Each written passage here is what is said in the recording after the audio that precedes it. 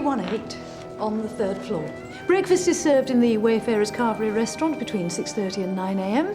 And I hope you have a nice stay at the Traveller's Halt. Are they still doing room service? Well, we can do you cold sandwiches. Oh, something like a chicken sandwich would be fine. Certainly, Mr. Newton. Someone will be right up with it.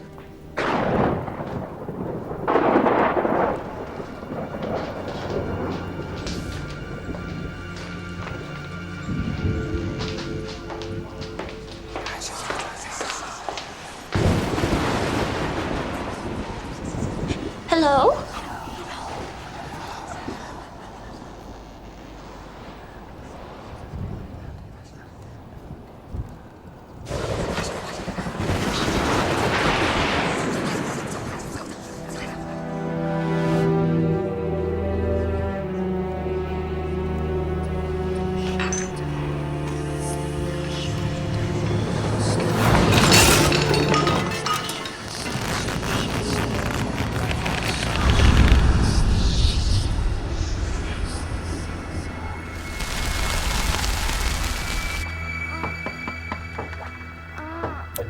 Hello? Room service. Oh, right, lovely. Come in.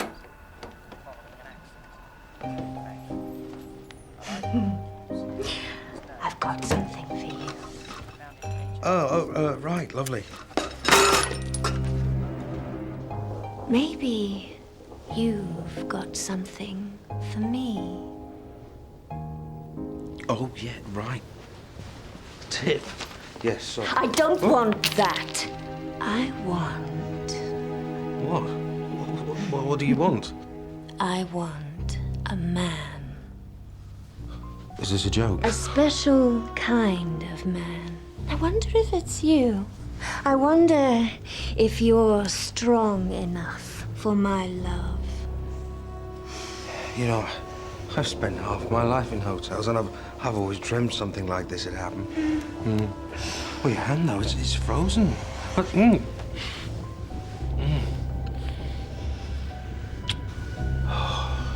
Where on earth did you learn to kiss like that? A very long time ago, darling. You're like a block of ice. I'll soon warm you up.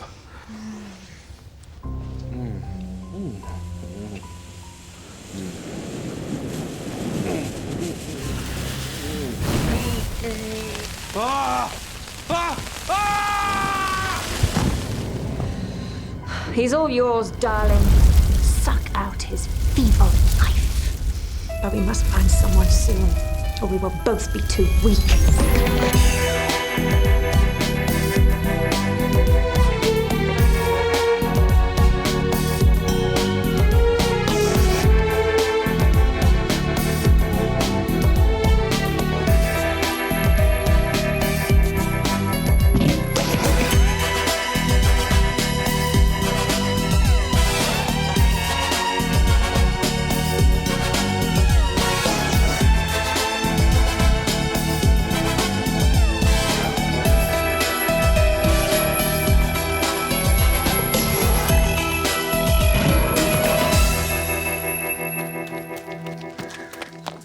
Gee whiz, what an adorable little place.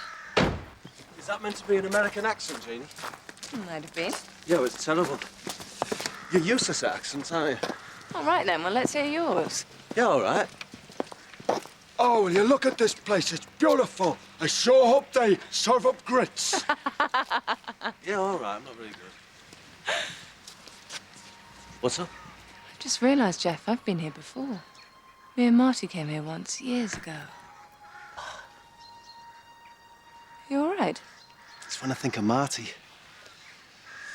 It's like a migraine. It's like there's a clamp around my head. I just wish I had a key and I could unlock it, you know?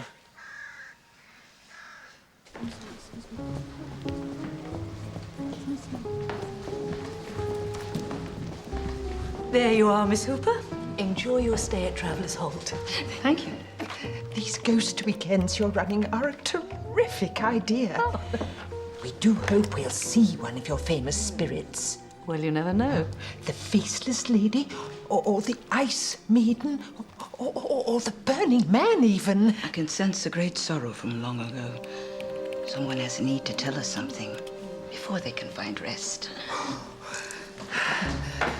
Any luck last night, Mr. Browning? Not a sausage. Hang on, though.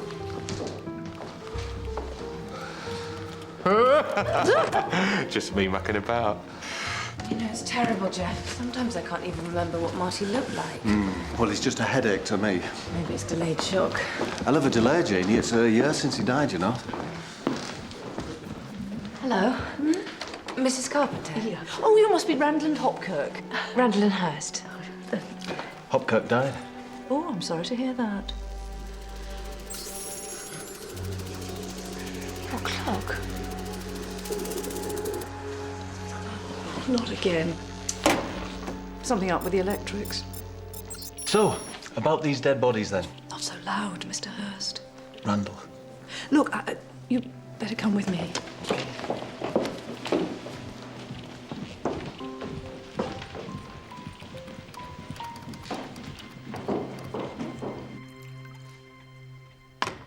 It was terrible.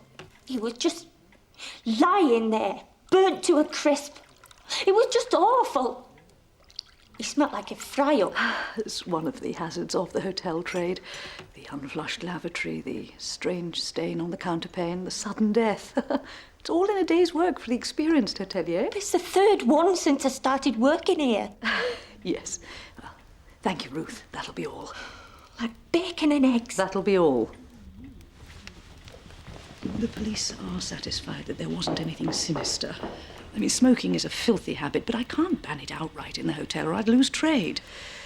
He must have dozed off in bed, and luckily the sprinkler system came on before there was any major damage. But the fact of the matter is, people keep dying in my hotel, and if I don't do something about it soon, I'll be closed down. And you think all the deaths are in some way connected? That's what I want you to find out. Do you have any theories? Do you believe in the supernatural, Mr. Hurst? Randall. Some of the locals claim that this place is haunted. So it's a ghost we're looking for, that's what you're saying, yeah? I'm not saying anything, Mr. Randall, have you ever considered that perhaps, just perhaps, it might be a big, hairy giant? Jeff. Don't worry, Mrs. Carpenter. We'll investigate the real causes.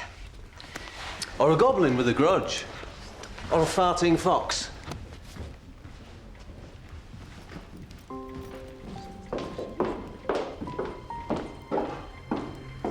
Are you thinking what I'm thinking, Marty? I don't know.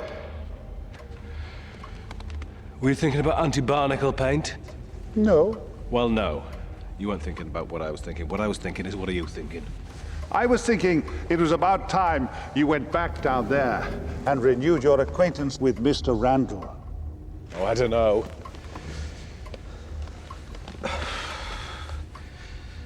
He's forgotten about me. Maybe it's for the best. You did wrong, Marty. And you had to make Jeff forget everything, but you made it right. And Jeff's subconscious mind ought to be over the trauma of being wiped clean of your memory. But he is under great strain, as are you. And if you leave it too much longer, you will begin to lose your powers, to lose your consciousness. I know. Perhaps he's better off without me, eh? Get on with his own life. Maybe I'm not wanted down there. Maybe I'm not wanted anywhere. I know what you mean, Marty. It's sometimes harder on the living. They can be as much in limbo as the dead. And I do sense that Jeff might have some feelings for your Jeannie. Feelings that while you're not about, he can't, Mr. Hopkirk? Mr. Hopkirk? Huh. Anti-barnacle paint?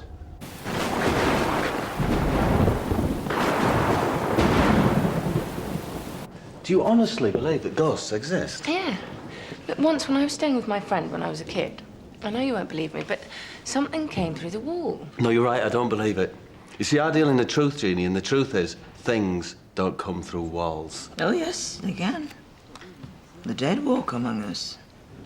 Maybe we should hold a séance, Margaret. Try to contact these unfortunate lost souls. We should hold an exorcism. This place should be purified. The stones of this place hold a great evil. Bam twatto! There are ghosts here. They've been seen. The burning man, the faceless lady. The ice maiden. Ghosts and ghoulies, banshees, bogeymen, and bashabazooks. This whole thing is below, if you'll pardon my French. You have to be sensitive. You have to keep an open mind. You're telling me that some people are special, are you? They can talk to the dearly departed? We all have the sight, but some of us have blocked it. That's a very handy get-out clause. Be careful. Your skin is very thin. And when the gates of death open, the gates of perception also open. Is it viral? I beg your pardon? You know, one of those viruses that turn your brains into porridge? Or were you just dropped on your head as a child? Come along, Hetty. Maybe you're just a congenital idiot. Hello, sorry about that, Roger Whale. Not the Roger Whale, the journalist Roger Whale. Who exposed police corruption in the West Midlands? Yeah, you were nearly killed in Biafra, yeah? No. Roger Whale, the tabloid hack who exposed the kinky bishop and the call girl. Well, you got to go where the money is. And you are Randall and Hopkirk, private detectives. She's hired you to keep up appearances, has she? That's confidential. Why don't you and I pool our resources? You're a very sexy little lady. Maybe I could feature you in my article. What article? The Hotel of Doom.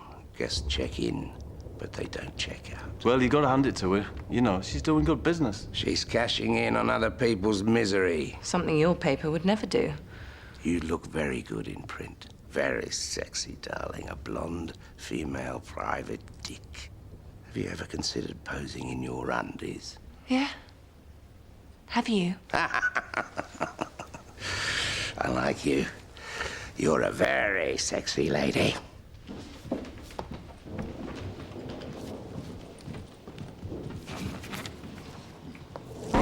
Jeff! You just missed him, mate. Thanks. Love the suit, by the...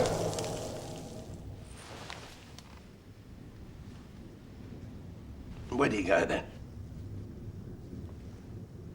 But he's right, you know, Jeannie. You are a very sexy little thing. Don't you start. Look, I'm going to freshen up, then why don't we meet at the Wayfarers Carvery for some of their international cuisine? Yeah, I suppose we should eat. Mind you, with this headache, I'd like to just have a hot bath and then get straight into my bed. Yeah, me too. I'm sorry, Jeannie, I've only got a little bed. Uh-huh. Yeah, still we'll have to cope, won't we? You know, the late nights, the bad food, all in a day's work for the experienced detective. Was that supposed to be posh? Yeah. Well, that's one accent I can definitely do better than you. You're right. And so sexy. Stop it. Oh, you press all my buttons. Don't. Oh, you do, though, and you make me bells ring as well. Ding dong, Look, did you hear I'll them? see Did you you hear later. them? Yeah, see ya. I'm back! I'm back! I'm back! Jeff?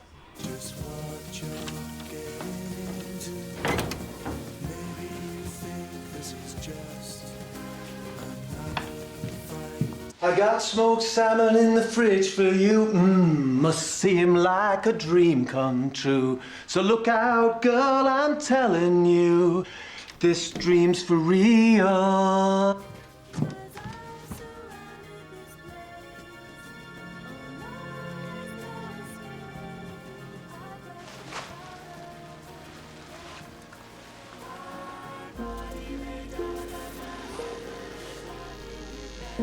Lovely. Hello? Every other day you'll be touching me, and before you know it, baby, we'll be touching heaven. Still can't manage the harmonies, eh, Jeff? Nah. Is somebody there? Oh, I'm sorry. I didn't mean to startle you. Do you work here? Do I look like a chambermaid? Hello, Jeff. I don't know. I can't really see you. Remember, dear friend, from all mankind I was allowed to choose. Such joy you felt when you first heard the news. Would you like to, my dear? Oh, this is getting a bit surreal. Darling, I've barely started. But wait, what would befall us if our bond we were to lose? This question is not one we should ever want to pose. Pose. What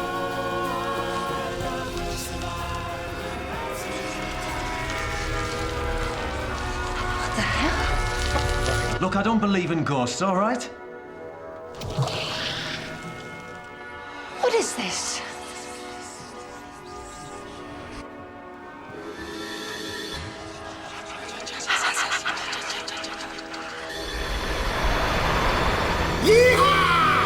Stupid faces at you. Please, See, just a dream.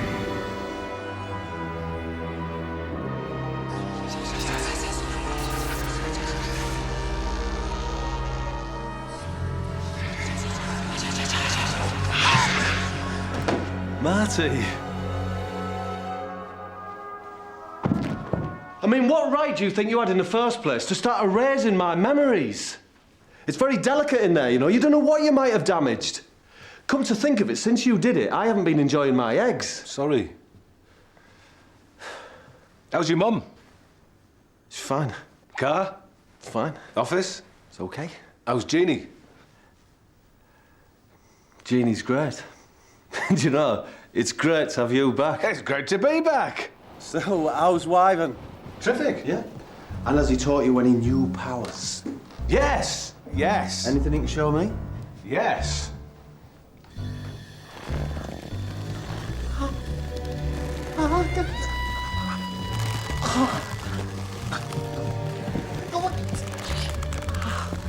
You just shrink my shoes? Yeah. And that's your great new power, is it? You can shrink things? No. Not all things, just shoes. So that's it? You can shrink shoes? I know it's a wonderful little power, Mike. Come on. I don't know how I managed without you.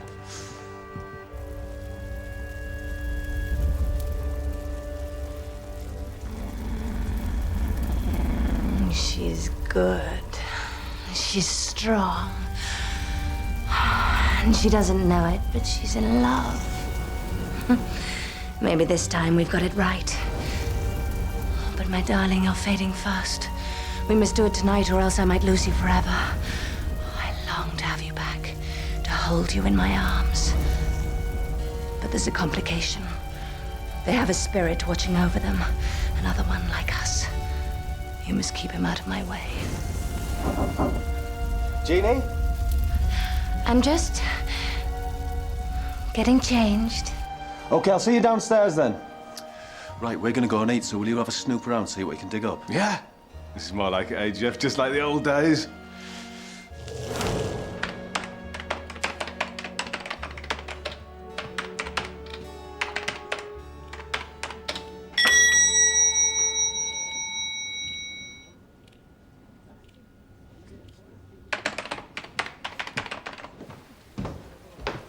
I think I'll have the honey roast ham with basil leaf and baby tomato salad, mascarpone and a drizzling of balsamic vinegar in a ciabatta, please.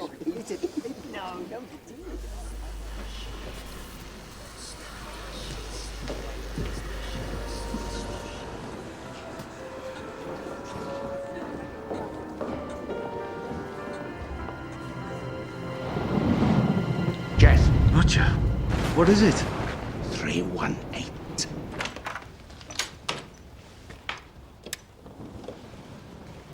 This is it. The Chamber of Horrors. All the murders have taken place either in this room or near it. It's very cold, isn't it, Roger? Bit nippy, yeah. Now, the first one was 1951. Right up my paper street. Captain James Romero and Sonia Cronenberg.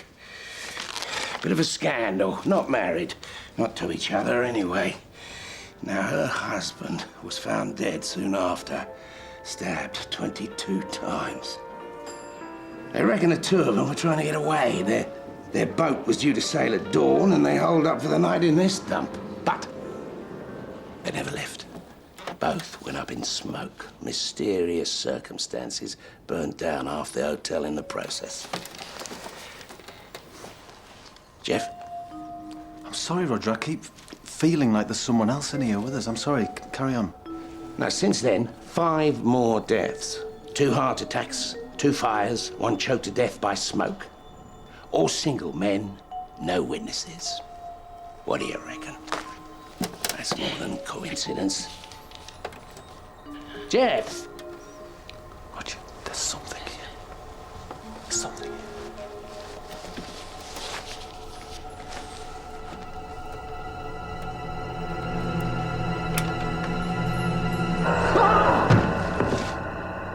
What are you doing in there? Same as you. There you go, sir. Tongue and piccalilli. Oh, fancy. Can I have your ration book, please? Perhaps sometimes we need some sad corner like this to make us see the good things that we have in our lives. But come on, how can somebody burn alive in a hotel room and not set fire to the entire hotel? Spontaneous combustion. Billy rot. They got a sprinkler system. Didn't you feel it? The cold? Heating's off. The clammy walls? Rising damp, I should imagine.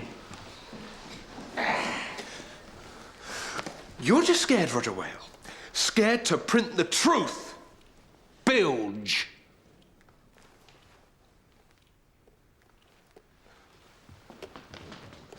The truth is perfect for my paper. Posh bird and lover murder husband, then die in seedy hotel. What happened, Roger? You used to be one of the best investigative journalists around. I got old, Jeff, and I got tired. I spent my entire life dealing with wars, famine, disease, poverty, miscarriages of justice and misery. It was killing me. They pay me very well to titillate their readers. I may have lost my credibility, but I gained a villa in the south of France. There's something weird about this hotel, Jeff. Oh, you found him then. Like the suit, by the way. Very Saturday Night Fever. Hold on a minute. Can you see him? What? He can see me, Jeff. Yeah, but I'm supposed to be the only one who can see him. Why's that, then? Is he undercover? He's got the sight, Jeff. The sight? Yes, Roger. I am a ghost. Woo! Marty Hopkirk, pleased to meet you. I would shake your hand, but I've got no substance. Now, as you can see me, perhaps you could help us, because this hotel is slipping back in time. What? Marty, the only weird thing happening here is that he can apparently see you. I'm telling you, Jeff, this place is spooked. Tell you what, let's have a party. I'll get the beer in. You two can supply the nuts, and they can supply the spirits. Ah! Oh! Ah!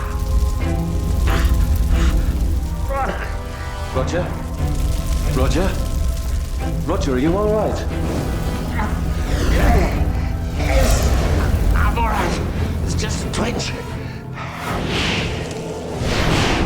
Jeff, did you see that thing? What thing? Never mind. I'll be okay. It's just the old ticker. I'm going to the bar.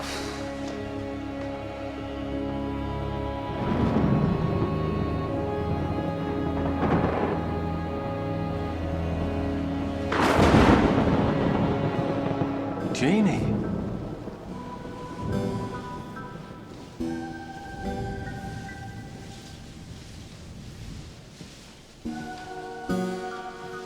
Good evening, Jeff. Wow. I'm so glad we're here tonight. Together at last.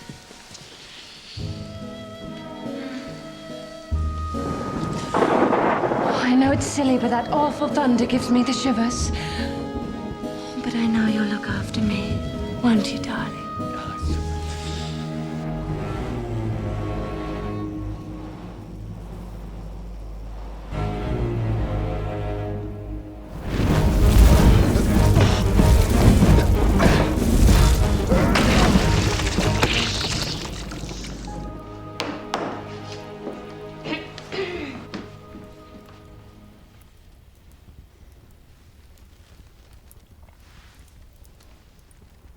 Are you all right? Should I not be? Well, it's just you seem different. Must be this place, the end of the world, where people come and go but never stay. Perhaps we need some sad corner like this to make us see the good things that we have in our lives. You're doing your funny accents. Sorry? Your funny accents. Sorry. Sorry. Sorry, Jeff, I was forgetting myself. Oh, it was very good.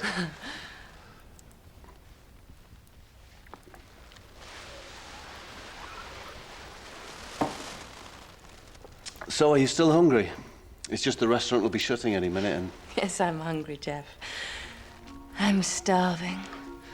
I could eat and eat and eat.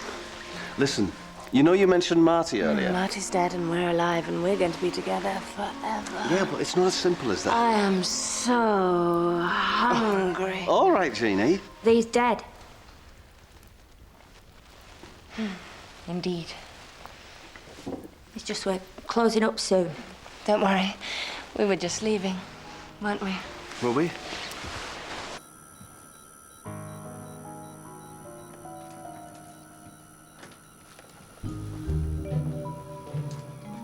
Small shoes. Is there anybody there? You've got to help me. Listen. Don't be afraid. I want to help you. Good. Listen. Knock if you can hear me. What do you mean, knock? Activity. It's a central heating system, you idiot. Give me a sign.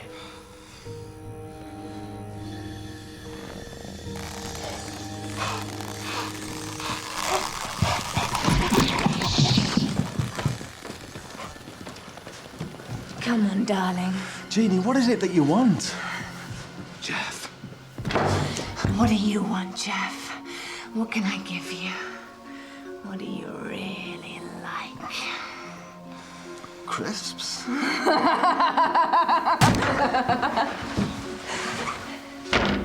What about warm skin? The feel of someone's hair in your face, the scent of another body. What about a hot mouth pressed against yours? Yeah, but we're just mates, aren't we, Jeannie? Mates.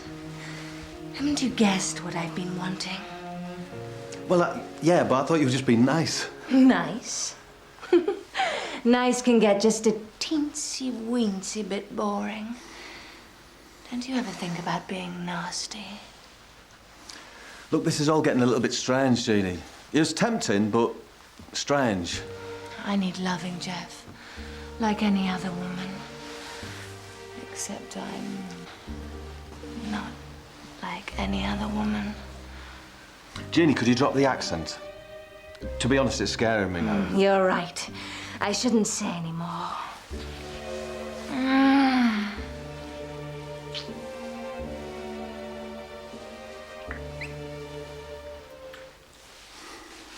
Darling, what's the matter? Nothing. Well, you keep looking towards the door. I don't. Oh, no one's coming in. The door's locked. Look, I know it sounds stupid, but I can't stop thinking about Marty. Marty's been taken care of, believe me. Now, take care of me. Make me feel alive. Look, it's not right. It shouldn't happen like this.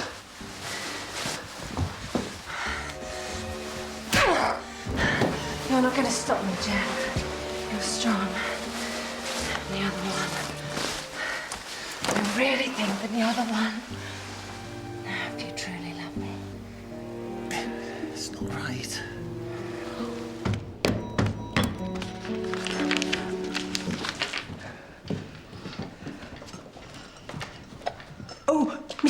Carpenter, is it all right if we set up our paraphernalia in the bar? Paraphernalia? For the exorcism.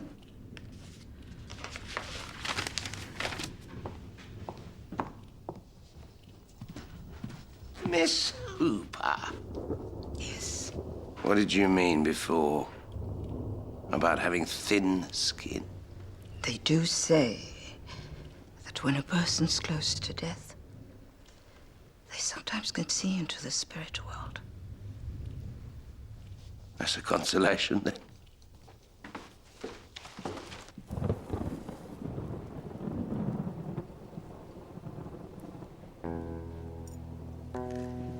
I'm really not sure about this. It is an ancient ceremony, a banishment to rid the place of spirits. But how do we know that they're all bad? We must cast out the evil. And if some other harmless spirit gets cleansed as well, then at least they're going to a better place than this. Well, it may not be paradise, but at least the sheets are clean. I need help. Where's Roger?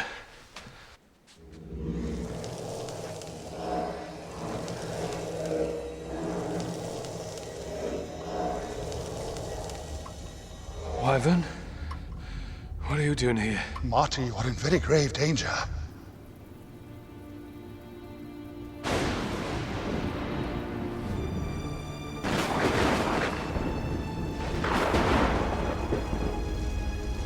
She's young, almost indecently strong, and very passionate. Him too. They're both perfect. All these years we've been going wrong. All we needed to do was to take the bodies of two people who were in love. But you must not fail me tonight. It may be our last chance. If we cannot take them back to the moment we died and swap bodies with them for good, then I will be as weak and useless as you. Oh, I know, my darling, I'm sorry. But I have been carrying you for 50 years. Way stations, crossroads, notorious hotspots for powerful forces since ancient times. Time is only wafer thin in places like this. Who knows how many souls are trapped here from time before time? I was wondering when the cavalry might turn up. I cannot help you, Marty.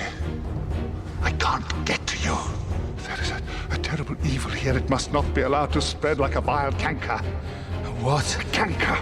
You must be strong, Marty. Never give up hope.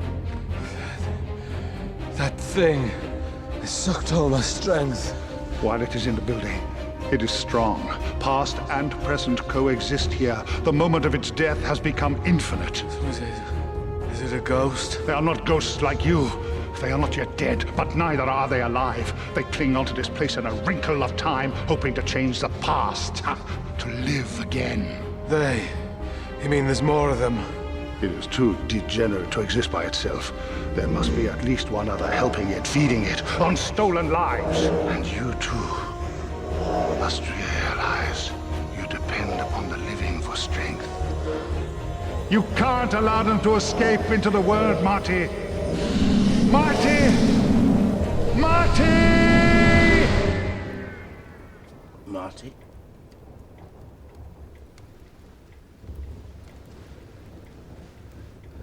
Roger, I need your help. What's a canker? The only logical explanation for this is that I'm having a stroke and hallucinating. Roger, you gotta believe. You've got to believe in ghosts. You've got to believe that hotel can slip back to the 1950s. You've got to believe that spirits can exchange their bodies. Roger! You've got to believe in me. I don't need the stress. I'm too old to change my ways, to buy into all this boujou. Get in there and see what those loonies are up to. I've got to go and help Jeff. Jeff, wake up! Jeff! Marty? Marty, I'm fast asleep. Can you wait till tomorrow? Get up, you're in big trouble. I will be now. What? Look, it's the middle of the night, Marty. And why are you whispering? I'm not whispering, it's just that I'm tired and I want to get some sleep. Look, it's this hotel. There's something here, something evil. Oh, yeah, right. The trouser press from hell. The room service menu of fear. The complimentary biscuits of death. I command you now, turn out, turn out! I banish you for all time. Mia Sevilla, mia Capora, Braxas Continental. Mia Sevilla, mia Capora, Braxas Continental. Just remember, at the point of transfer, we'll be at our weakest, like crabs out of their shells. Then, my sweet darling, you'll be a man, and you can hold this body in your arms forever. This is a hotel, Martin. A hotel, that's all. I'm tired, I want to get some sleep. Jeff, you're in big trouble. You idiot!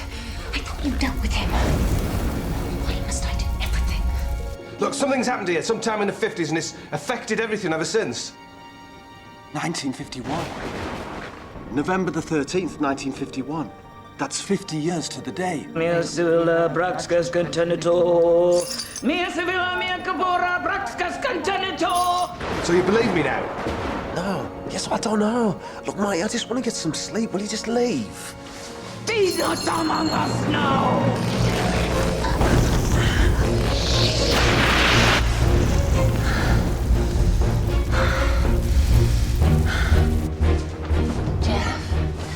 Jeannie!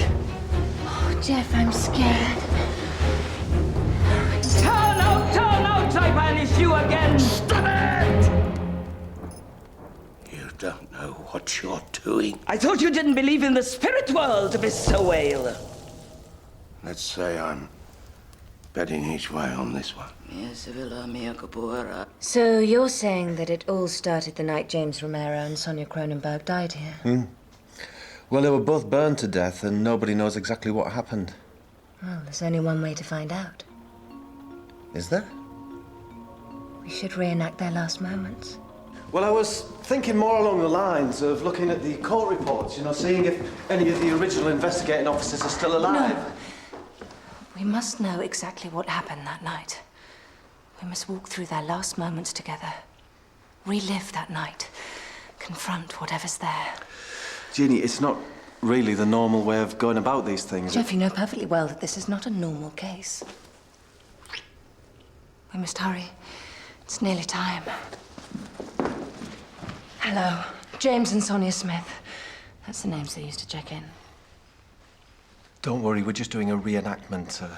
If you could just, you know, go along with it. We'd like a room. A double. Very well. Room 318 is free. Our tariff is 13.6 per night, which includes light breakfast constituting a meat meal away from home. Huh. William, will you show these guests up to room 318? Certainly. Sir, madam? What's he playing at?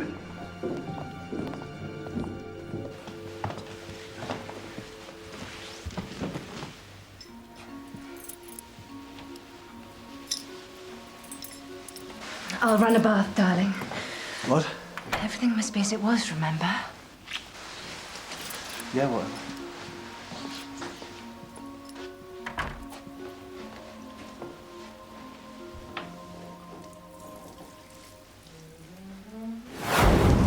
Well, don't think I don't know what's going on around here. Look, I know what you're going to say. Oh, what? That evil beings from another time are trying to come back to life and we've got to stop them. No, that you're upset because I slept with Jeannie. You what? Yes? Room service. Come in. You ordered a bottle of Sambuca, sir. Did I?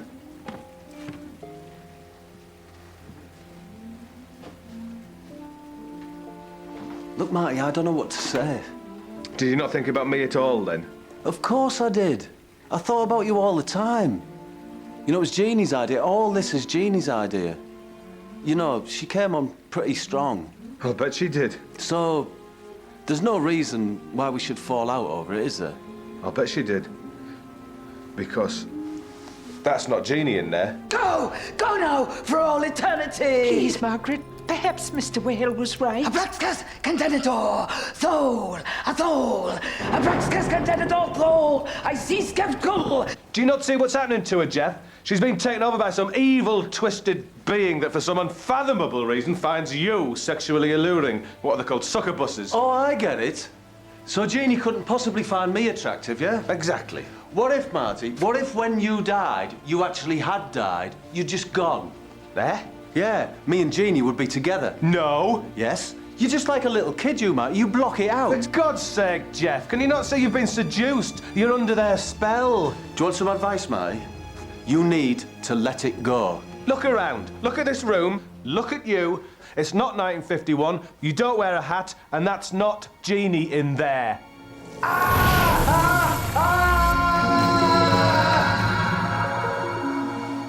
Now, where were we?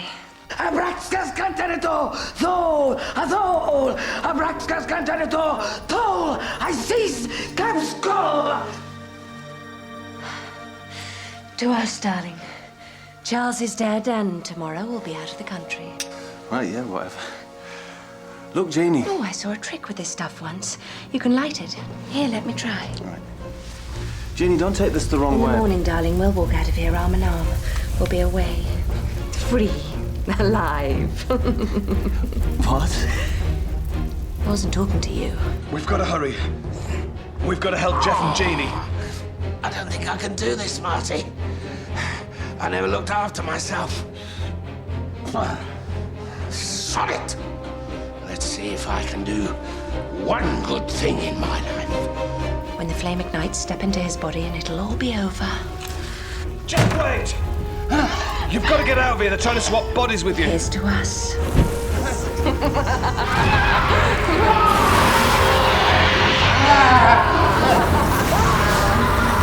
Mia Sabella, Mia Cabora, Abraxas contenitor.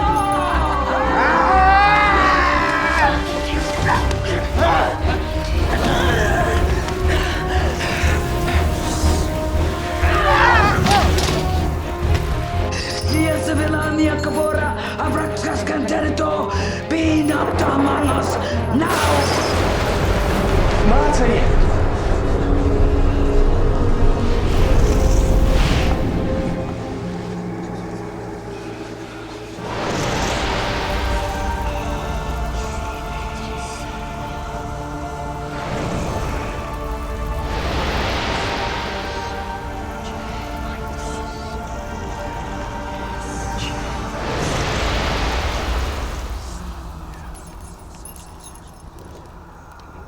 It's over.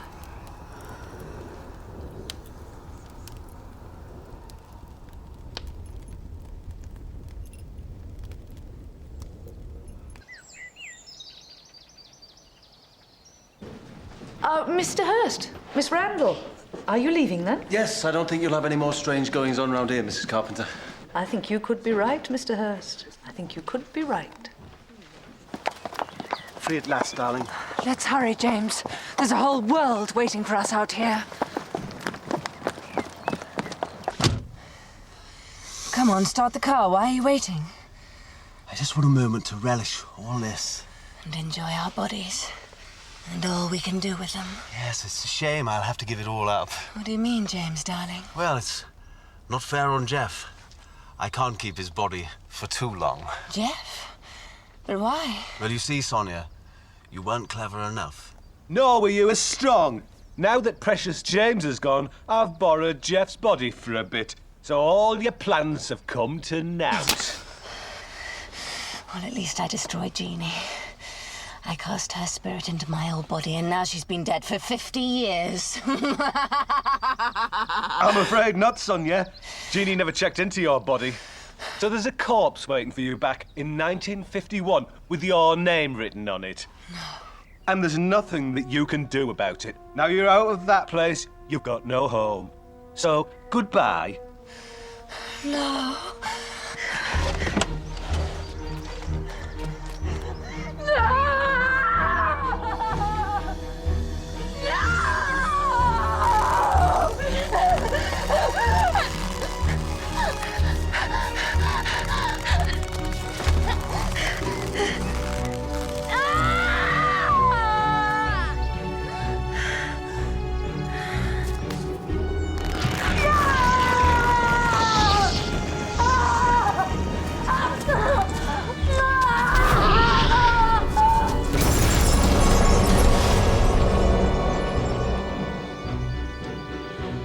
Jeannie, we'd better get you back. She's in there, Marty. Sleeping safely. I looked after her for you, mate. Thanks, Roger. You did all right. You know, it's a funny thing. To go the whole distance, believing in one thing, and then on your last day alive, realize you were completely wrong. It's a terrible thing, a closed mind. Anyway, I'd best be getting along. Ta-da.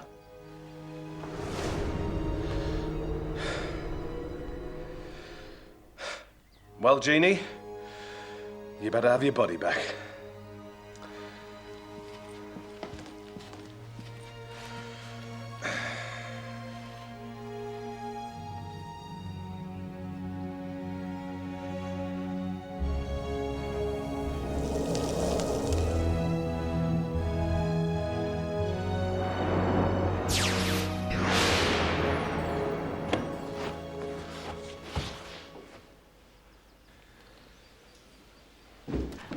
Mr. Hurst, Miss Randall, are you leaving then? Yes, I don't think you'll have any more strange goings on round here, Mrs. Carpenter.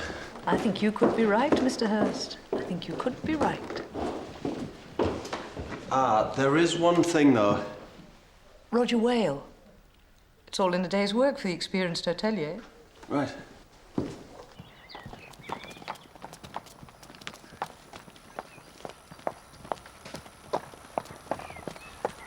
Haunted hotel, my ass. I could teach you how to count the atoms in a snowflake, Marty. Show you the wonders of the furthest black hole. Tell you why the dinosaurs really died out. But the old, how could my best friend sleep with my girl, that's too difficult to answer. Well, you see, he may have slept with her, but she didn't sleep with him. Not technically, no. So you see, I can forgive him because I know that she'd never even dream of it.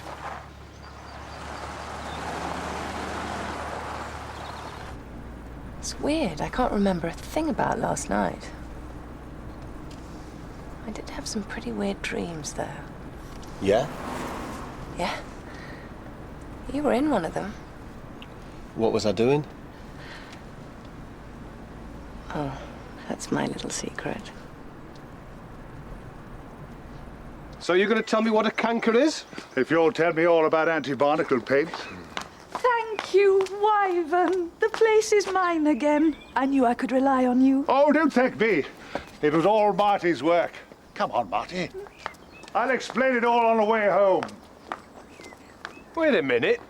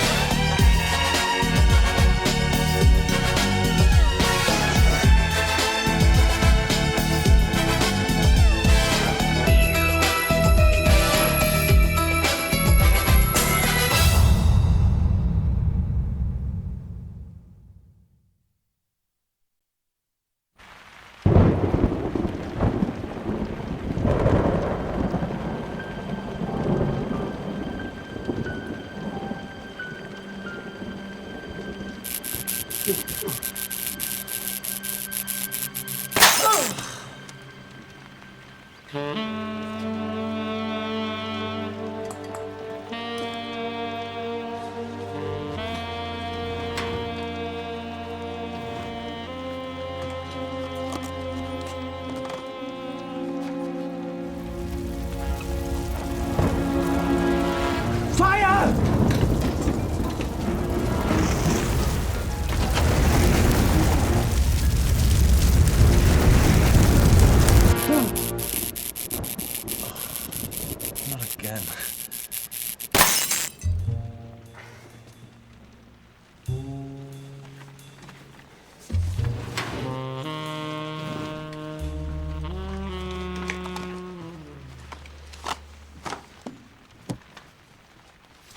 I've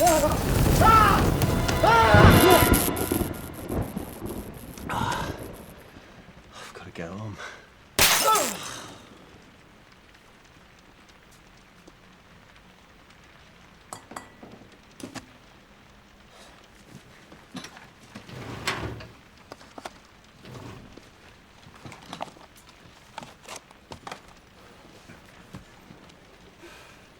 No.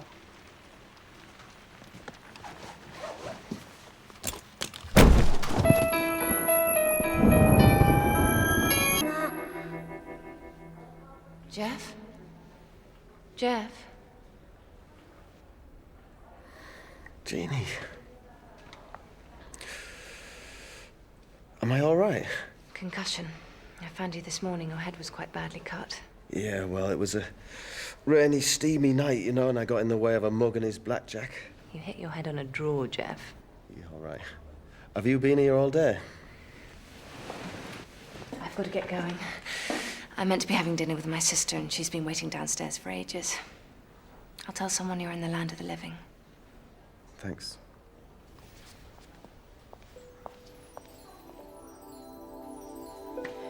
Well, now, you're awake. Freya? Freya it is, isn't it? It's been a long time. It's been 10 years, that's what it's been. That long. Do you want me to go? No, stay. I can't offer you much, Freya. A grape, a banana, or my bleeding heart on a plate, the cocktail stick in it. I'm sorry, Jeff, but you let me down first. They promised they'd get all the works done in 3 weeks. Angus is taking Danny on a male bonding trip to Scotland, and I just thought... Just for 3 weeks? Well, it's going to be chaos in the house. And you promise you won't try and take over my life? Cross my heart and hope to die. So, of all the hospitals in all the world, they had to bring me into yours. I'm not your doctor, Jeff. I just heard that you were here and... I've been having a lot of bad dreams recently, Freya. Maybe this is just one of them. You said you'd do anything for me. And the one thing I wanted... I don't want to bring that all back up, Freya. It's history. My father meant everything to me. Did you think it was easy? He walked out on you. And just because I couldn't find him, you blamed me. And you cut me out of your life. Well, that's how I'd like it to stay, thanks. What do you mean you're reopening the case? Yeah, well, why not? Why not? Why not? I'll tell you. I'll give you how many reasons do you want why not? 7. Give me 7 reasons why not. 1, it was 10 years ago. 2, you were right the first time. There was no evidence that her father was murdered. 3, she turned you into a useless, blubbering fool that it took me the best part of a year to put back together. 4, you're going to get hurt all over again. 5, she can't be trusted. 6, you're going to get hurt all over again. You've already had that one. All right, then. 6, she threw you out. You don't owe her anything. Look, Marty, I've made my mind up. I've been given a second chance. Jeff, man, you're remembering all the good times. Concentrate on the bad times, and that'll pull you through. No, I've made my decision. I'll be in to check up every other day, Jim. All your boys are aware of the penalty clause, I hope? Yeah, don't worry. We'll be out of here when we say. I know you will. Because believe you me, the alternative doesn't bear thinking about. Very economical, Wendy. I'm impressed. Yes, well... Right, so we'll be travelling in your car, will we? I think that's best. Come on. Ah, yes. Ah, Marty. I want you to meet an old pupil of mine, Nesbit. How do you do? I did it.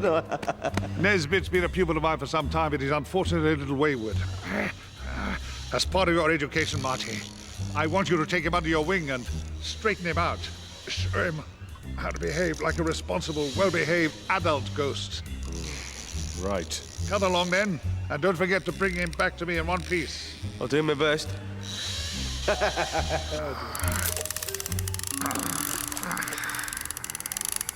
Gotcha. Ooh. Haddock.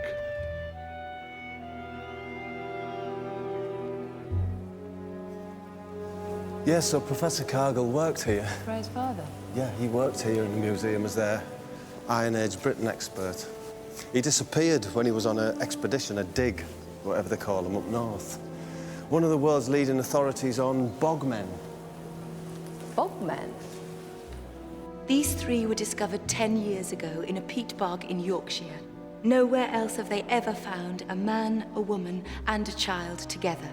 The man's remains are the best preserved. He was given a last meal of hallucinogenic mistletoe flowers. Then he was dealt a terrific blow to the skull. After that, he was garroted with the leather thong that you can still see around his neck, and his throat was cut. Finally, just to make sure, he was staked out face down in the peat bog, where he remained for 2,000 years. In fact, on many occasions when bodies like these have been found in peat bogs...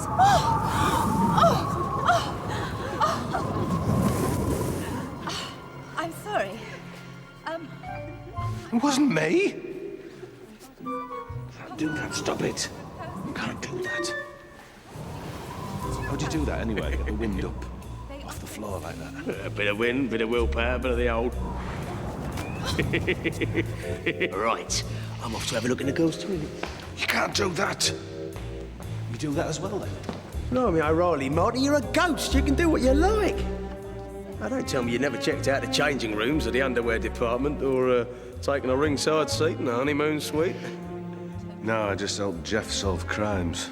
Are you Doltergeist? Are you mad? Honestly, the things people get up to behind closed doors beggars belief sometimes. I once saw...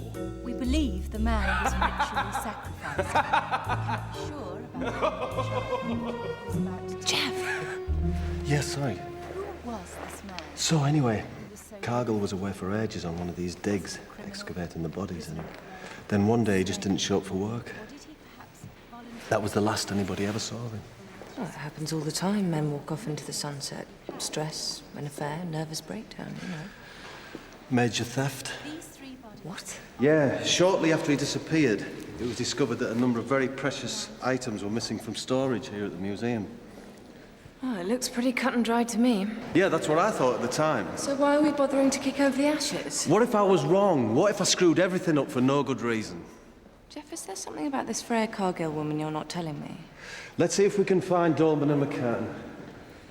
Well, at least we're getting paid. They were on the dig with Cargill. They all worked here in the museum. We are getting paid, Jeff. Jeff?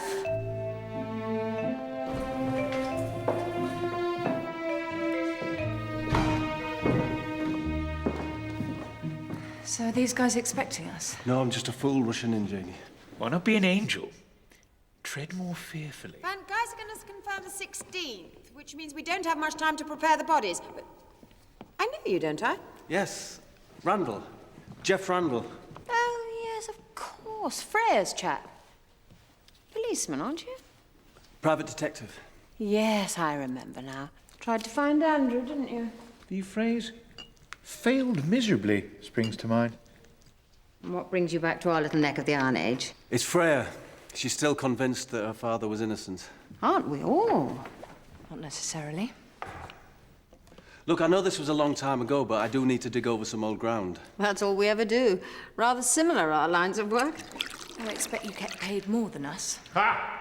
Nobody ever became a museum curator to get rich. We are like eunuchs in the harem, surrounded by precious objects which must remain forever out of our reach. For instance, this incredibly well-preserved Roman sword with a golden pommel was recently valued at £1.5 million. So how much stuff actually went missing? Only small items, but probably worth a couple of million. It took a long time for this department to recover. Big Chief Caradoc Evans lost his job. Ritual sacrifice. We had high hopes riding on you, Randall. We thought if you could clear Andrew's name, you could clear us all. I gather that you were equally incompetent as a lover, Jeff. You lost Andrew and his daughter. Can we go now? These things give me the creeps. What's the matter? Well, makes me think about my own dead body. You know, the state it's in. The state I'm in. We've been in a worse state than this lot, mate. Oh, no, you won't be nearly so well preserved. No. By now, you'll just be a few bits of hair and teeth and a sort of jelly-like Yeah, goo all right, with- thanks. Can we talk about something else now, please? Where's your chosen one, anyway? He's asleep. What? Oh, don't tell me you haven't figured out how to sleepwalk yet. Well, the further I get away from Jeff, the more weak and feeble I become. Yeah, well, it does take a bit of practice, but you need to steal a bit of their sleeping spirit. They never notice a thing. Just sleep a bit deeper and have some rum old dreams. She wasn't my girlfriend. That's not the impression I got from them. She was my fiancée. Well, that's all right then. Look, it's not important. Not important. Some stupid investigation into something which happened over 10 years ago, and when quite obviously the man was guilty. All right, then it is important. It's very important. I was in love with her. I'm still in love with her. I thought I'd blown it, though, when I didn't believe in her father's innocence. She said she'd never forgive me till the day she died. But what if I was wrong, Jeannie? Wrong about everything.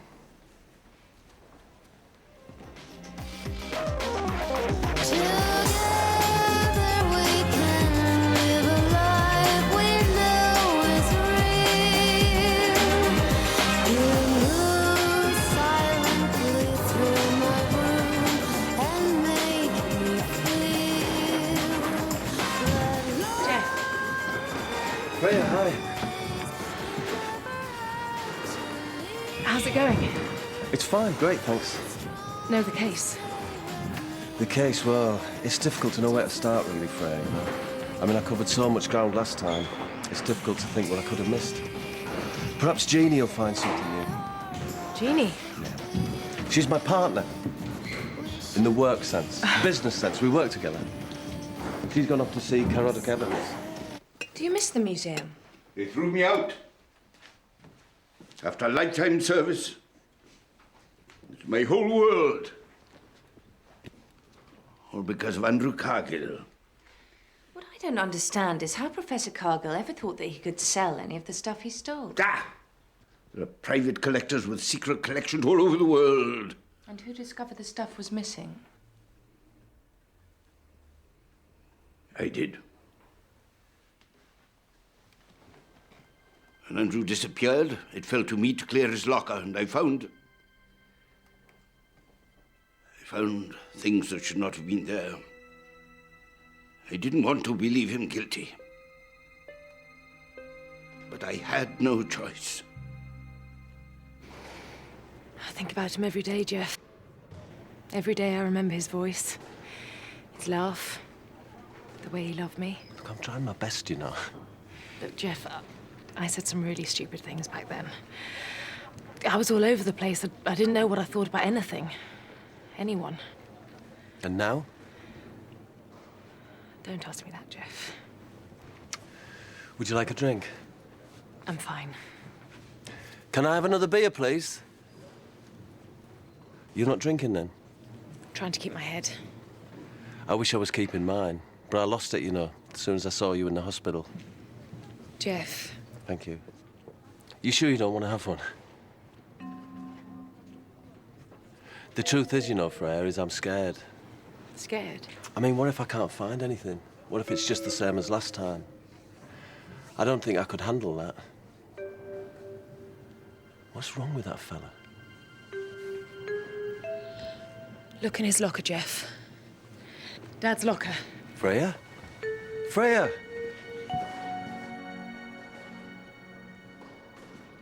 And you weren't much help, were you? Staring at us like a monkey. No, Jim. No, look, it's not my problem. It's your problem. Well, how should I know? I'm not the builder. Look, it's your problem, okay? No, it's your man cut through the pipe. It's your responsibility. Can you leave that place? It's not, Jeff. No. I was just going through the old file. I mean, if I'm going to work on the case, Can you then. give me that? So this is her, then. Famous Freya. Bit of a big nose, Jeff. I suppose in a certain light she could look quite presentable. And this is Daddy, is it? The super thief. Yep. That's the last known photograph of him. Very appropriate that he's waving goodbye, then. I see he's got jam on his hands. Sticky fingers, Jeff. It's a birthmark, Jeannie. Freya had one just the same. Somewhere very private, no doubt. She felt it gave them a special bond, you know? How old is this woman? She sounds like a schoolgirl. I'm going to the museum. Oh, come on, Jeff. I was only mucking about. Look, if you don't want to help me with this case, you don't have to, you know. You can go shopping with Wendy. Jeff! All right, well... Jeff! I've got to go. Jeff!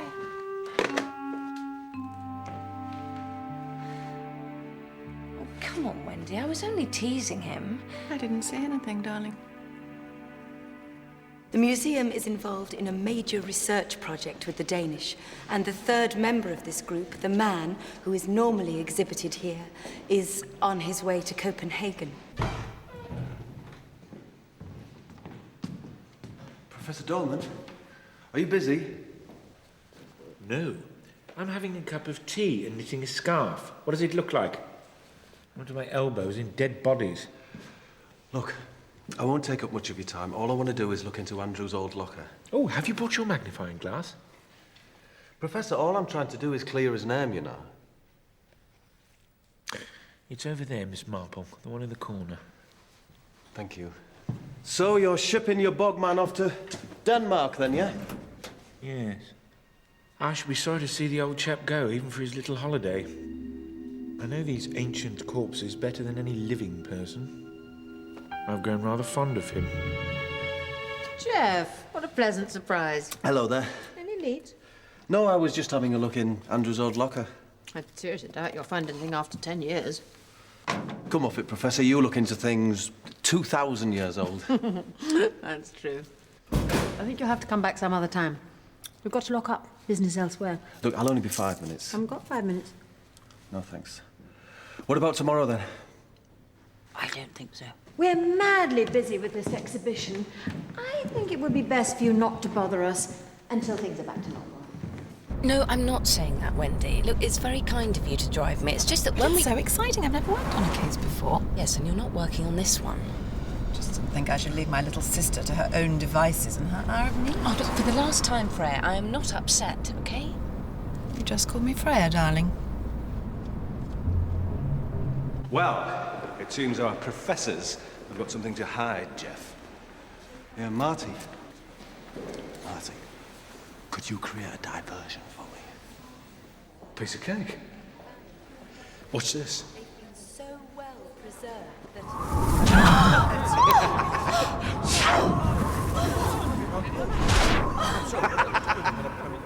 What do you think of that, then? Jeff? Jeff? As I was saying, Jeff? these bodies are probably over 1,000 years old. Possibly Jeff? even as much as 2,000. They offer us a unique insight into Bronze Age Britain at the time of the Roman occupation.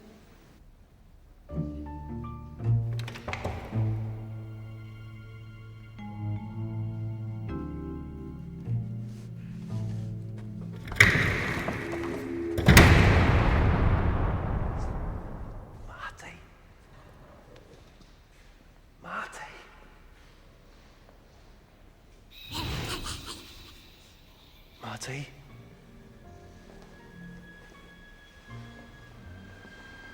Look, Marty, if that's you trying to scare me, it's not working, all right? You're up late. Don't do that. So what are we expecting? Casper? Or Walter Hottlebottle from Hottlebottle's Hot Water Bottles? Or maybe...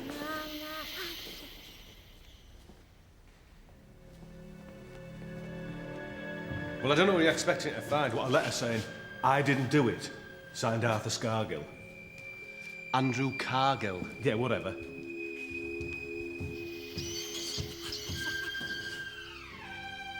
What was that? What? That's probably nothing. So you think this is all going to bring Freya back, then? Yeah, maybe.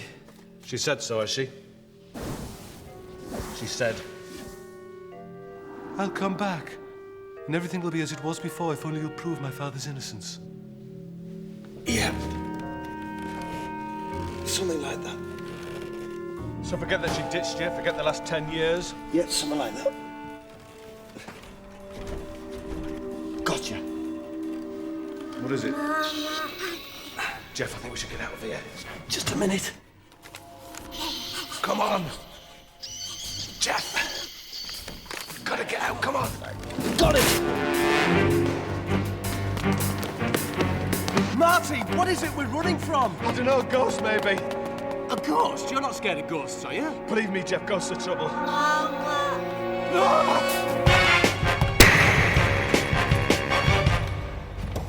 tell you, Barry, it would be just like every other time. Nobody there. Well, let's just leave it then, Bob, yeah? I don't like it up there, seriously. I'm always seeing things. I think this place is haunted. Let me put it to you this way, Barry. What would you rather see? A ghost or an armed intruder? Don't ask me questions like that.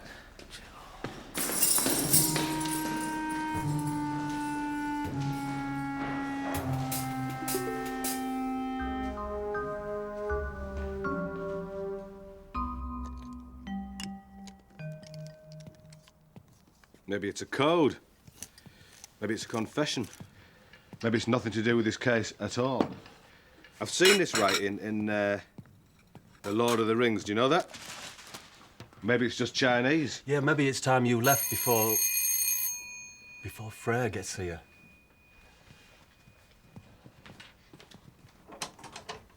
Hiya, Freya.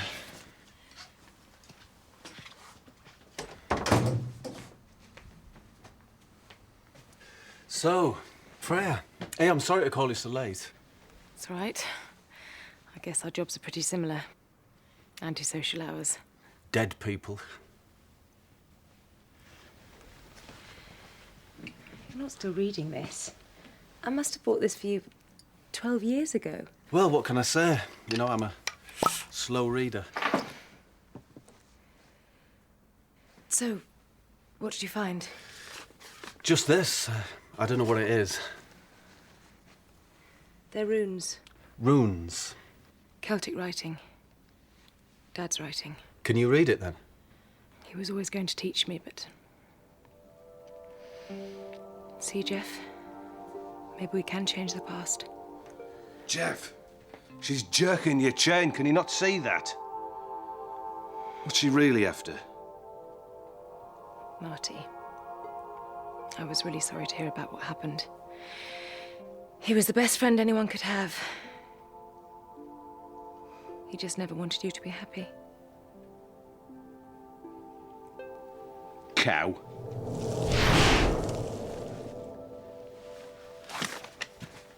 Look, Freya. I will find out what this means, you know? But what if it does prove something? You know, what then? Between us. Jeff, I'm sorry. I've got to go. Yeah, cheerio.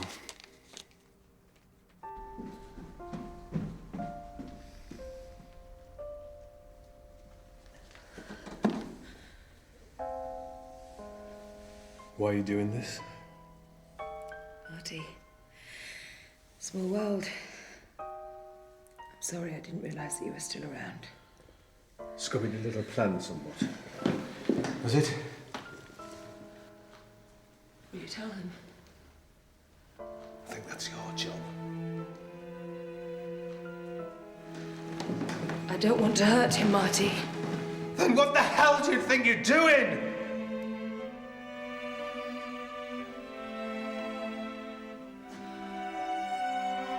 Don't know.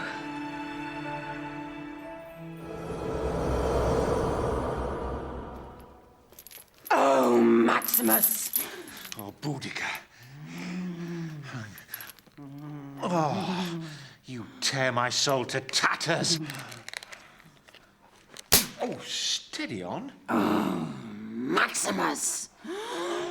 I have sacked Colchester. I have put the hated Romans to the sword. But you have captured my...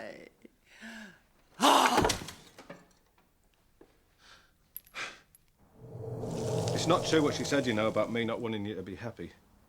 Whatever happens, I'm always there for you. And I know I might be a bit wayward, but... Jeff? Jeff! Look, you know I'm not very good at sentimental speeches, but you could at least have the decency to stay awake. Oh, mine's just dropped off. How about yours? Right, full steam ahead. What if he wakes up? He's out for the count. Now, all you've got to do is take a bit of his spirit with you, and you'll be free. I know, but... Come on, you need to practice your sleepwalking. All right, explain a bit about the dreams to me again. Every time you go away, you take a little bit of them with you. Something living. Now, you get a bit of humanity back. You can experience what they can experience, and vice versa. So whatever I do, he dreams about. Yep. So he could have a bit of fun. Yep. All right, but just this once.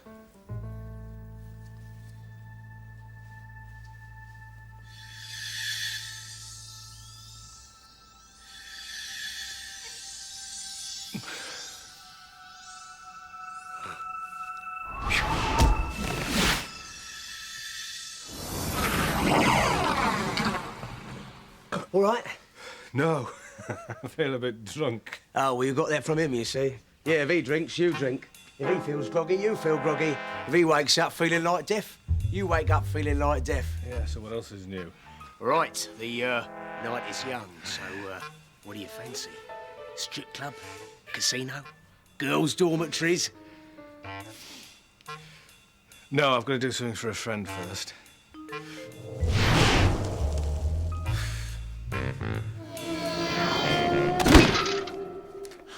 Queen Boudica, I cannot remain your slave. It is too great a shame for a noble-born Roman like myself. What did I tell you, Marty? The things that go on behind closed doors? Have you had enough yet? I had my suspicions about these two, but Yeah, they look pretty harmless to me. Nice pad, though. Yeah. Yes. Very cosy. End this torment.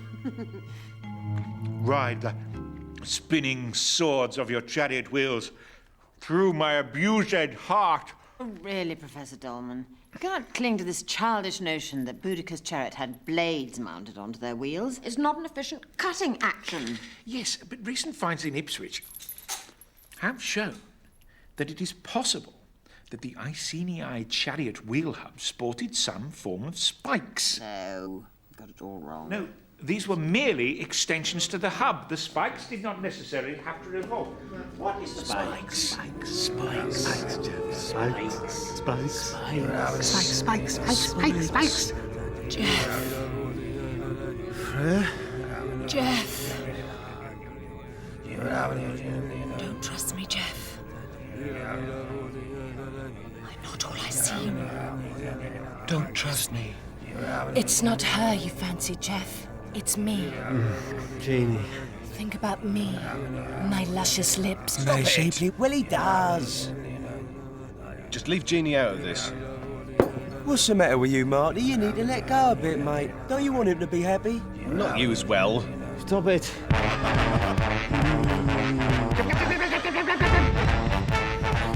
Stop it.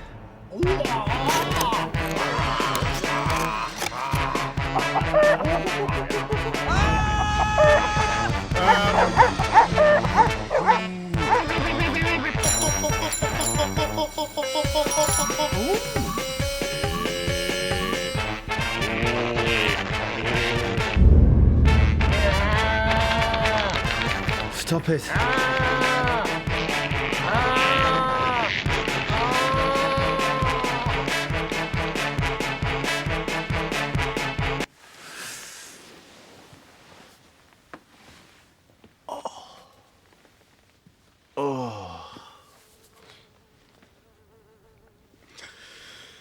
Oh, Jeff, man, you look like I feel like I look like you.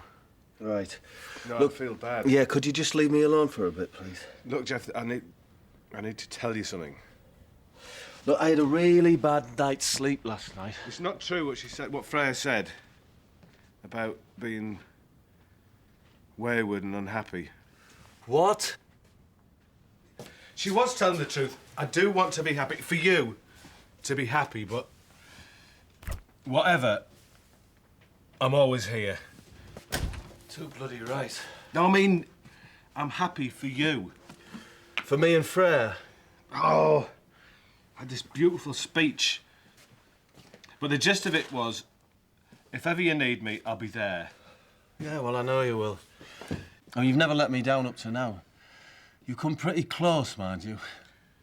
And to help you get over Freya? I don't want to get over Freya. I want to get her back. Look, Jeff, she's not going to stay with you. You're going to have to trust me on this one. You're going to end up getting hurt again. And... Oh, all right, I get it. You can't have Jeannie, so I can't have Freya. Is that what you really think? I don't know what I think, Marty. I'm tired, I'm hungover, and I'm miserable. Jeff, I just want to help you. I don't want you to help me, Marty. I want you to leave. Will you just get out?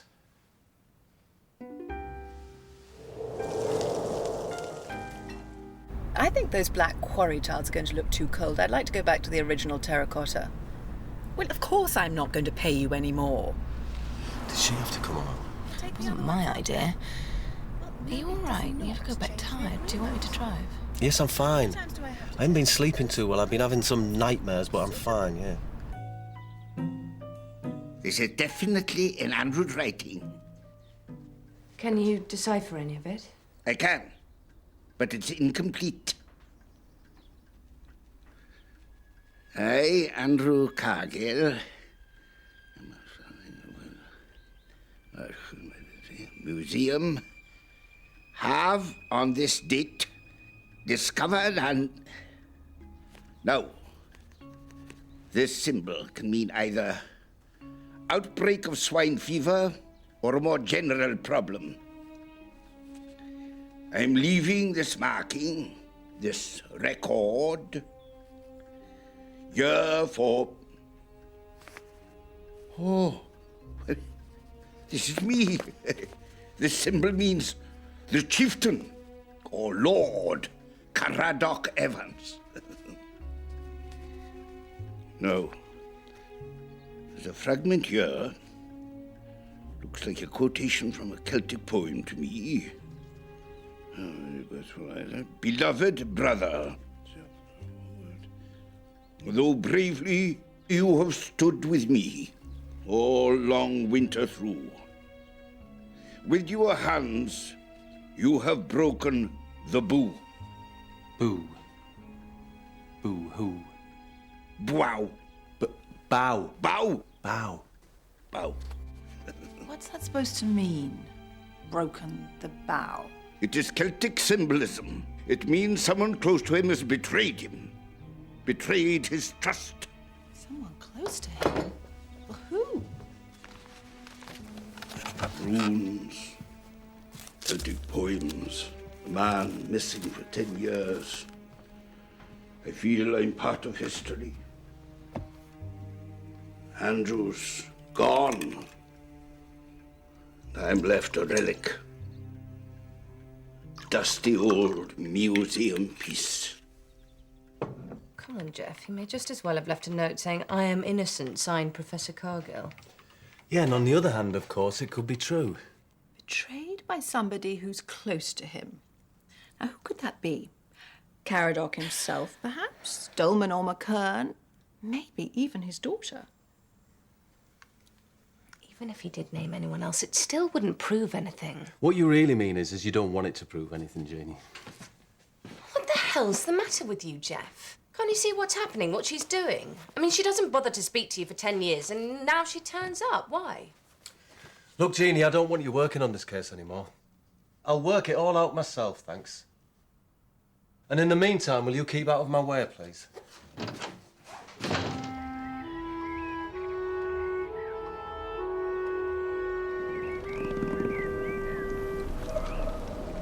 So do you think I should have told them then? It's their story, Marty. Let's not spoil the ending for them. But he's becoming like a ghost. He's living in the past. I just want to get hold of him and say, come on, Jeff, live. I know what you mean. Well, let me tell you something, darling. You're jealous. Jealous? Of you and Angus? I don't want to live like you, down at the golf club with the county set, all G&Ts and Jags. Not jealous of me, you numbskull. Freya. Freya? Yeah. You're jealous of the fact she snatched Jeff right from under your nose. What? Bye-bye, Jeannie. I've enjoyed my stay, but I've got a pathetic gin and jag lifestyle to get back to.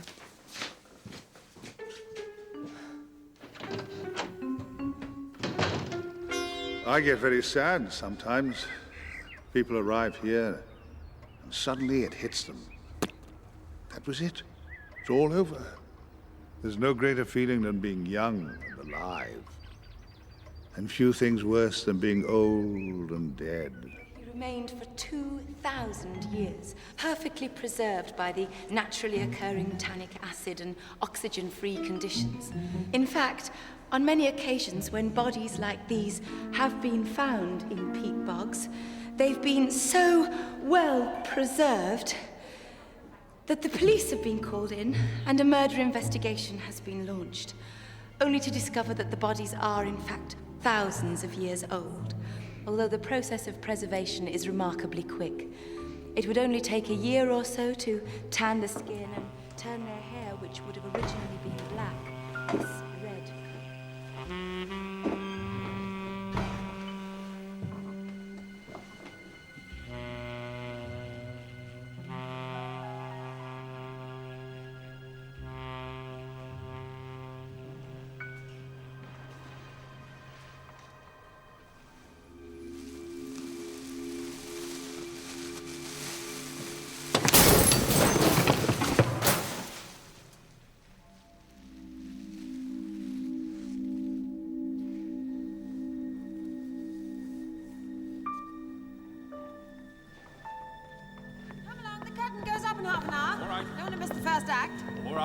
Slippy. I'm coming. Now, shall we take your car?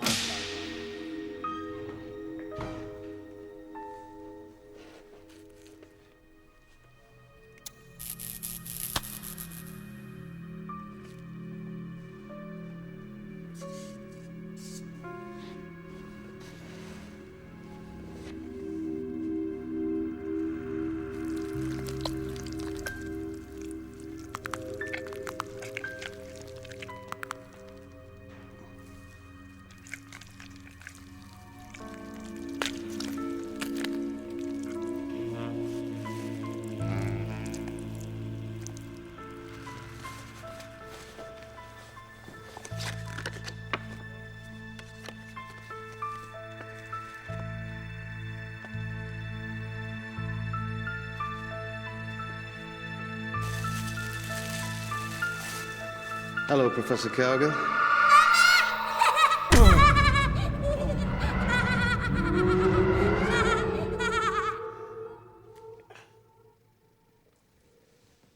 How are you feeling? Well, it was a dark, rainy night, and I got in the way of a mug and his blackjack. Sorry about that, but you really shouldn't have been snooping about. Let sleeping dogs lie. Jeff! What did I tell you? I'd always be there for you, no matter what. Actually, we're quite glad you dropped in tonight, Jeff, because now we can kill 2 birds with 1 stone. Nesbit! I've lost me power.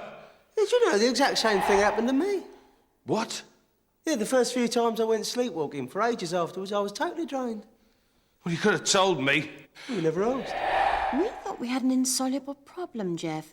But then fate stepped in the form of a certain luckless detective. Nesbit, you've got to do something. All right. Well, now, hang on a minute.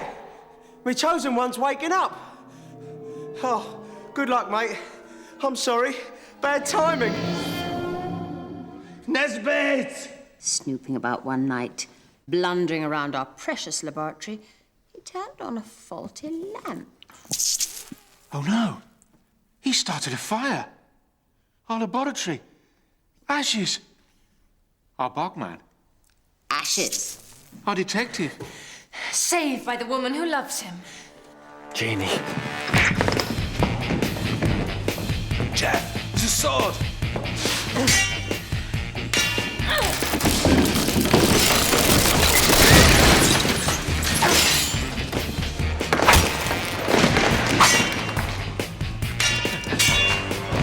Jeannie! Always be there for you, sis. So, Cargill found out that you were stealing things, right? He got all hot and bothered. We didn't intend to kill him. Yes, we did. But we had no choice, just as we have no choice now. So, you made your own bogman. And now it's being shipped abroad. And now you're worried they'll find out it's fake. Theft is one thing, murder is quite another. But now the Danes are taking him away for examination. And we obviously can't have...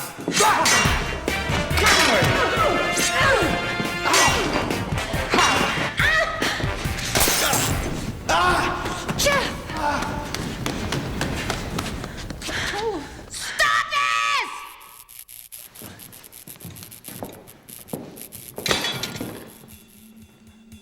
Mama.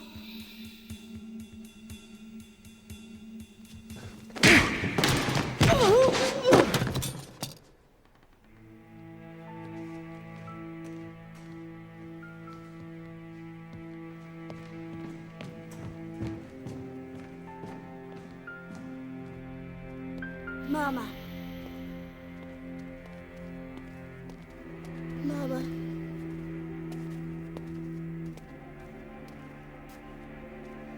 Don't worry, little fella, that's not her. She's not down here, she's up there. Come on, I'll take you to her.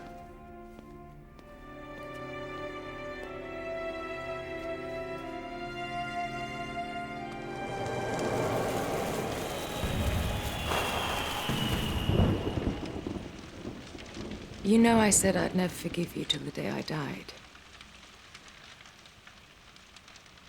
Well, I've forgiven you. 10 years too late. No, it's not too late, Freya. We can pick up where we left off. Catch up on lost time. At least that'll give us something to talk about, yeah? Tell me about Jeannie. Is she over Marty? Jeannie, no, well, I don't know. I don't know. Is she lonely? Freya, why are we talking about Jeannie? What's she got to do with us? There is no us, Jeff. There was once, but now there isn't. So Marty was right then? You were just using me? Using me to clear your father's name? No. Yes, at first, but then when I saw you, everything changed. I realized you'd always loved me. And in a funny way, I knew you could never be free of me until you'd solved the case. Yeah, but I don't want to be free of you. Yes, you do. I don't want to be lonely again. You'll never be alone, Jeff. Why is it I get the feeling that I'm missing out on some big joke here?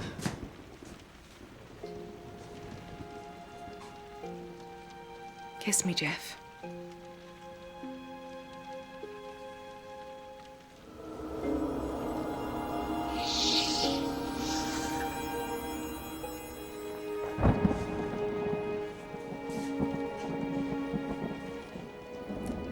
I'm so sorry.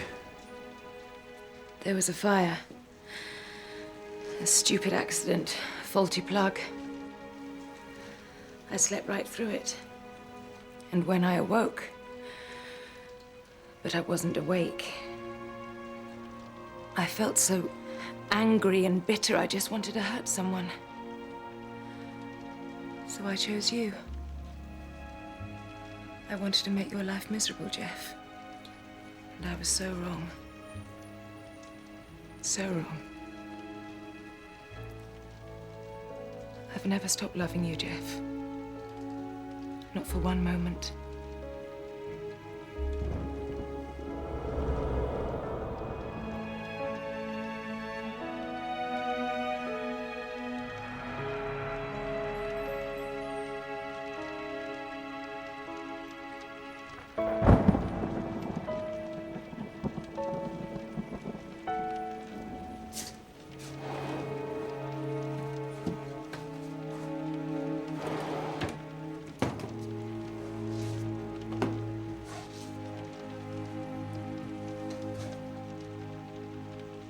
So there we are.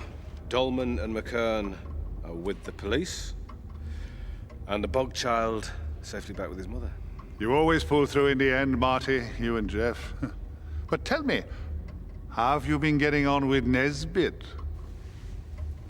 He's mad, but having said that, I must admit, we did have a laugh.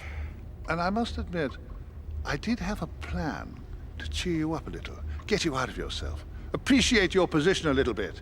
Get things in perspective. Yeah, cheers, Marty. Yeah, I quite enjoyed it, actually, yeah.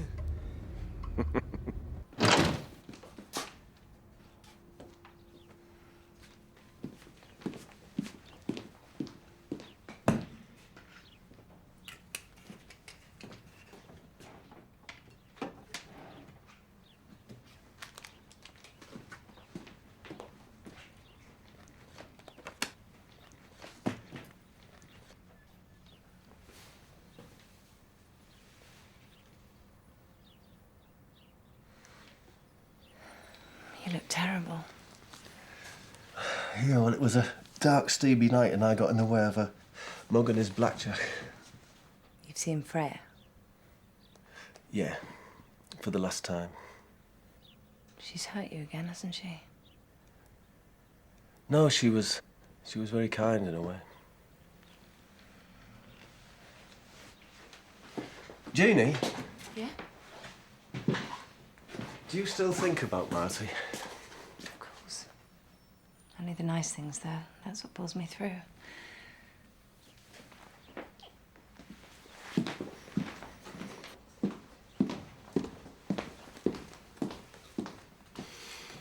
Jeannie, isn't she lovely? Yeah. Yes, she is.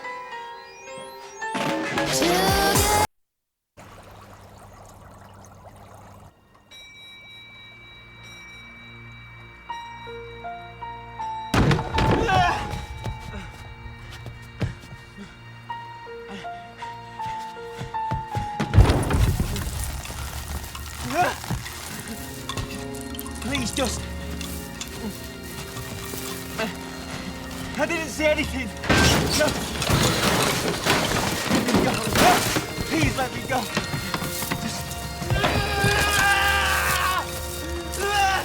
No, please don't. No, just let me go. No.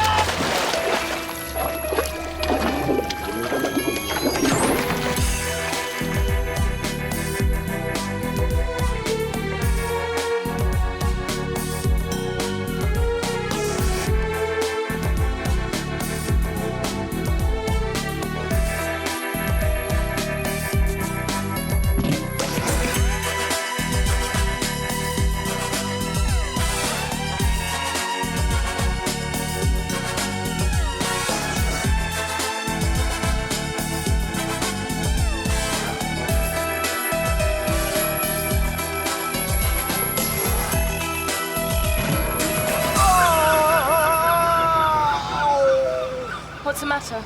Oh, it's my tooth. I've got an abscess. Have you seen a dentist? He gave me antibiotics. Have you taken them? You can't just put those things in your body willy-nilly.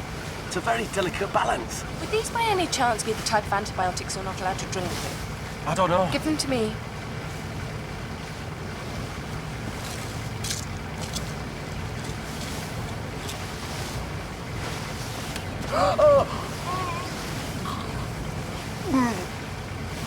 There.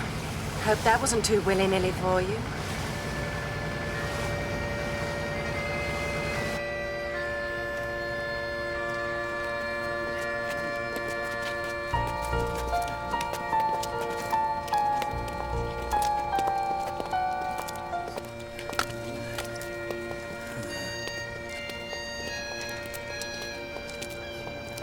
Do you think we look inconspicuous, Jeff? I do, you don't. I wouldn't worry about it. We're not going to be here for very long. I shouldn't think the local police are very sophisticated. Oh, get you, you big shot from the city, come to sort out the local hicks. I didn't mean it like that. Besides, you can't assume too much. They've got their own laws here, something they call ancient justice. They even have their own parliament. Welcome to the 19th century, Jeannie.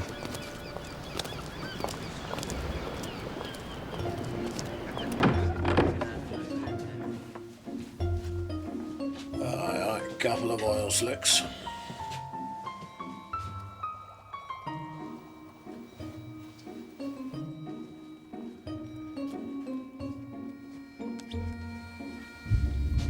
Right. I suppose you'll be wanting white wine, eh? Or a nice sweet sherry, eh? That's very good. No, I think I'll try a pint of the local bitter, please. Jeannie? Do you know I won't? I'll leave it. We don't need drinks. We have reservations. Not my department. You'll need to speak to the Commodore. Commodore! Shop! What's the commotion, Babicum? Trade, Commodore. Ah, good afternoon. Hello, Jeff Randall. Won't shake hands, just been slaughtering a pig. You're Randall and Hurst? Yes. Good. Follow me.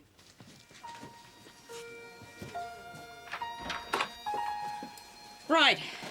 This is your room, Mr. Randall. Bathroom at the end of the corridor. How long you staying? We don't know, really. Look, I might as well tell you. We're private detectives. I know. Dead boy, suicide. Nasty business. His mother doesn't think it was a suicide. She thinks it was I'll warn you. You'll get no joy on the island. Now, it's no skin off my nose. I'll take your money for as long as you want to stay. But nobody will talk to you. Good day.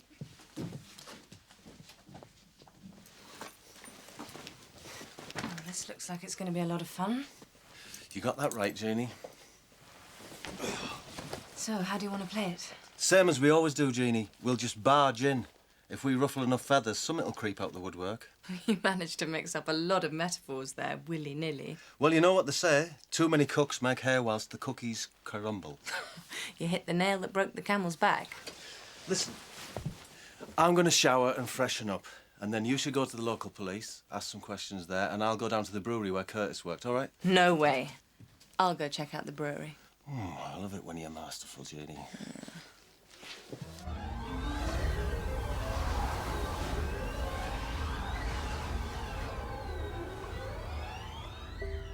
Well? All right, I'll give it a try. Believe me, Marty, you'll be much happier in the long run. I know, but what about the short run?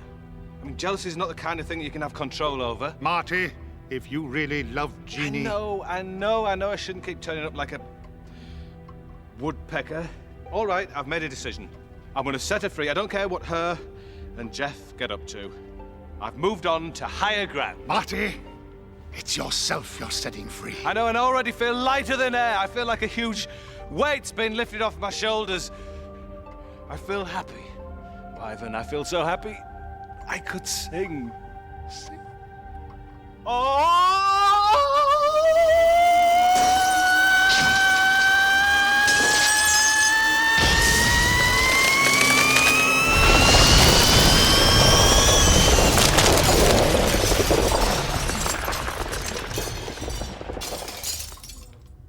Marty, I think we've still got a little bit of work to do.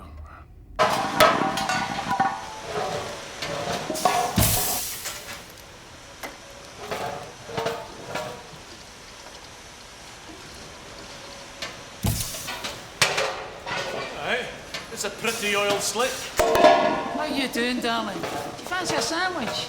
We'll be the bread, and you can be the filling. I wouldn't mind getting my teeth into that.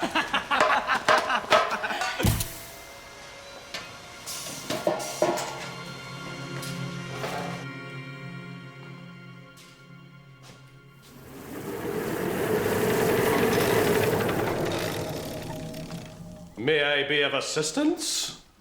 Marty, hello. Hey, this is more like it, eh, Jeff? Out and about a bit, touch of intrigue. Murder? We don't know it's murder, Marty. The official line is suicide. Jeff, the truth is out there. What reason did he have to kill himself? Have you seen this island, Marty? It's pretty grim, you know. It was murder. Possibly even murder one. Have you been watching television, Marty? A little bit. A lot. Will you take this a bit more seriously, please? The boy's dead, and we've got to find out why. What's put you in such a good mood, anyway? I don't know, it's just joie de vivre, or joie de mort, I suppose. I've got a new positive attitude. And I can tell you, Jeff, we're definitely on the trail of a vicious murderer, and he's somewhere out there. Yeah? Do you know exactly where, Marty? Not yet. Look, we're going to have to get the evidence, Marty. I can't just say a ghost told me, can I? Sorry to keep you waiting. Inspector Woodhewish. Jeff Randall? Yes, I know.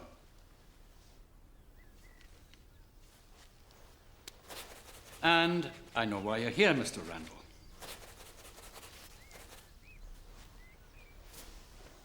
And I can tell you, You're wasting your time. And are you wearing aftershave, Mr. Randall? No. Oh, I know what it is. There's no soap at the hotel, you see, and I borrowed some of my partner's shower gel. Mountain Stream, I think it's called. It's a very fresh smell.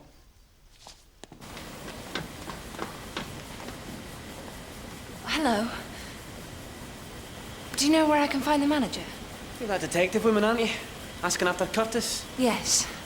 Did you know? We used to talk in that.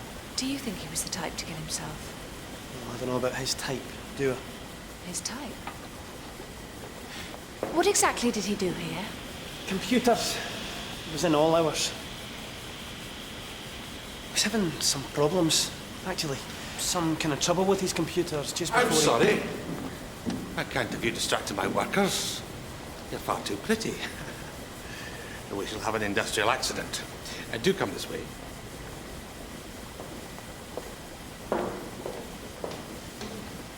Straight through there.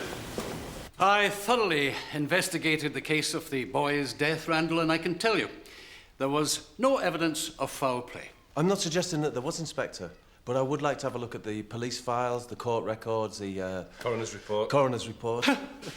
There is no coroner's report. We do things differently on the island. The right of examination of the dead falls to the laird. The laird? Barry Pomeroy. He owns the island. Perhaps we should pay him a visit. We should pay him a visit. What did you say that soap was called? Mountain Mist. Mountain Mist? No. Mountain Stream. No, Mountain Stream. Stream? Yeah, Mountain Stream. Very sad affair. It was good work, too. Do take a seat. Do you mind if I ask you some questions? Oh, anything you want to know, my love. Just ask. I should know all the answers. After all, I'm the boss. That's a very funny sign. Yeah. Have you ever thought of getting one that says, let's get organised?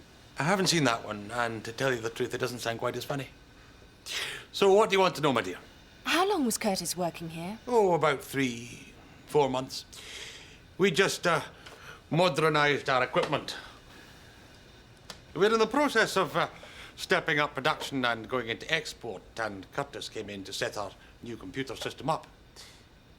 Of course, I didn't know about his condition when I hired him. His condition? Yes, I didn't know he was, a gargle. A gargle? A pansy. That type of behaviour is not practised here. It's against the law. The law of nature and the law of the island. Ancient justice. And it didn't surprise you when the boy wound up dead? A gay boy on an island full of bigots? That's what we call them on the mainland. You may not like the way we do things here, Randall, but it is the law, and I will uphold that law. He might have been a gargle, but he had rights. If I thought harm had been done to him by somebody on the island, I would have found that somebody, and I would have dealt with them. And I wouldn't have wished his fate upon anyone. Drowning yourself in a reservoir. Oh, he must have been very unhappy. Where was he living? Well, he was an oil slick, so he was renting a place. What does that mean, oil slick? I've heard it before. Ah, it's an island term for something unwelcome that washes up on our shores. In other words, someone from the mainland. No. If you're not an islander, you can't hold property here. In fact, ultimately, everything belongs to the laird, Mr. Pomeroy. He even owns this place. The boy must have been full of doubt, confused. He must have come to understand there was something wrong with him. Do you know, after they found him in the reservoir, the locals wouldn't drink the water for days. Not until the laird could reassure them there was no way he could have polluted it. They actually thought it was poisoned. They thought they would get his disease, Randall. Oh. They thought it would turn them all into gargles. Right. Good day. Good day. Mountain Mist. Stream. No, Mountain Stream. I think we should pay this Barry Pomeroy a visit, though. The laird of all he surveys. Excuse me. This is a weird place, you know. There's no way it was suicide. Oh, so who do we think might have done it? Take your pick from that one. Oh, hello there again. Actually, could you help me, Commodore?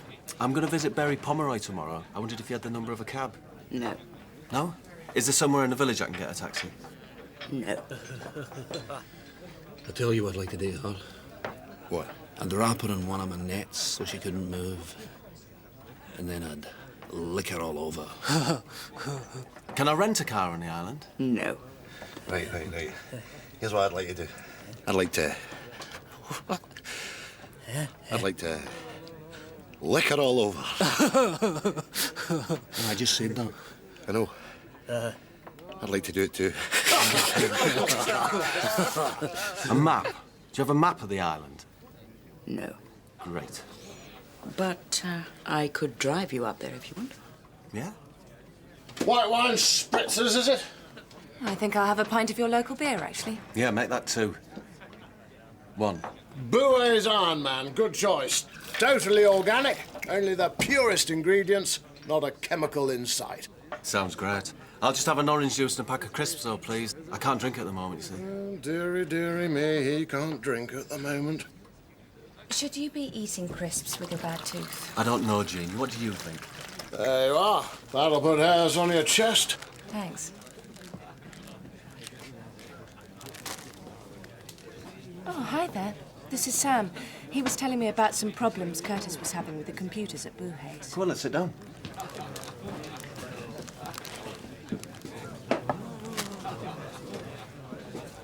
I saw him. The last night. Did he seem depressed? Upset in any way? As a matter of fact, he seemed pretty good. Reckoned he might have cracked the problem. And what was it? It was all very technical, but it was something to do with contamination. He was worried they might have to close down the brewery. Of course, he couldn't say anything to anybody. Didn't exactly fit in around here, you know. In the end, he went up to see Mr. Pomeroy about it. Yeah? Aye. And did anything come of it? Did they have to close the brewery down? No. No one's heard anything since. Listen, I'd better go away. It's just... He was a friend, you know. Then you know what the... I get one of those female wrestlers. Oh, yeah, the muscles like. Aye. And I'd set her on her and I'd watch. Like a bodybuilder type. Aye. And I'd set her on her and I'd... With all those muscles and the big strong legs. Aye. Almost like men, aren't they? Aye.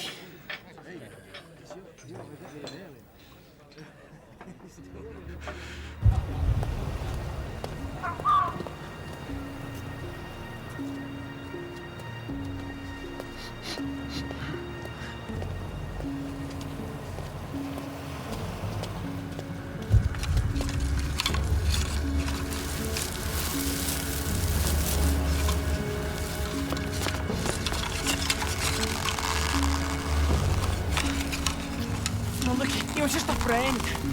I didn't do anything. I didn't say anything. I mean, you can't do this. You haven't done anything wrong. No.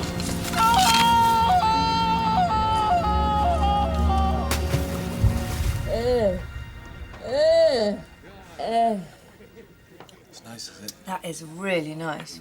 I don't usually like beer, but this is just... You're really enjoying that, aren't you? Fantastic. It looks lovely.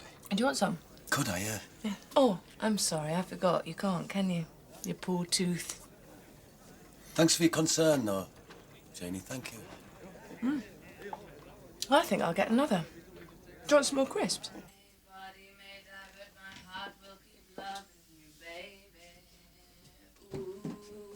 Our love will survive through the passage. My breast's getting bigger. Beg your pardon? Do you think my breasts are growing? I wouldn't know. I just feel all sort of voluptuous all of a sudden. Janie, you're just drunk. You're funny, Jeff. Whenever we go away anywhere and we're forced together like this, you go all sort of weird and businesslike on me. Like you're trying to be my dad or something. Well, all right, then. Let's discuss your breasts. It must be the sea air. What, it's inflated them, has it? Or maybe it's all these rugged men surrounding us. I just want to What? have babies. Jeannie, you should go to bed. Come Come on, Jeff, let's have some fun for a change, huh?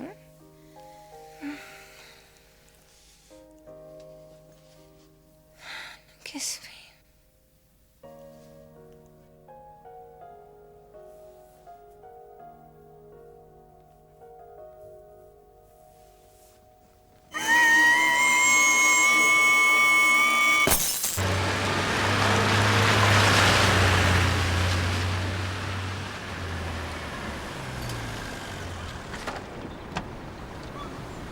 Thank you very much, that's great, thanks.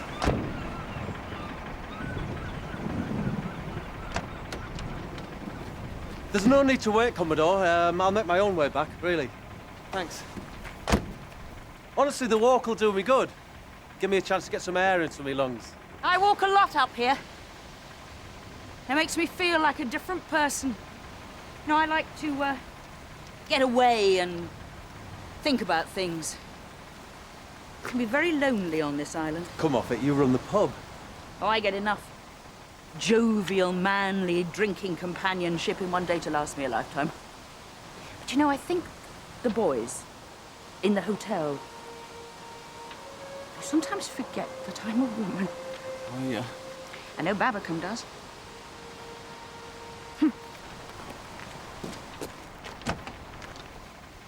You never give up, do you? Oh, it's you. What do you mean? You never give up with the ladies, do you? Oh, Marty, behave yourself. Look, will you have a poke round? Ooh, I bet you know about poking around as well, don't you? Maybe, yeah. Are you going to help me with this, Marty? Maybe. Right, well, check this place out. I bet not much happens round here without the laird knowing about it. Hello! Hello, Jeff Randall. I don't have an appointment. Come with me.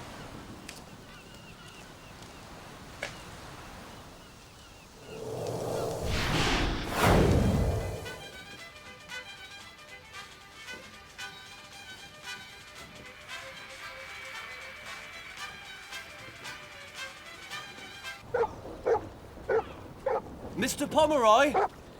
Not so loud. Sorry. Oh, it doesn't matter anyway, they're not biting. Sometimes it's a monumental waste of time. Jeff Randall. Here.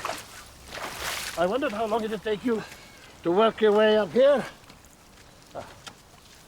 I don't mean to appear sinister, but we have a very small island and a very quick bush telegraph. Right. Do you fish? Yeah, as a child in the canal, you know, a few roach, mackerel. Some people have a thing about fishermen. They think they're evil, murderous bastards who torture fish for sport. But the fact of the matter is that if there weren't any fishermen, there would be no fish. We fight pollution. We fight netting. We fight the fish farms that spread diseases. We fight the water industries that drain the water table. We want fish, Mr. Randall. We want clear rivers. Look, could I... Do you know how many hormones are leached into our rivers from farms? Do you know male fish are turning female? Makes you think, doesn't it? It makes you think. Makes you think what we're doing to this beautiful planet.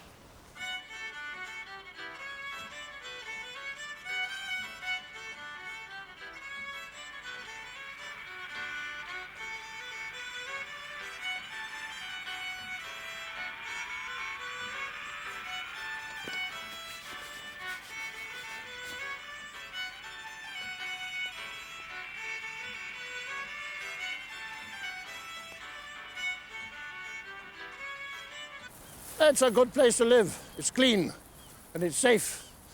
And nobody's wanted to leave for years. It's the first time in generations that the population has grown. But where will they live? Where will we put them?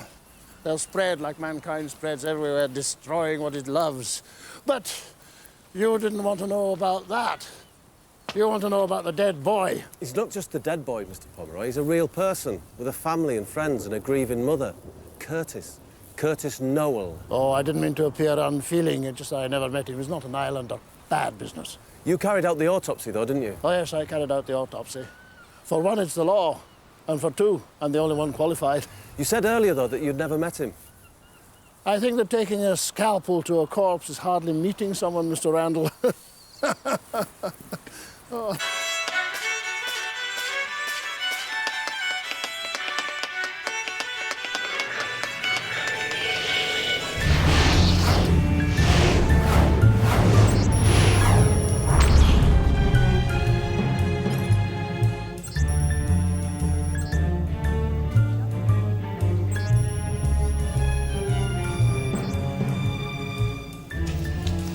公衆決済運転テストは週末までには整いそうですよ。西田顧問がもっと生産を増やすようにって言われてんだよ。頑張ってくれよ。な。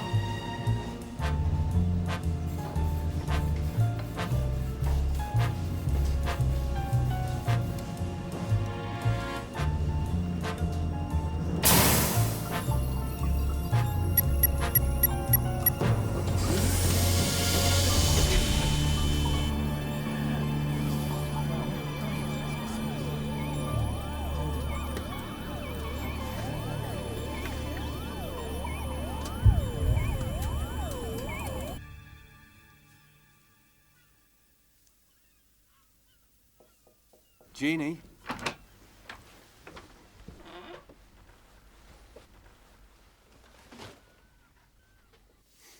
Jeannie?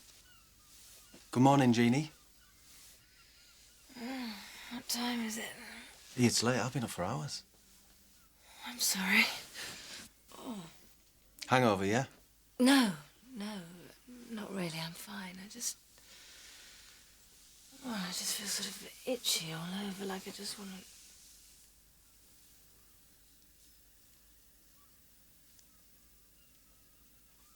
Oh.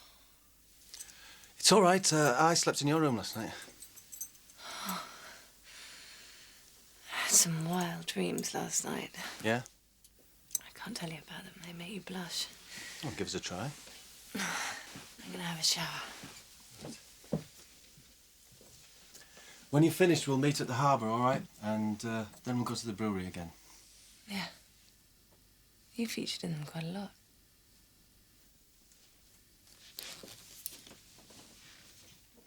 Oh, I had the same dream. We were 10-pin bowling. Yeah. I don't know, it's some kind of weird laboratory run by Japanese boffins. Just like Dr. No. I don't suppose that was on telly last night by any chance, was it? Yeah, it was. I can watch 20 channels all at the same time. You know, like David Bowie in The Man Who Fell to Earth? Can you really? Yeah. And the laboratory was just the same, was it? Yeah, like surveillance, all linked up to the computers. I know, there's an idea, Marty. Computers. When we go to the brewery, could you access their computer system? Have a look round for us? I can do that. But what I really want to do is get back up to the castle. Right, well, I'll see what I can do. Is there, anything else you want to talk to me about? I don't think so, no. So, what did you do last night? Nothing, really. Jeannie got a bit drunk. Just went to bed early. Early night, was it? Yeah. Well, I was knackered, you know, and this tooth's playing us up. Watched a bit of telly. Oh, did you? Watch this out. What was on then? What did you watch?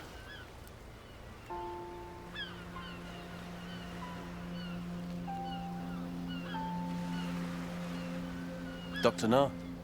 I watched Dr. No. It was very good.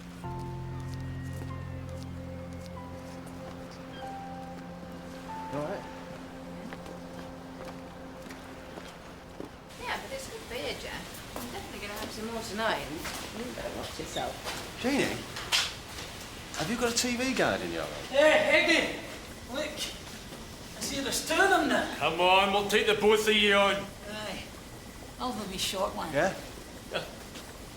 I like your shoes, darling. Actually, I do like those shoes. Where'd you get them, pal? I can't remember. London, I think. They are lovely shoes, by the way. Do you fancy going for a drink or something later? No. Well, maybe I can show you around the island. Hey, I'll ask them first. Is that right? Well, I saw them first. Is that right? Aye, that's it. Why don't you take her out for a drink? I don't want to take her out for a drink. I'll take her out for a drink. What was all that about? I think you've made some new friends, Jeff. Yeah. Look, is it just me? Or are the people on this island turning a bit strange? Must be something in the water. Ginny, I'm sorry. This isn't a good time. It won't take a minute. Look, we just want to ask about the computer defect that Curtis discovered. Yes, if you wouldn't mind leaving. It was a software bug. It was nothing serious. He seemed to think it was serious. Please! This isn't a good time. I've just lost one of my workers. How do you mean? The young lad. Sam? Aye. Evidently, he left the pub very drunk. He must have fallen on the cliff path. Anyway, they found him this morning, washed up on the beach. Dead? Aye. Dead. I really hate this job sometimes. Hey, we haven't done anything. Certainly not your fault. It's this place. It's bad. But it is our fault. He was the only person on the island willing to talk to us, and now he's dead. Come on, let's get out of this place. Mr. Randall, Miss Hurst, Yeah? Mr. Pomeroy invites you to drink this evening. Yes, if we work through the night, the order will be ready for shipment in the morning. Aye? Good, good. You're an angel. Right, run along. I've got to get cracking.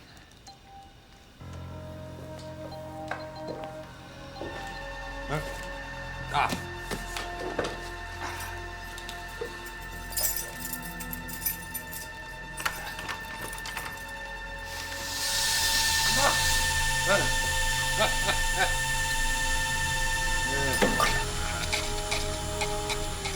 Good, good.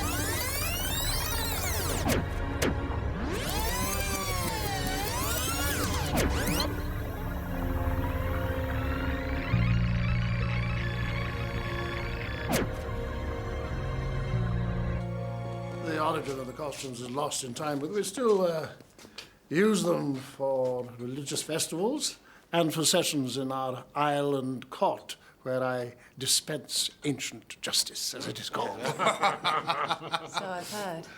I need you to call at the police station in the morning, Jeff. Yes, of course. What's it about? I need to talk to you about something. Is it about Sam? Yes. Yes, that's right, Sam.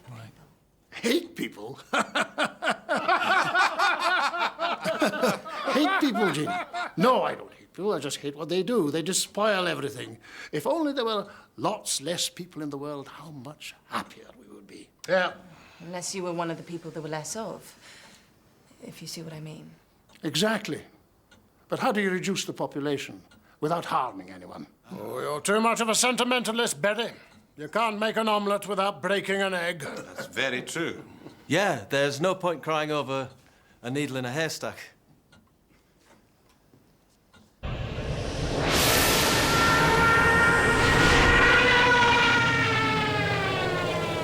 Ask him about Curtis, Jeff. Barry, tell me about Curtis Noel. What about him, Jeff? He was definitely here the night he died. You told me you'd never met him, but he was here the night he died, wasn't he? Well, he came to the castle, but I wasn't here. Liar. Ask him about the lab. Let's play it your way then, Pomeroy. Tell me about the laboratory. Tell me about the Japanese workers round the back. Well, there's no secret about it. I conduct private experiments into fish. Their breeding and gender. I want to know more about their lifestyle. Ask him about Tiresias 28. What is Tiresias 28, Pomeroy? I don't know. What is Tiresias 28?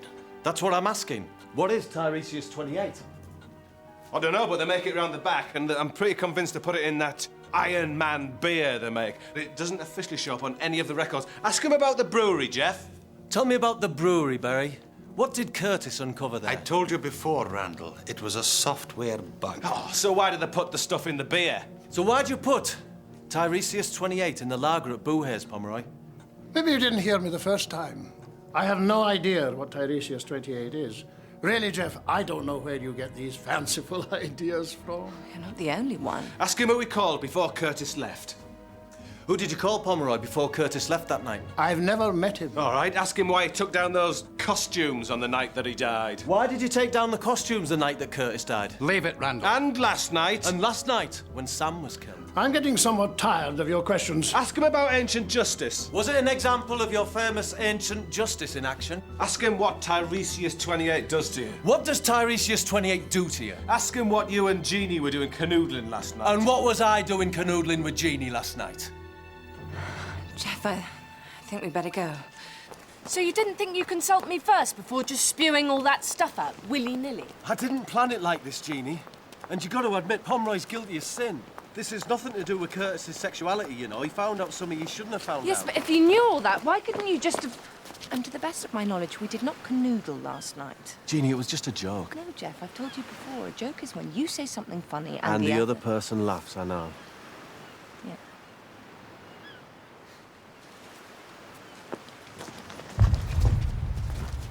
Oh, look. It's them two gargle-loving oilies. Why don't you just float back to the sewer you dribbled out of? Not until we finish what we came to do. What was that? What did the pretty little oil slick say? Who put you up to this, then? Was it the laird? Got a call from him, did you? Because we found out his little secret. We don't have any secrets here, Oily. I'm going to show you what a real man is capable of. Are you? Yeah, me too. Are you really?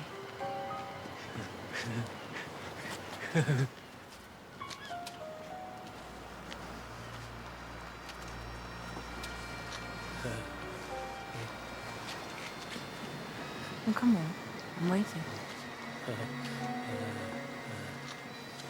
Well, maybe you're not a real man. Don't make me angry, girl. Or what? You'll hit me with your handbag. No, take what I want from you. Help yourself.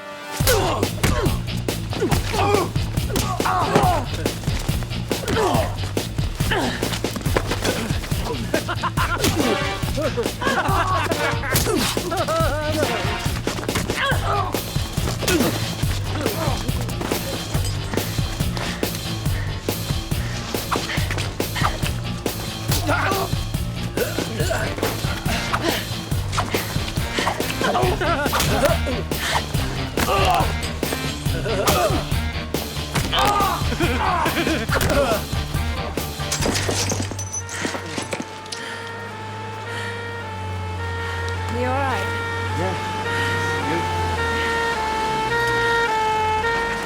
Inspector.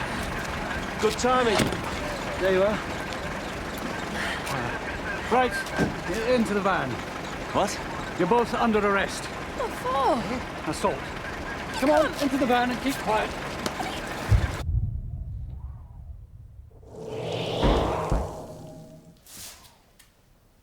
Ah, prisoner cell block H, eh? Or is it the Shawshank Redemption? What it is, Marty, is somebody wants us out of the way. Oh, and thank you for putting me in it at Pomeroy's last night. I'm sorry. And I was not canoodling with Jeannie. Oh, so she wasn't in your room last night, then? Your bedroom? And she wasn't watching Dr. No with you? Look, all right, Marty, she was in my room, yeah. But nothing happened. She was drunk. It's that local beer, it makes her act strange, you know? Tiresias 28. What's in that stuff? I don't know. You're gonna have to find out, Marty. Don't worry. I'll have it solved by the morning.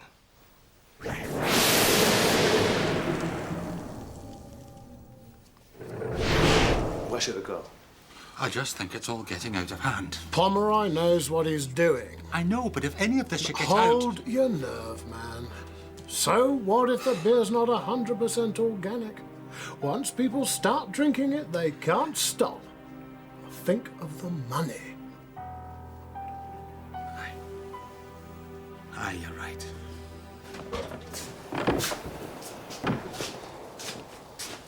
Ooh, let me see that bruise.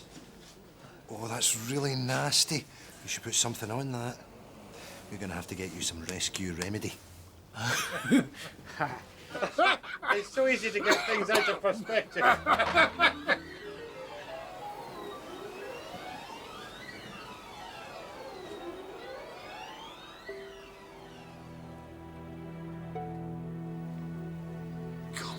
It's Faye, Babacom. My name is Faye.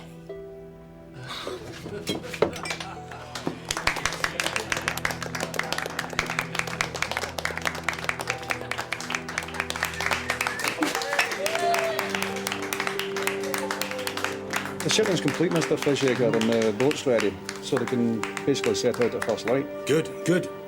And just to make sure there are no mishaps, I want you to stay up at the warehouse tonight. Take a couple of the other lads with you. Marty?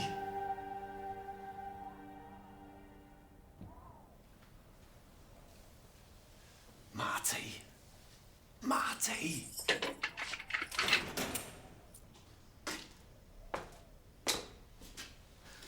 Oh, hello, Inspector. Evening, Jeff.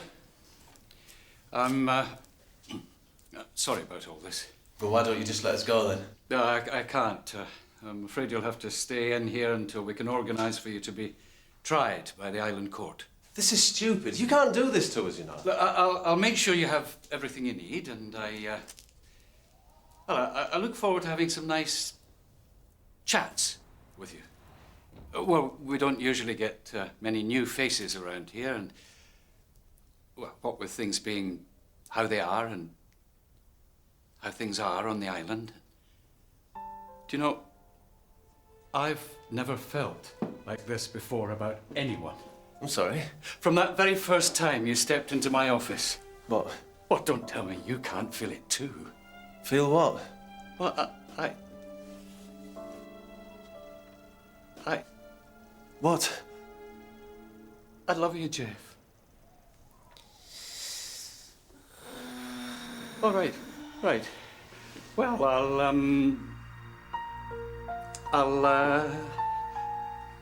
I'll see you in the morning.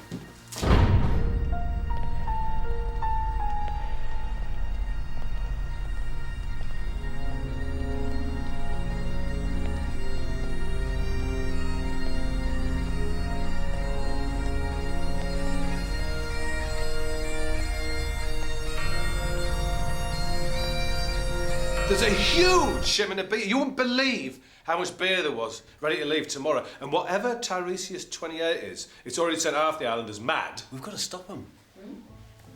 We've got to get out of here. Stop them. So much beer. We've got to get out of here. Yeah, right. Wait here.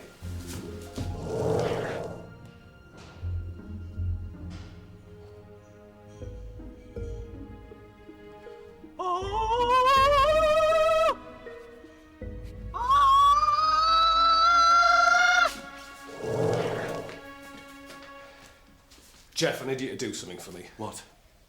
I didn't say anything. Make me jealous. What? I said I didn't say anything. Make me jealous! Go on!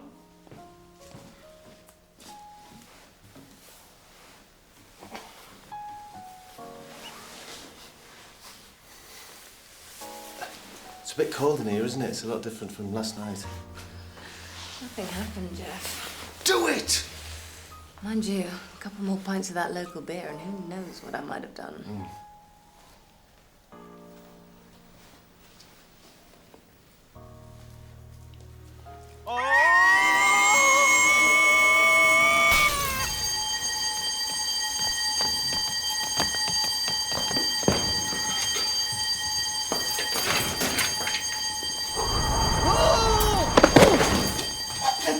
Come on, Jean. Come on, let's go to the castle. Wait! Wait! What? I'll go and check the coast clear. Wait! Come on, we've got to get out of here!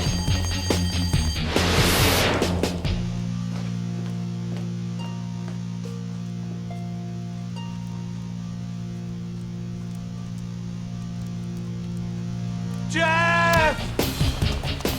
Are you going to tell me what's going on this time? I'll tell you on the way, Jamie. Come on.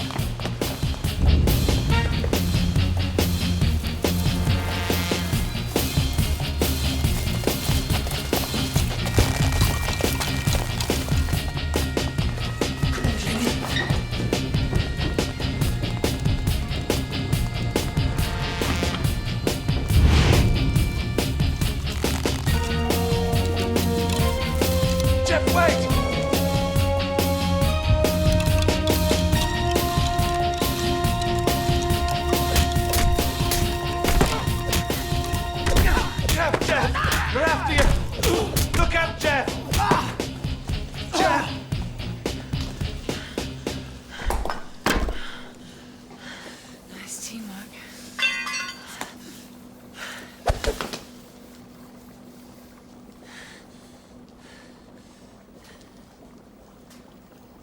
sorry.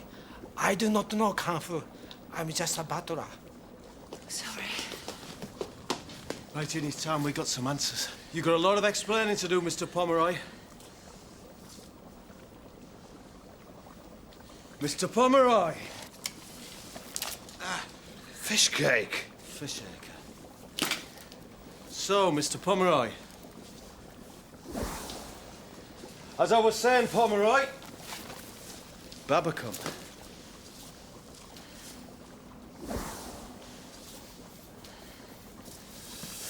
Right then, Mr. Pomeroy. Can I be of any assistance? What's in the lager, Barry? How do you stop the relentless flow of humanity, Jeff, without resorting to violence? You stop them from multiplying. Exactly. I got the idea from the fish. The male fish turning female. Very good. What if every man in the world lost his interest in women? Lost the instinct to breed? No more patter of tiny feet. No more people. I tried adding my super drug to the reservoir, but it was too diluted. It diffused and broke down before it was of any use. But when I added it to the beer, the results were extraordinary. Something happened in the brewing process. What are you talking about, Pomeroy? I thought that T28 was a flavour enhancer. I'm sorry, Coombe. You weren't to know. You see that vat? It contains enough concentrated Tiresias 28 to warp the sex of half the males in Europe. Now, I know that I'm not meant to do any harm. Kiss it, but Jeff. In your cases, like those unfortunate boys, I have to make an exception. Kiss her quick.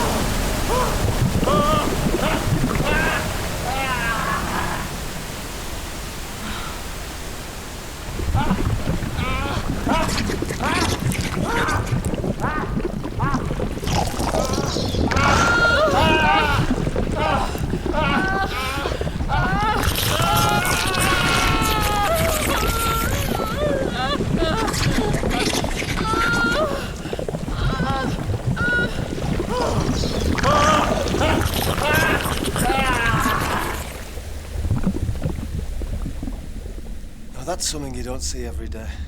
Oh! Apart from the fall of the House of Usher, Jeff. Is it similar?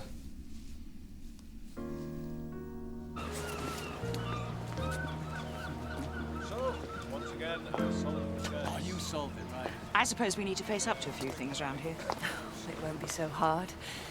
In a way, Pomeroy's drug may have done some good. What's that? A little souvenir. Poor Jeff. It's not for him, it's for me. That's what I meant. I don't think. But, Jeff, really, you were lucky because the investigator in the Wicker Man, he was killed. Yeah, you're right. Well, goodbye then. I'm sorry about last night. I had to lock you up to stop them getting to you. That was the only safe place I could think of. It's all right. I hope I didn't make too big a fool of myself. Oh, no, not at all. Not at all. I was quite flattered, really. I don't know what's come over me. I didn't think. Look, Inspector, I wouldn't worry. The effects of that beer will wear off in a couple of weeks. I'm sure of it. Well, the thing is, Jeff, you see, I don't drink.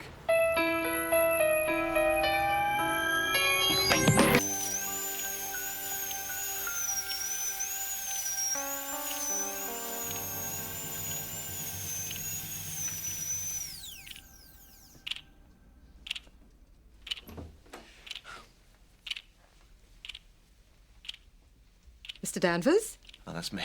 Dr. Courtney will see you now. Great. Well, not great, but okay. Not scared, are you?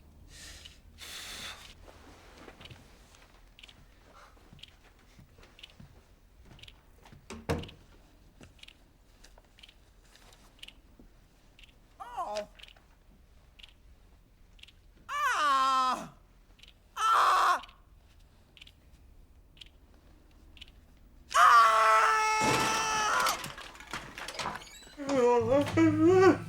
Courtney!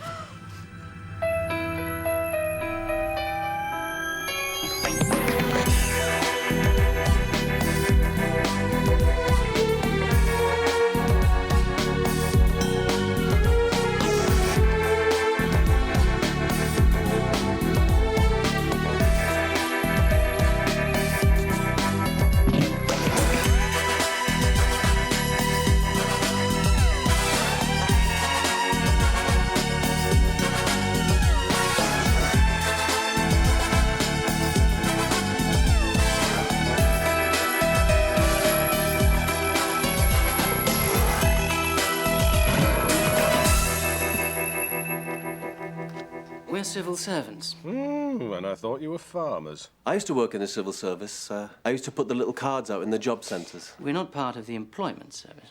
But we can offer you employment. Have you ever heard of the Payne Corporation? No. No, you wouldn't have. Nobody has. The Payne Corporation is a private company carrying out research on the frontiers of science. Its sole client is Her Majesty's government. The place is run by one Colonel Anger. Have you ever read Heart of Darkness, the novel by Joseph Conrad? No. No. I didn't think so. Perhaps you've seen Apocalypse Now. Yes. Same story. As you may recall, our hero is sent deep into the jungle to bring back one Kurtz, who has gone native. Colonel Anger's not playing ball. He's up to something, but we don't know what. So we sent somebody in to try and find out. Dr. Courtney, one of Harley Street's finest dentists. And when he resurfaced, he said he was onto something big. We were on our way to meet him when...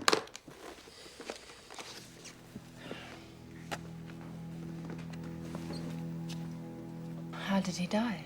Poisoned with a fast-acting acid. In his own surgery? The post-mortem said that the poison was administered 48 hours before his death. People who have been murdered don't usually walk around afterwards. Well, they can do, actually. But what, I wonder, could be the connection with the Payne Corporation? Only a fool could fail to see the connection with the Payne Corporation. So, a fast-acting poison that takes 48 hours to act. Exactly. It's a mystery. A mystery that we would like you to solve. But how do we get in? They're in need of a specialist. And who better than the esteemed Dr. Randall? And his assistant, Miss Hurst. If necessary. Well, maybe they've developed a slow-acting, fast-acting poison. You'll have to do better than that. According to this, you're a research chemist with 10 years' experience in cytogenetics. Yeah, I'm comfortable with that. You're more of a worry, Jeannie. You're meant to have degrees in physics, maths and bionics, yeah? Did you even do chemistry at school? Do you know, I think I must have been off sick the day we did chemistry. I think we should test you, Jeannie. I think you're more of a worry. Bionics. Right, who played Bionic Man in the 1970s TV series? Dougie McCall. Lee Majors. Look, Jeannie, they're going to want to know this stuff, you know. Mr. Wyvern! Wyvern? Tea for two.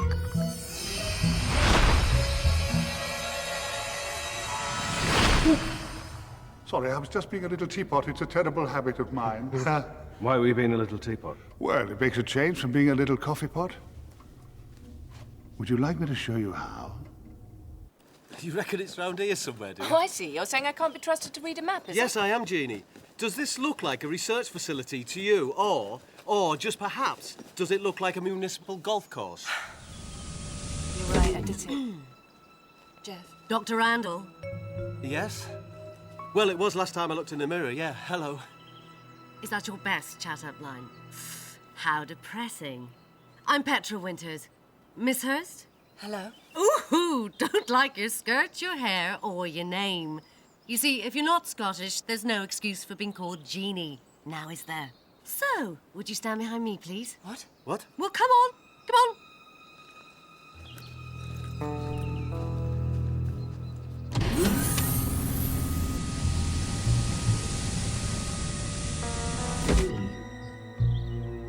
last we'll see of them, Mr. Bulstrode?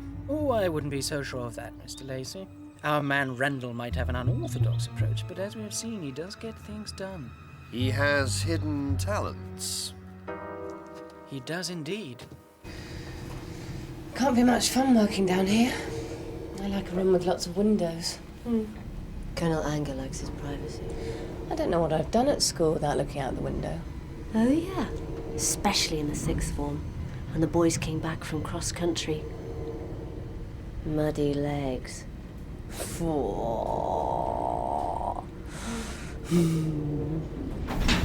air conditioning malfunction in Sector 7. Welcome to the Pain Corporation. Poor air quality. Please take the necessary precautions. Look at this. I say, Jeannie, our roads are a disgrace. Pensioners can't heat their own homes, but the government pours money into a secret underground laboratory. I don't know. It's pretty impressive. So what are these boffins actually doing? That's a very stupid question. Sorry. Like you, they're all top scientists in the many and varied fields of chemical research. Unlike you, however, their eyes don't keep flicking down to my arse. Follow me. Professor Starr, please report to reception where his submarine is waiting. What's the matter with her, then? Well, you do look at women's asses and tuck your eyes down just a fraction. I do not. Passes. I'm sorry, we don't have any passes. No, I have the passes. I'm giving you your passes. That's why I said passes. Right, thank you. Miss Weekly's our head of security. Dr. Randall? Dr. Hurst? I hope you enjoy your work here. You see, I didn't look at her ass, did I? You looked at his, though. You can choose to look like anything you want to up here with practice. And you chose to look like... you. Yes. I found it pays to have an air of dignity, which I wouldn't have if I looked like this, for instance. And it really wouldn't go with the voice. Mr. Wyvern, you're giving me very, confused feelings. And people just wouldn't accept it. Even though I do rather like it. Especially these. Never mind. It's all a matter of concentration. So I can choose to look like anyone I want? Yes. Henry VIII? Yes. Winston Churchill? Yes. Britney Spears? We'll start with the teapot.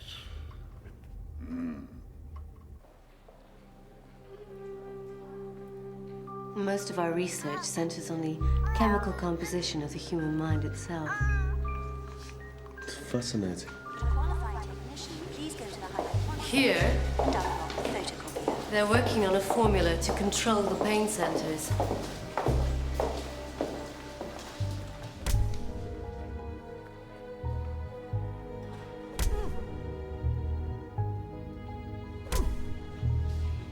And in here, the pleasure centers. Using a sonic stimulizer.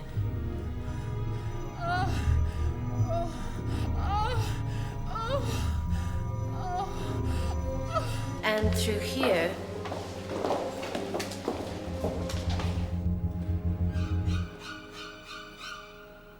the gym. There's also a subsidized canteen and bar, and a pasta, wine, and jazz evening every Wednesday night. No, that is frightening. The Colonel will take over now.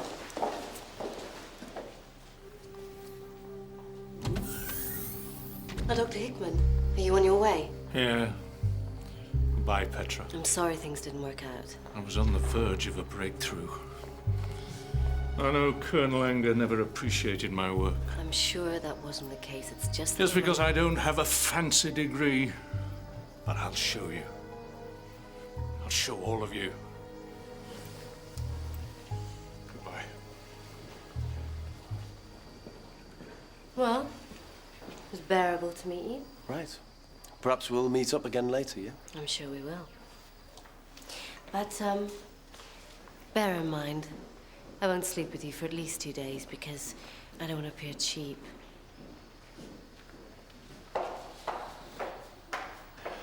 Right, let's go and meet our new boss.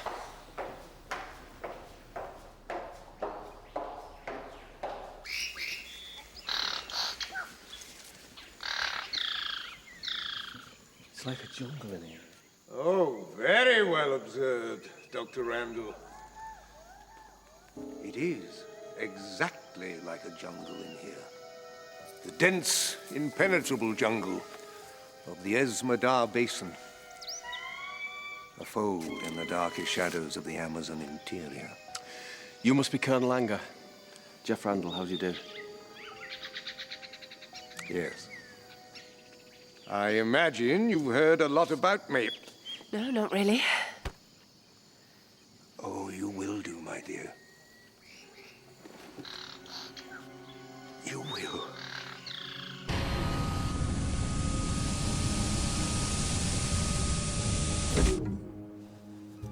Dr. Hickman, your P45, P60. Leaving cards signed by us all. And, book tokens, as we couldn't think of what to get you.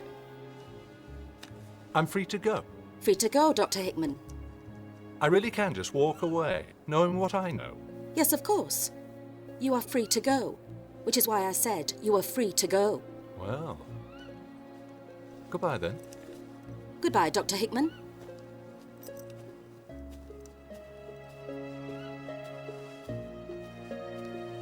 Dr. Geoffrey Randall, a research chemist of no mean ability.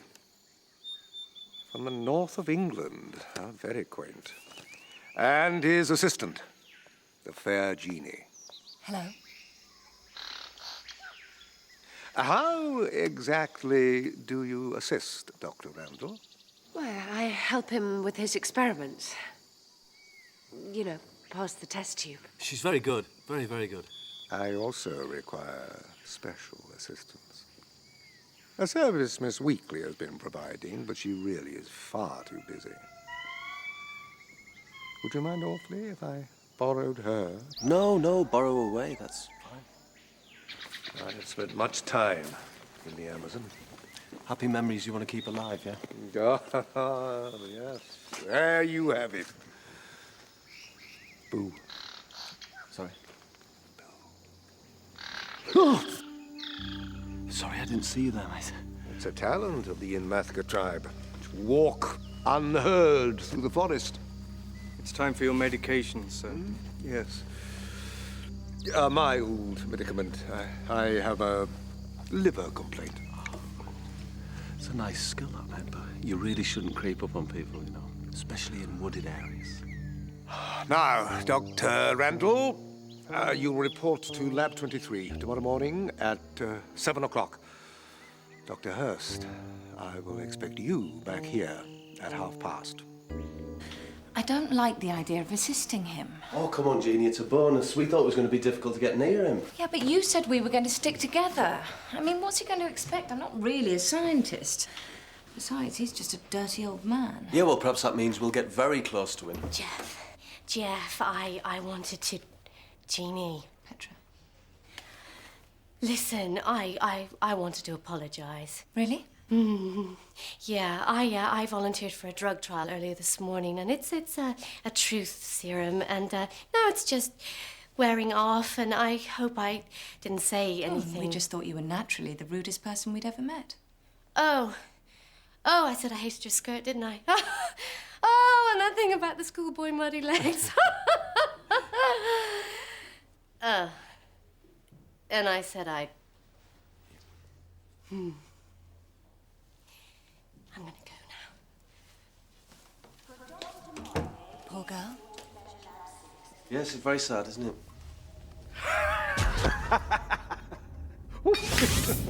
it? Here's my handle. There's your spout.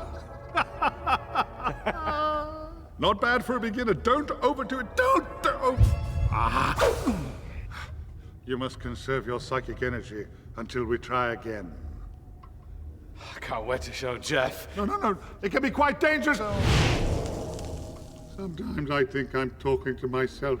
I am talking to myself. Hello?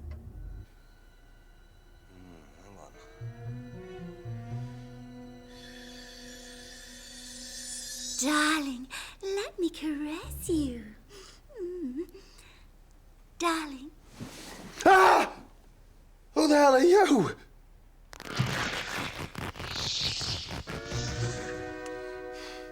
like to get your attention somehow. Oh, no! What have I done? I think you should transform yourself back quickly, Marty. I can't. I've used up all my energy. Look, Jeff, I've got... nice ones, though. No. Not because you're too tight to buy yourself an alarm clock. No, no. Morning. Right on time. Sleep well?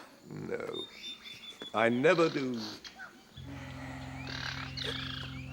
You? We of the Inmathka tribe dream troubled dreams. Fine. Good morning, Ramon. So, what exactly do you want me to do then? Well, you must understand, all this has been created for a purpose. To grow a very special plant. This jungle is accurate in almost every detail, but there is one element I could not reproduce. The mighty storms of Esmedar. The night made day as if Chlachlok, the rain god, had split the sky asunder. Well, I'm not promising anything.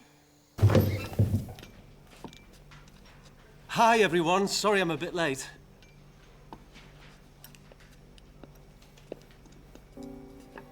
You know, I once knew a girl like you. Many years ago. If I close my eyes a little, I could believe you to be her. I wonder, do you appreciate what it is to be young and strong and beautiful? Shape-shifting is a very delicate art, Marty. Sometimes difficult to reverse. What, you mean I might stay like this forever? I look like some kind of fourth-rate drag act. I tried to warn you. You've got to change me back. I don't want to stay like this for the rest of my life. Life. Do not use that word here.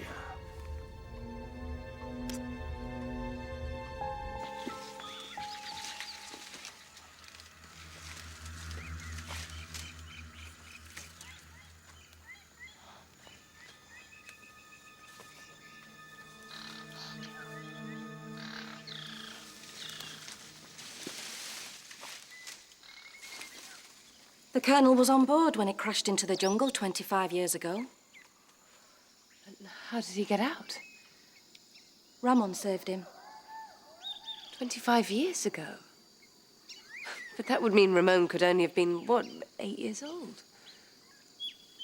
Don't ask questions when you should be watering.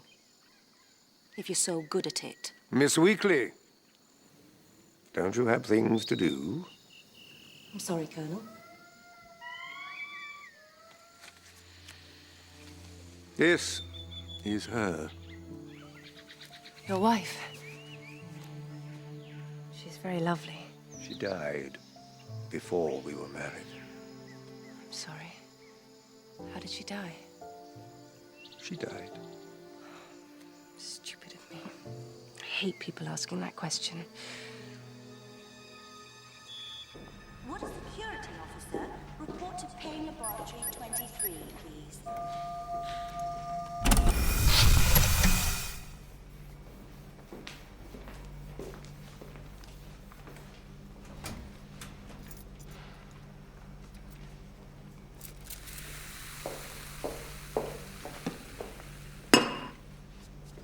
Hi, Petra.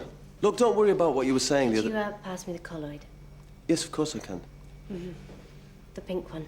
Pink one, right. There you are. It's a nice choice.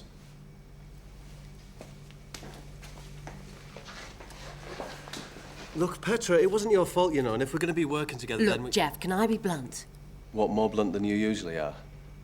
I want to ask you a question, and it's a very important question. Right, well, fire away. Where do you stand on bonded platelets? I'm sorry? Well, it's our big stumbling block, and... Yes, no, it would be bonded platelets. Ooh, they are nasty, aren't they?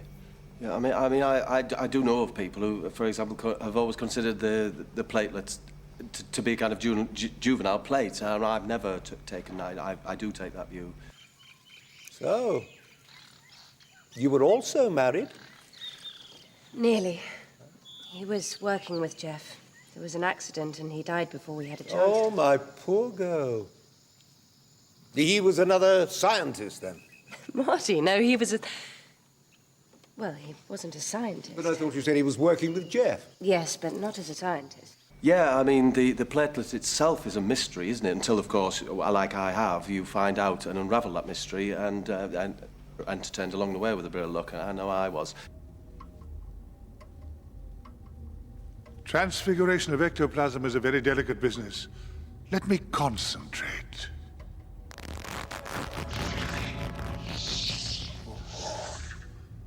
Somehow that doesn't look quite right. Huh? What's this? Hang about, Jeff's in trouble. If you'd asked me about the unbonded platelet, that would have been a completely different matter, because I've resolved that one. I've resolved that one in my mind a long time ago. That's easy peasy kid stuff. What's the matter? You're a horse with tits. I'm sorry? No, I'm sorry, Petra, I'm sorry. It's a condition I have. When I'm under stress, I blurt out these rude images, and so you fat pig. I don't mean you're a fat pig. That was just an example of how it manifests itself. What was the question? I wanted to know where you stood on the vexed question of platelet reduction of lipids, fixed or variable. Relaxed lipids, fixed or variable. Stall her, Jeff. Right. Yeah, of course you want to know where I stand. Well, it's a continuum, right? So, how exactly did Ramon save you from the crash? Oh, it wasn't only Ramon. There was the whole Inmathka tribe, of course. I see. Rescuing me was the most stupid thing they could have done. I had measles. I killed them all except Ramon, of course. An entire culture, millennia-old, wiped out in as little time as it takes to wait for a bus. It's been my ambition to preserve as much of their world as I can.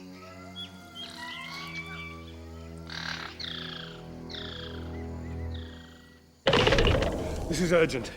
Where do you stand on the vexed question of platelet reduction of lipids? Fixed or variable? Who wants to know? It doesn't matter, it's an emergency. Variable phoresis looks like the answer. Right. Why? Well, the thinning of the acid layer coating a string-bonded molecule is variable. It stands to reason. Great. Why do you ask? It doesn't matter. The actual concept of variability in itself is a whole cat with worms, isn't it, really? Flexibility. That sounds like a bank. The answer is, it's variable, because the thinning of the acid layer coating a string-bonded molecule is variable. But if you're going to put me on the spot, and you are, I would say it's variable, because the thinning of the acid coating on a string-bonded molecule is, of course, variable. Stands to reason. Stands to reason. Like a man who gives a straight answer. Well, here's a straight question. Are you up for a drink tonight? Yeah? Not you. All he wants me to do is water. Well, you said to watch out. The only danger I'm in is from a repetitive strain injury. Look, if that's what he wants you to do, that's what you got to do. Yeah, but I didn't train for this. I've got a degree in maths, physics, biochemistry, genetic engineering, you name it. No, you haven't, Jamie. Look, just keep on watering and stick close to the kernel. So, what have you found out? Not a lot. Except that he's trying to grow something in his jungle. Something that won't grow anywhere else. What about you? Is anyone suspicious? No, I've just been keeping in the background, you know, blending in. I don't think anyone's actually noticed me, really. Could we make it 7:45? Yeah, that's fine. Remember, karaoke night is Wednesday. You're meeting up with her? Yeah, only for a drink. After what she said? Because of what she said? Look, I just thought I might probe her for information. On the case, Jeannie. Yeah, right. Yeah, right. Look, she's the senior scientist in the lab I'm working in. So? So if anyone knows what's going on here, it's going to be her, isn't it? It's the same as with you and Anger. It's not the same as me and Anger. Yes, it is. You've got to keep close to her. After I keep close to her, she's going to have a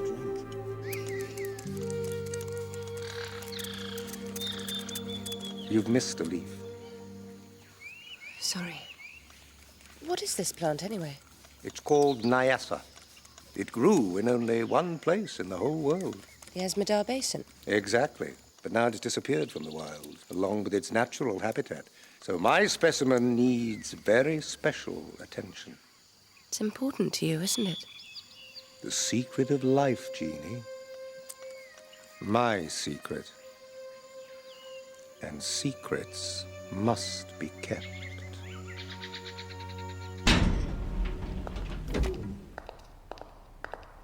It's the girl who can never tell a lie. Jeannie.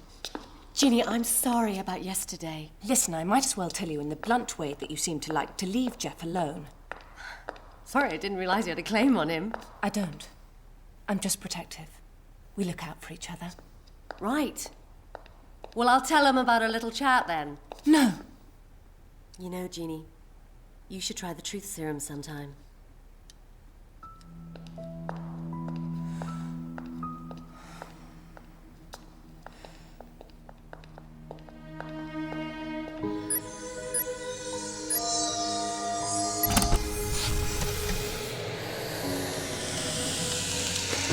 Oh, Jeff. This is the kind of case we should have had when I was alive, you know. Secret people doing secret things in secret places with secret stuff. Have you got a plan then? Yeah. What is it? It's secret. Just tell us the plan, man. I've said too much already. Just go on.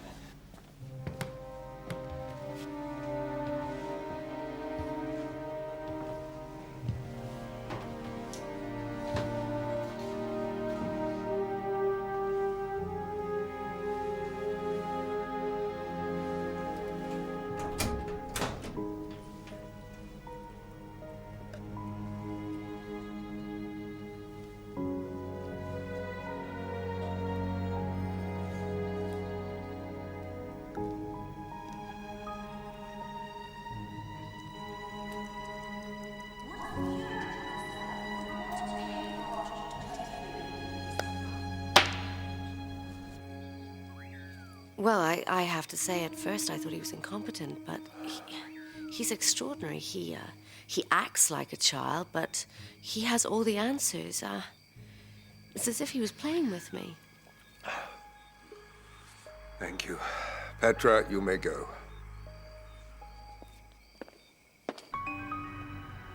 Jeff, look out!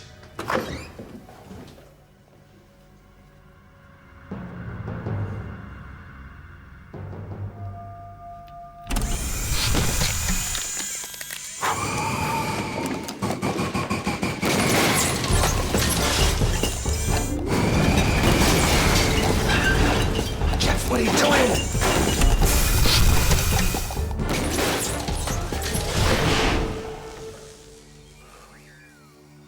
Our greatest problem. 20 years of advanced theoretical study, the finest minds in the world, baffled, and he just wanders down here and solves it. I must know more. This could be my salvation. Watch him, Ramon. Watch him for me. You know, it's about time you got yourself a woman. Yeah, you got that right. And once again, it's all thanks to me. No, I think you'll find it's down to my natural charm, Matt. Rot. She only fancies you because she thinks you know about chemistry. And has she got a surprise coming for her? No, I think if you recall, Marty, she made her intentions perfectly clear before she knew I was a scientific genius, huh? Oh, really? Yeah. And you're going to give me a little bit of credit, just a little bit, that much? I'll give you that much, yeah. Thank you. You know, sometimes I feel like the cat in Hong Kong Phooey.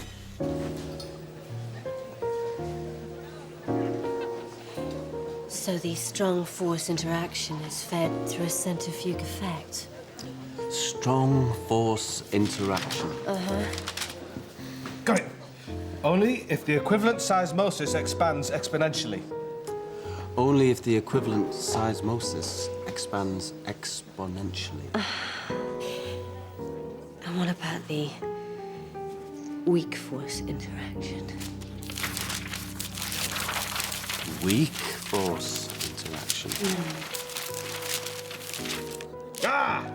Here it is, Jeff. Not possible without a focused field frame. It isn't possible without a focused field frame. Oh. And what about the coagulation of sediment? Coagulation of sediments. You have a fantastic mind. So have you. I can almost feel it. Throbbing. Do I have to sit here and listen to this tripe? No, you can get lost, you big bag of bollocks. That's just my condition again. You really aren't like other scientists. You got that right. Randall has no knowledge. He may not even be a scientist. And what about this creature that you saw? The restless ones. They wander the earth, each attached to a mortal, neither dead nor alive. Tell me, did you hear Randall use his name? Would that name be Marty? Jeannie? No, she doesn't really mean anything to me. I love her. I love her as a friend, you know. But there's nothing between us. Jeff, when I said, I wouldn't sleep with you for at least 2 days. Yeah. The serum must have been wearing off because the truth is I meant one.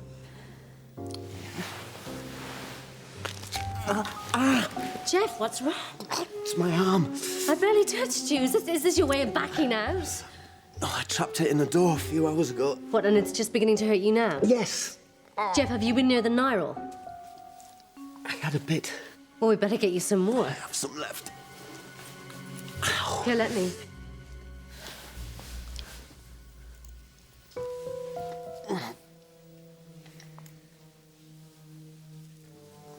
It's amazing. I think I better keep this. I should never have told you. Calm down, boy. You cannot make deals with the dead. They are sworn not to pass their knowledge to mortals. Well, evidently this one can't keep his mouth shut. I cannot allow you... I've given you everything. You killed my people! Ramon, you know if I could change anything... Ramon! I need you! No, you don't. Not anymore.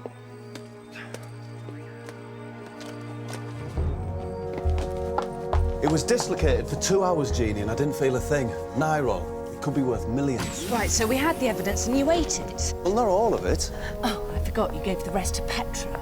Look, I had no choice, Jeannie. The pain was incredible. I felt what I should have felt when I was actually hurt. You know, it's like the pain was delayed. They're not making a painkiller here, you know, Jeannie. They're making a pain delayer. The dentist walked around for 2 days after he'd been poisoned. That's not a pain delayer, that's a death delayer. We've got to get some more of this Nyrol, Jeannie. Come on. Nyrol? Nyrol? Did you say Nyrol? You've heard of it, then? No. But I've heard of something similar. The Nyassa leaf of the Amazon interior. Oh, I wish you'd told me about this earlier. You've got a very doomy look on your face, Mr. Wyvern. I can do doomy. Doomy comes very naturally, you see. Jeff didn't feel any pain because his mind was not quite in his body.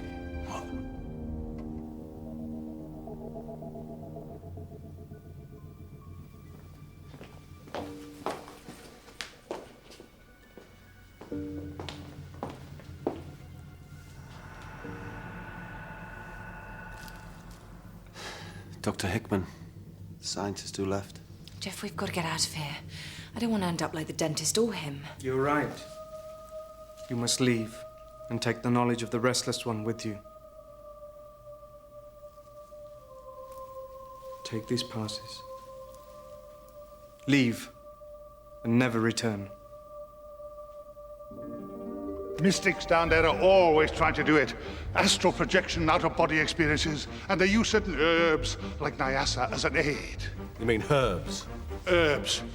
And if this Colonel Anger plans to synthesize and manufacture Nyassa, I'd shiver if I could remember how. Why? Humans could develop spirit talents, keep themselves alive forever.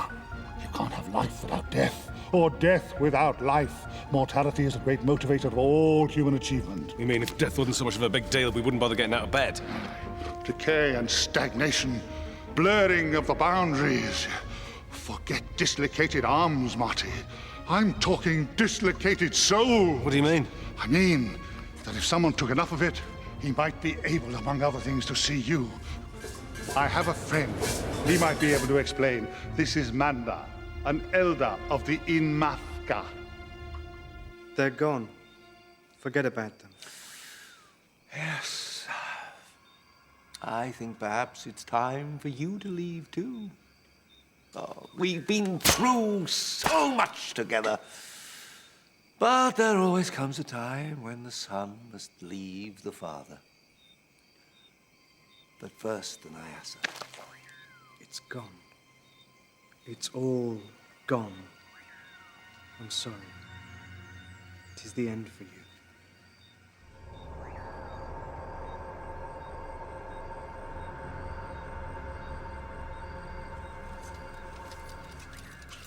Jeff, what Anger never knew, why he could never grow the Nyassa properly, and what Ramon was too young to know, is that water... All pass-outs have been cancelled. What? It must be an admin error. Right, OK. Tell him you've got permission from Anger and he can ring and check up if he wants. That always works. Look, we've got permission from Colonel Anger. You can ring and check if you want. I will. Right, hit him. I'm back. Come on, it's just one more. Today is Easter. It's water, Jeff. It destroys the potency of the Nyassa. The Inmathka spent their whole lives trying to keep water off the leaves. It was staring him right in the face. Is this lift going sideways, Jeff? What do you mean? Lifts don't go sideways. Jeff? Jeff?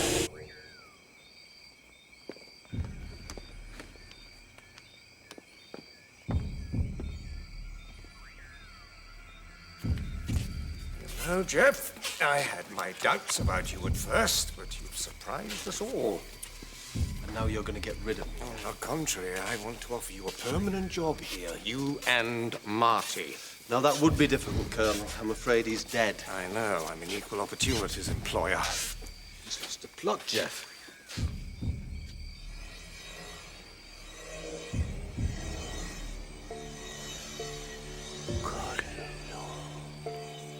It's true. I think he can see me, Jeff. And hear you. Thanks to the pure Nyassa leaf that has killed my pain for 25 long years. Delayed it, you mean? Yes. Till now, only the pure form of Nyassa was powerful enough to prevent my disintegrating. We couldn't grow it, and we couldn't synthesize it. Oh, Nyarol works up to a point, but it can't do what the pure Nyassa can. I've taken my last dose. When it wears off, my mind will fully return to my body. The pain will finally reach me. Already, I can feel it creeping closer. Like, Ursula Andress in She. You must have seen that, Jeff. Will you please shut up? You hold the key, Jeff. You and Marty. You are linked together.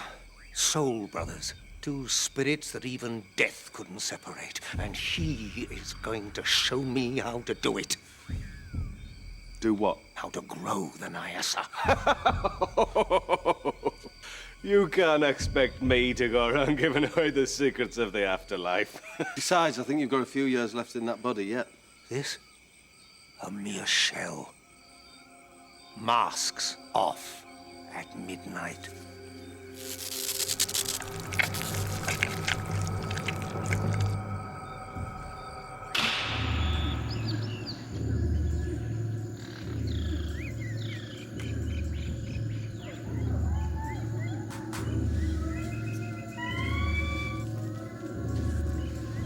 Jeff? Jeannie. See, I anticipated some resistance this weekly.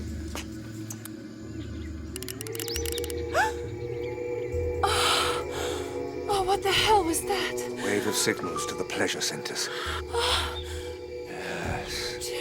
All very nice unless the levels are set too high.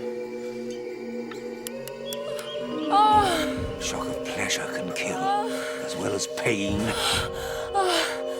Tell me what I need to know. I'm not sure. Jeff, You can't go giving him the secrets of the hereafter. It breaks all the rules. Yeah, but rules are there to be broken. Yes, I know. I once parked in a disabled spot in a National Trust car park near Hadrian's Wall. It was a lovely day. But this is the difference between the living and the dead. Tell me now, quickly! Oh, Jeff. Oh, Marty. Do something, Jeff. She dies. Right here, right now, unless you tell me. Stop this! What you are doing is wrong. You cannot make deals with the dead ones. What are you going to do to me? Nothing. You're already a dead man. I'm already dead. Ramon! Very well timed. The last dose should be wearing off by now. And you still claim there is no more Nyassa? All right, I'll tell you. What? It's water. Water destroys Nyassa. Jeff! Now we both die! Oh!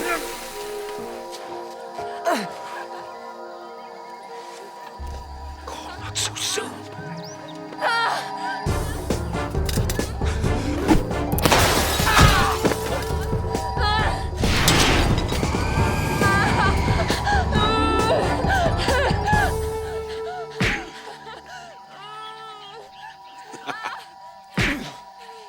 You're not hurting me, mate.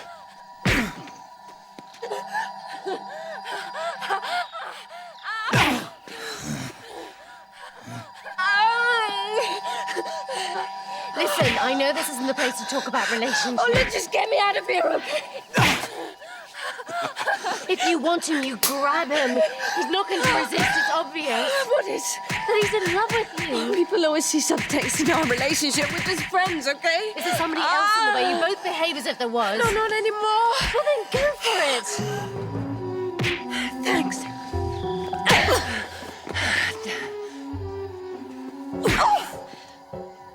You will help me cheat death. Time's up, Anger. It was up 25 years ago.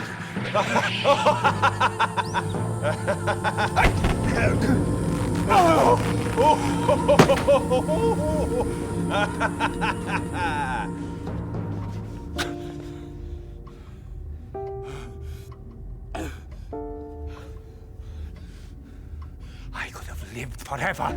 You died in the attempt. No! Use your powers, Marty.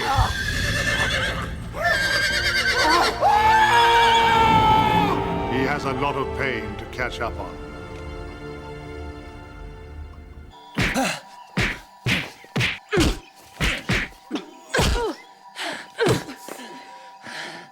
Feel that?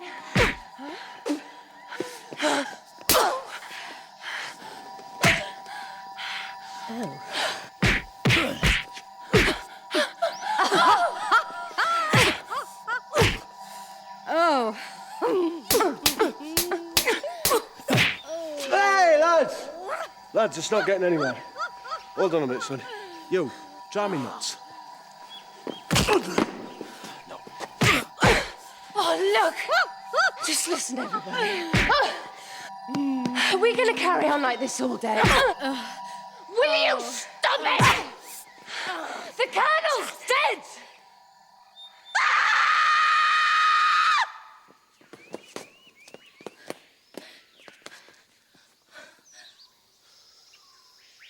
What was the quiet ones, Jeff? Oh, my God. Marty. It's the nine-year-old, Jeff. She can see me. I can see him, Jeff. He's there. I can see Marty. There's nobody there. It's all right, Jeannie. It's just a drug. It's affected your mind. You're seeing what you want to see. Just close your eyes and I'll be gone. Not that I want that. Just close your eyes.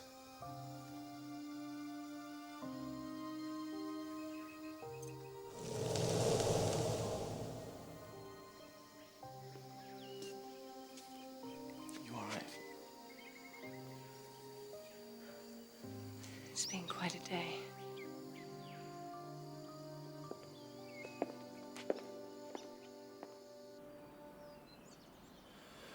This all sounds rather far-fetched. No, it must seem so, but the ground opens up. There's a lift down to the laboratory itself. It's just here.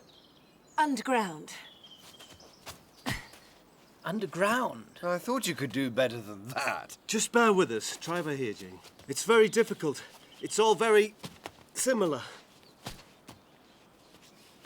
Yes, that's very entertaining. Thank you. Tell you what, why not give us a call when you've found it? No, Mr. Bulstrode, it's just here! We promise we're telling the truth. It's here. It's underground, you see. It's underground. You're planning to use Randall work then, Mr. Bulstrode? Yeah. You know, I'm almost becoming fond of him. Really? Don't worry, I'm still utterly devoted to you. Drive on, my dear. Care for a nip?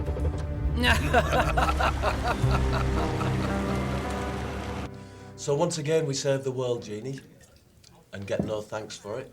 Yeah, well, at least we saved the world. Listen, Jeff. Petra said something, and, well, there's a subject that we've been avoiding. What? No, nothing, carry on. Well, I think maybe that it's time that we talk about... What? What? What are you doing? It's the night roll. It's wearing off. Oh! Oh! Oh! Oh! Oh! Oh! Oh! Jeannie, I want you to know that I feel just... Ow! Ow! Oh! Ow! Ow! Ow! Stop! No!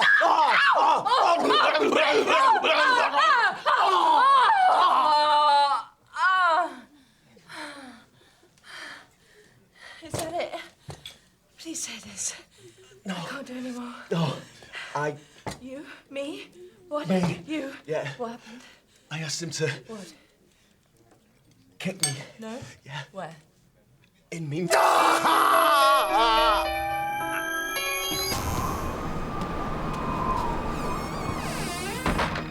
Hands! Drinks on the house.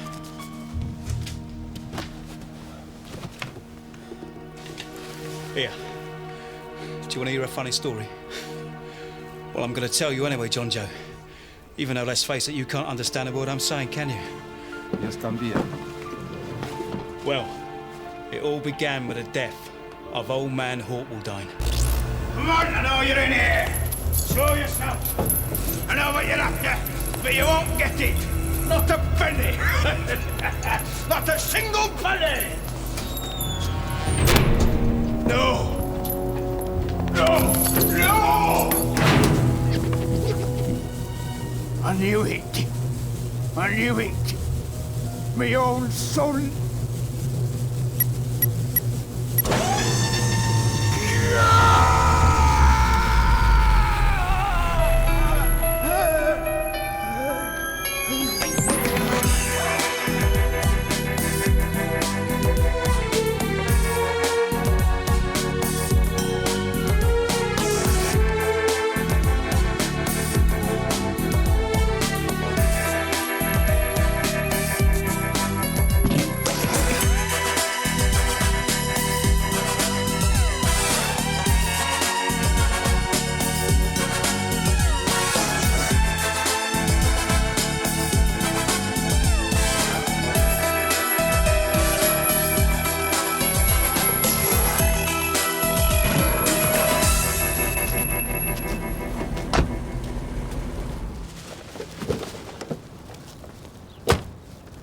Good morning, Randall.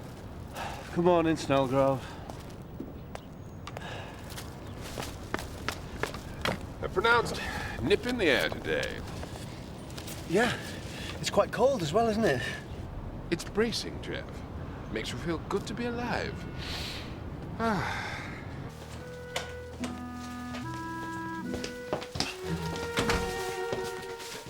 Busy? Well, you know. Not busy. No, I'm rushed off my feet, actually. I know what you mean. Ah, well. Toodle-pip. Tweedledee.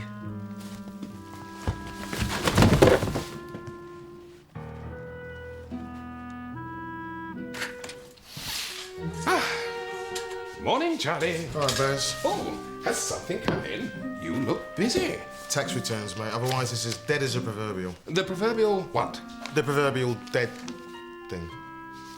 Well, we'll survive. Now, I'd better see to my bills. Oh, and, here's my parking ticket. Another one? Well, I don't understand it. It's residents parking round my way. I mean, I'm a resident. You got to get a permit, Baz. I do? Well. Now, is that new Swedish furniture catalogue in here? Oh. What? You can't just keep buying stuff, Sebastian. Ah, but it's tax deductible, Charlie. Yeah, we haven't got the money to pay for it in the first place.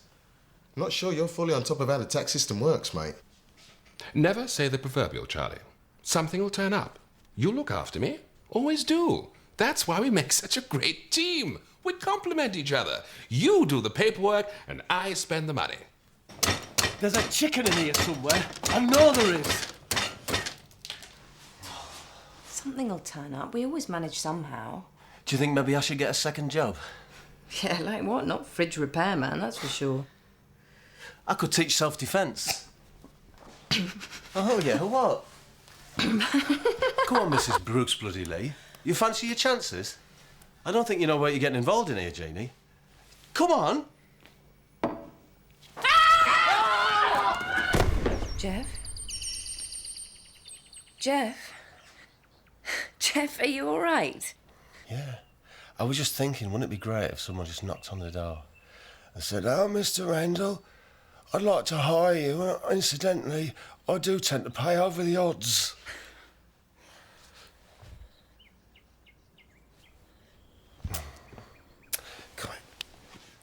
Come here, you. Don't you dare do it. 7 snares out of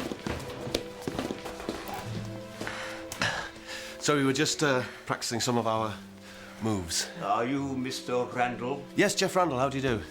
My name is Meredith Hortledyne, and I wish to hire you. Well, you don't happen to be rich, do you? No, I am virtually penniless. But tomorrow, I shall be obscenely wealthy.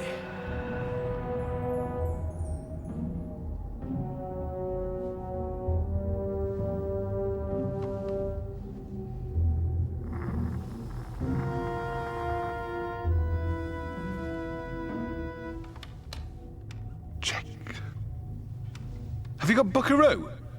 Once upon a time, Marty. Once upon a time. Wyvern? Yes, dear boy.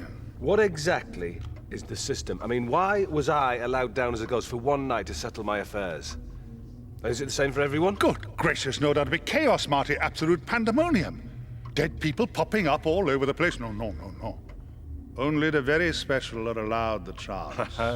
Of course, in your case, it was a mistake. Oh.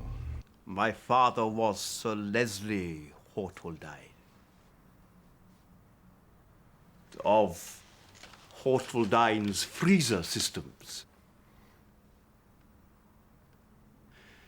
The man who made countless millions of pounds revolutionizing the deep freeze industry. Countless millions? Yes, and tomorrow I inherit half his fortune.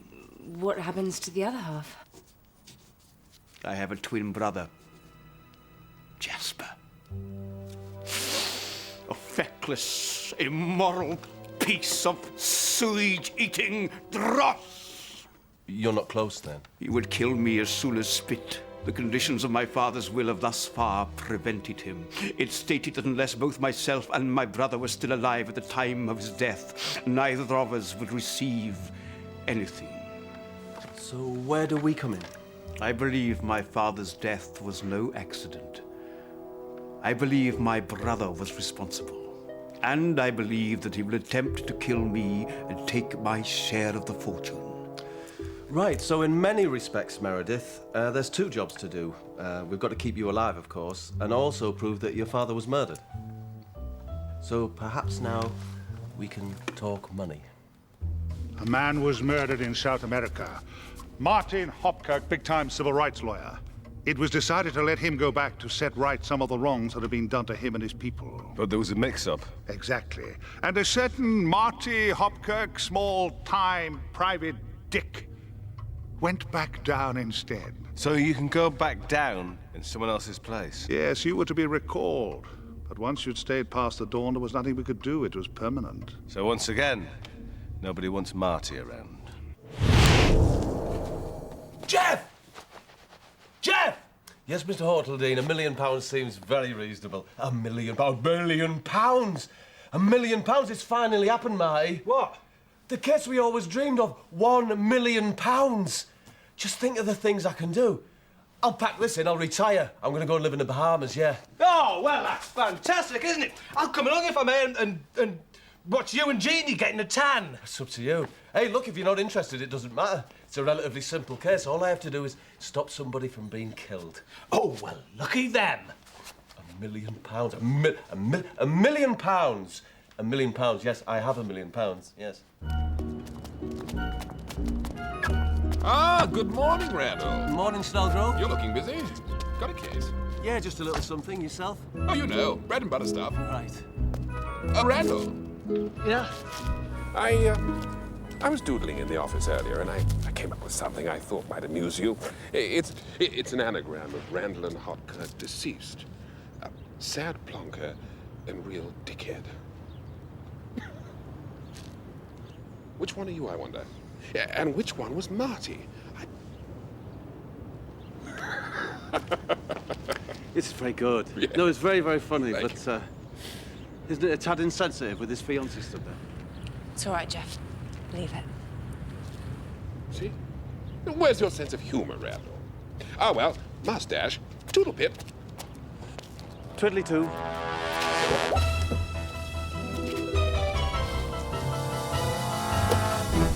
Marshall and Snellgrave. Small fry and has-been. It wasn't an anagram, Jeff. Yeah, no, it's just a basic insult. Random and hopeless. Rancid and ex-Kirk. Grow up, Baz.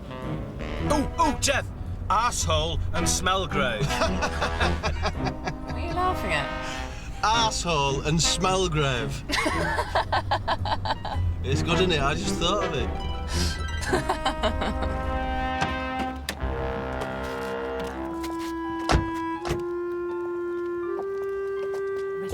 Yep.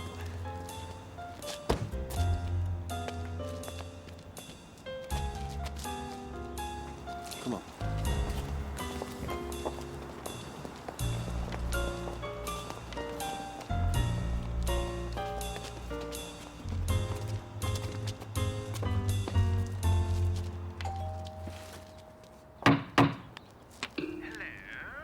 It's Marshall and Snellgrove. I'm running a bit late. I'm in the shower. Let yourselves in. Ah! Come on, Charlie.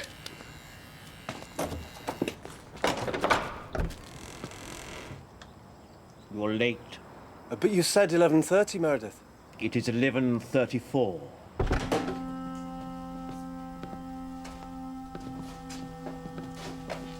I'm going up for my morning prayers.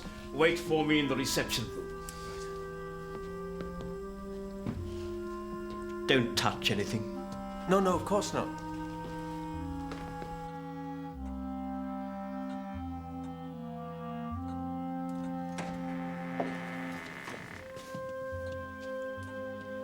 Wow, look at this, Jean. This is very specialist, isn't it?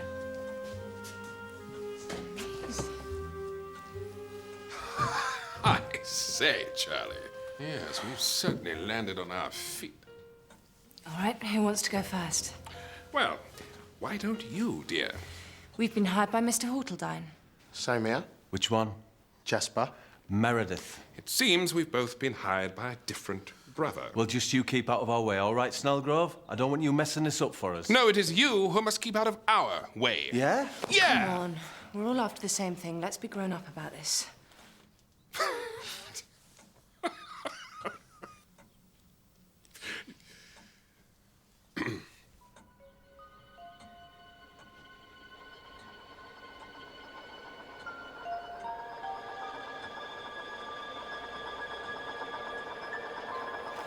Stop it! Bless you. I'm sorry. I'll spin you later.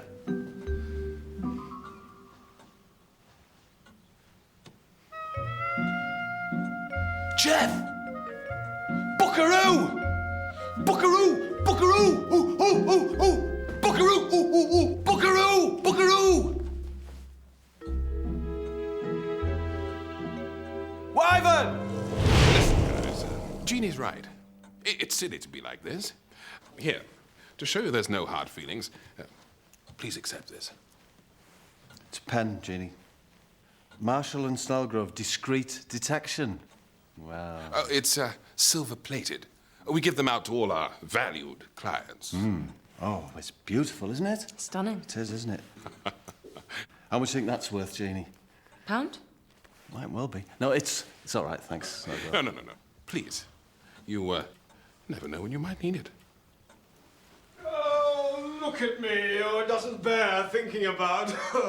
You know, I was gorgeous when I was young. Women, girls, men, even the occasional monkey would throw themselves at my feet.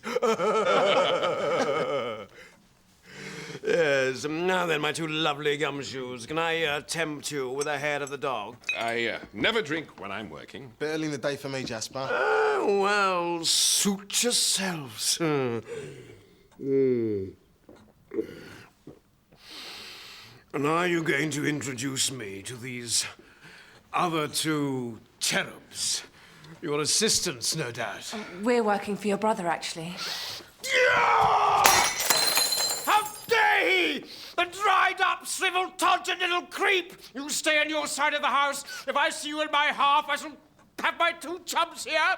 Tear your throats out! Oh, God!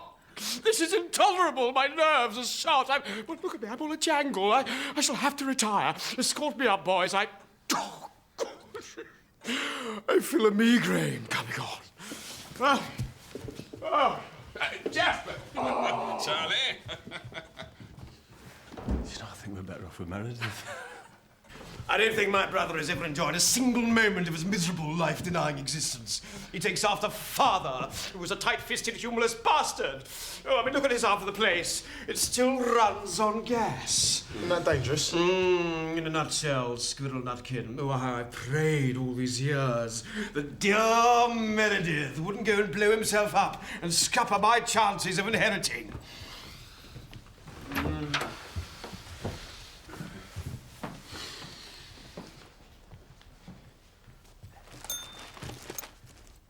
Why are you two living here together? Another condition of our wretched inheritance. Father always knew we hated each other, so he forced us to live together. He was a bloody sadist. Deserved all he got. Now then, Mrs. Prophet, the family solicitor, will be here this evening. Once the papers are signed, the money is ours. Oh, I'm going to lie down. If you two brave lads wouldn't mind camping outside my door. I don't think Meredith would try anything before Mrs. P gets here, but best not take any chances. Right, Jasper. Toodle pip. So, you have met Jasper? Yes. You know he's got his own detectives. So I gather. No doubt he has got some rank scheme up his silk-lined sleeve. Now then, Mrs. Prophet, the family solicitor, will be here this evening. Once the papers are signed and witnessed, I will require one of you to stay here and keep an eye on Jasper, while the other drives me to the airport, where I have a small aeroplane awaiting. A plane? Yes. I am a fully qualified pilot. I aim to fly myself abroad. Where to? Only one person will be privy to that information. Mrs. Prophet. I desire a moment's solace.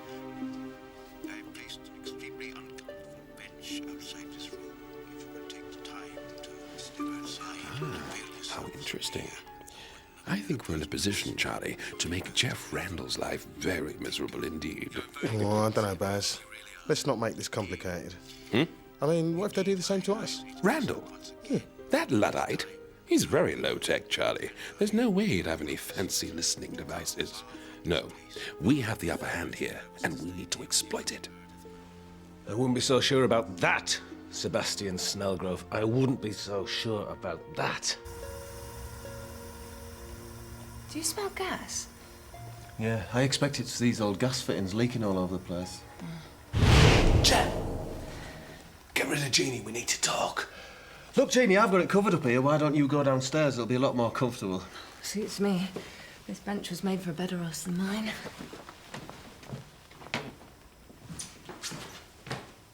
Were you looking at her ass? No. You were? I wasn't. Shush! Don't say anything. Why? Don't say anything, they can hear you. Who can? That pen is a transmitter.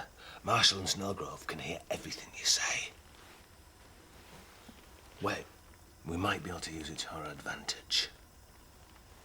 But you were looking at her ass. Yeah. You're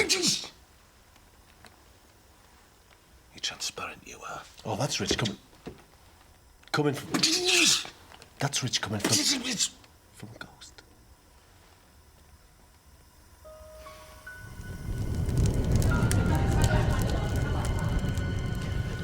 What none of them could have known, of course, was that before the night was through, 2 more people would be dead. I never knew there was so much money in deep freezers. Cryogenics. What? Me and Baz did some investigating this morning. Old man Hartwell made his real money in cryogenics. What, keeping dead people in cold storage? Yep. He found a way of perfectly freezing bodies without damaging anything. The Yanks paid him billions for it.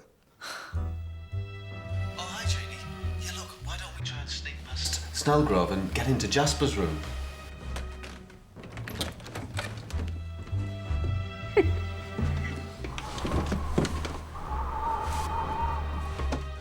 he's trying to hide in the cupboard. He obviously doesn't know we're already on the stairs. Oh, he hasn't noticed the tripwires. What tripwires? There aren't any. Listen, do you want a drink? Yeah, sounds like a good idea. Just don't tell Sebastian you've been consulting with the enemy. Oh, no, it's a joke, isn't it? It was worse when Marty was around. They were always snapping at each other. It's silly when we've all got so much in common. Maybe that's the point.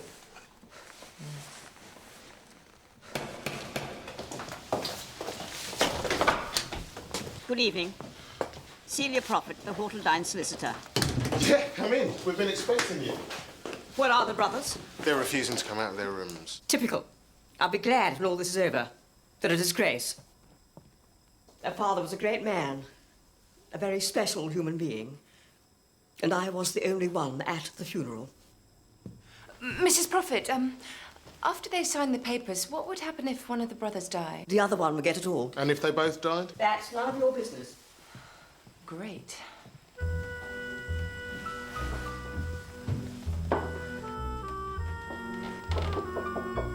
Celia Prophet. Good evening, Mr. Hortledine. It's actually the pressure pads on the floor that release the darts.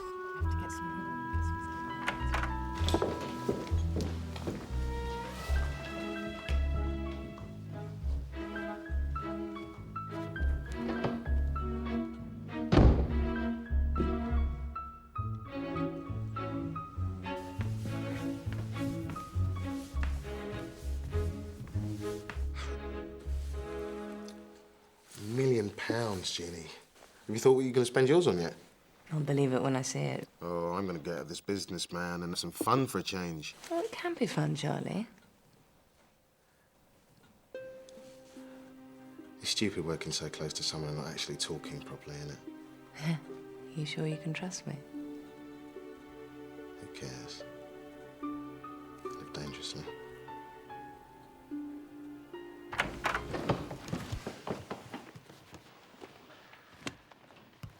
If you could both witness these, it'll all be done. It's finally out of my hands. They're free to murder each other in their beds. Good night to you. Right. So what now? Well, I guess if you keep your Hortledyne out of our way, we'll keep our Hortledyne out of yours, and, well, we'll all live happily ever after. Hello,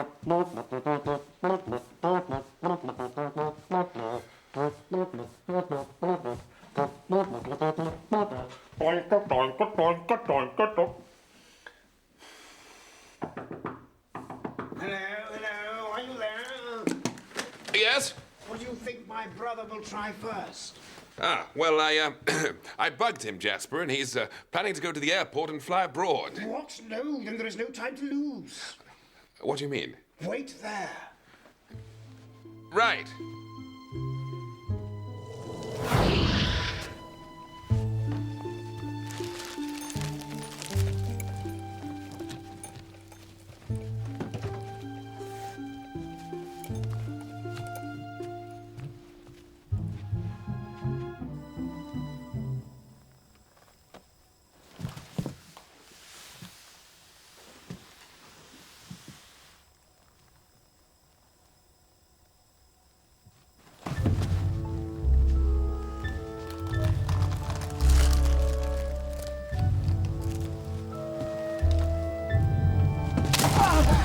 Jeannie! You have to be more alert, Jeff. 90 to 93% of self-defense is alertness. Twaddle. I brought you these for sustenance. Thank you. That smell of gas is even worse. Yeah, I'm afraid that's partially down to me. Oh, Jeff. Jeff! Jasper's gone down some kind of secret passageway in his room. I don't know where it leads, but he's probably gone somewhere else. So what shall I do? What? What? Thaw him! Bless you. Swallow him?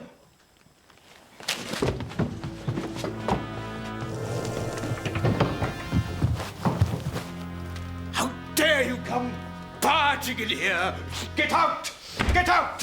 Look, we've got to get you out of here. Jasper's up to something. Jeff, what are you talking about? I don't know exactly, but Jasper's... We must get going. Go! Right. Go! Come on! Look, you take Meredith to the airport. I'm going to look for Jasper. What? Just do it! Hurry! Hurry! Hurry! Randall, I tell you, we've been out there the whole time. I'm sorry about this, Jasper. Jasper? Snowgrove! Right. I'll look down here. You two search the house. Jasper! I'll check outside. Mr. Hortledyne, I'm sure there's a perfectly good explanation for this. Strange to be out of that mausoleum for good, like my life is only just now beginning. Finally, I'm free of the hideous Jasper. Forever.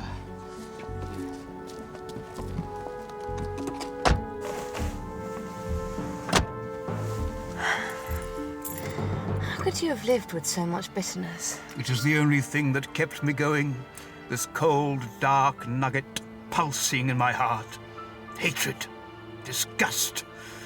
In some ways, getting away with all the money will be a disappointment.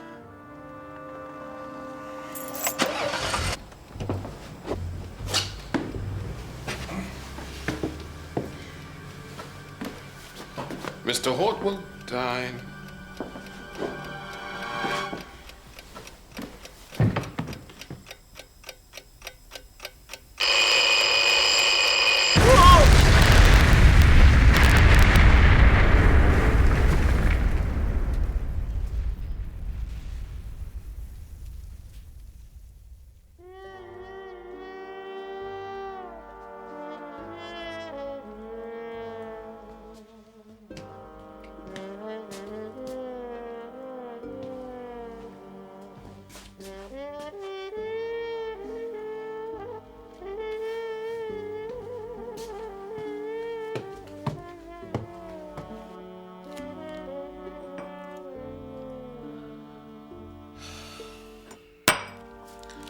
Doesn't taste the same when you haven't taken a sip first, Baz, mate. Want no more bills, eh?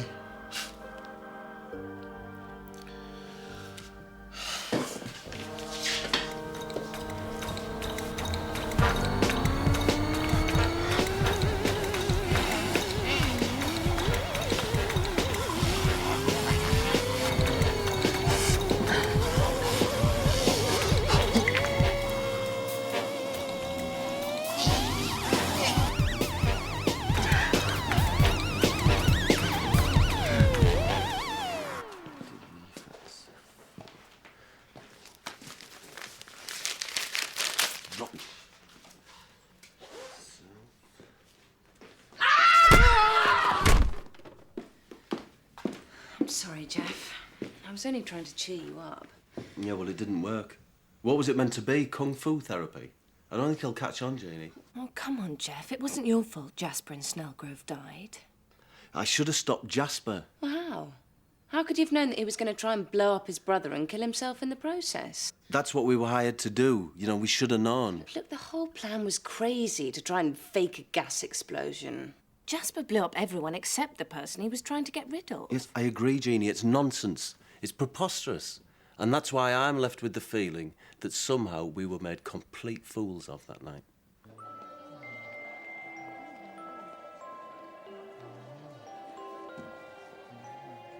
The usual, Ducky? Yeah, I suppose so. One glass of imaginary champagne it was. By the way, Captain, there's somebody been asking after you. Who? What are you doing here? Marty, I've been trying to find someone to help me. So you thought you'd try sad plonker, or is it real dickhead? Sorry about that. It was just a joke, but... Hey, how did you know I I said... know everything. I'm a ghost. I was down there the whole time. I'm not a good at it, though. Well, then you know what's going on. Marty, they're trying to send me upstairs. Well, I'd go if I was you. It's not much fun being ectoplasm. But this is terrible. Look at me. I'm dead. And in white. Nobody wears white. You know, Jeannie, there's a very simple rule in cases like this. What's that? Follow the money. Follow the money? Yep. Whoever ends up with the money is probably your villain. What? Meredith?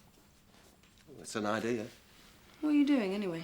Oh, I'm working on my advert for the self-defence, you know, self-defence class, beginner's self-defence, self-defence masterclass. Self-defence charlatan, if you ask me. Oh, oh. Anyway, listen, I'm going out. Have you seen my bag? What bag? It's a carrier bag with some shoes in it. A brightly coloured plastic bag? No, a black one. No, not your bag. Well, whose bag? Jasper's bag. That's it, Jeannie, Jasper's bag. It's not right, Marty. When I went in the room, Jasper was there lying on the bed. What's he up to? I don't know. Maybe he was having a little nap. Yeah, right. With a bomb about to go off. Well, I don't know. I wasn't there, was I? What's your theory, then? Maybe he was already dead. Maybe. Listen, they let you back to solve your murder. How did you swing it? Well, you see, only the very special are allowed back down. Yeah, right. So how did you manage it? Look, if you don't want my help, then fine. No. Come on, let's let bygones be bygones. Come on. I mean, can't you help out an old pal? Hmm? Yes, I can. Yes. Right, great. You find me an old pal, and I'll help him out. Right. Well, if that's your attitude, Hopkirk, you could just stick it up. Ladies, if I could just interrupt your cat fight for one moment, I should like to alert you to something. Hmm? Ah, Marty. Please, I'm begging you now. Please, help me. I've got nobody else to turn to. Right, I'll see what I can do. Now, get out of here. Thank you. Get out.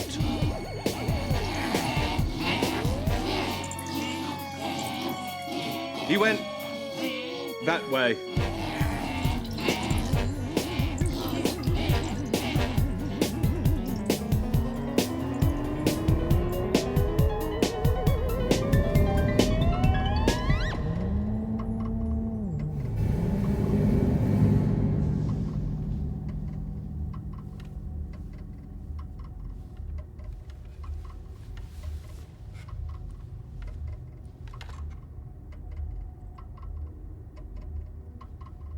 The bomb. Tell me about the bomb, Charlie. You said you saw it in Jasper's room that night. What did it look like? I know, I didn't get a very good look at it. It was in a bag.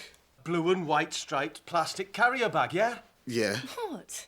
I saw that same bag in Meredith's room before we left. I didn't think anything of it at the time, but it must have bugged me. You know, it was so out of place. Hang on. So what you're saying is the bag was there when Meredith was there? And Meredith didn't notice Jasper's bag? Yes.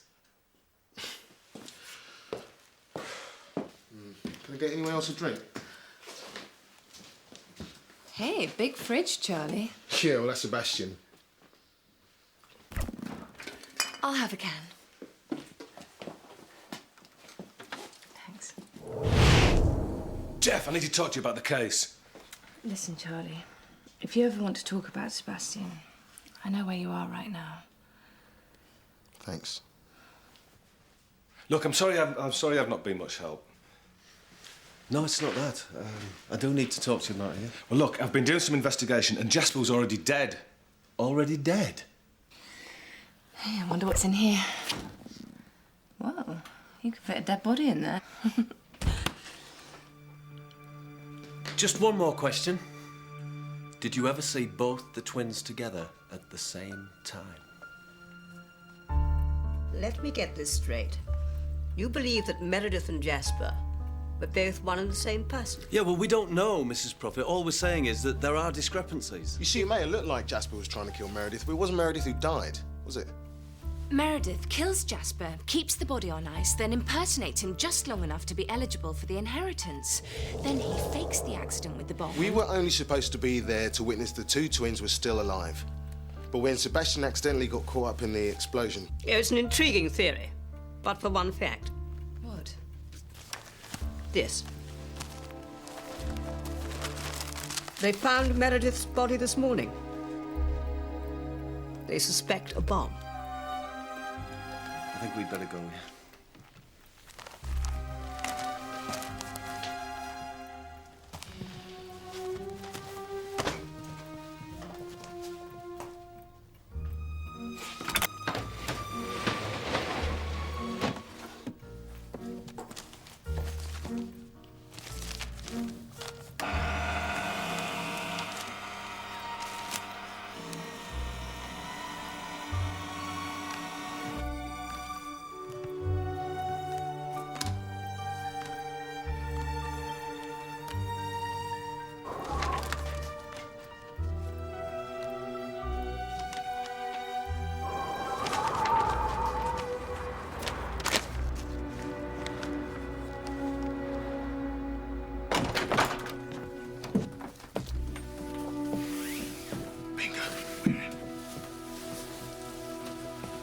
That was a very impressive piece of housebreaking, Charlie.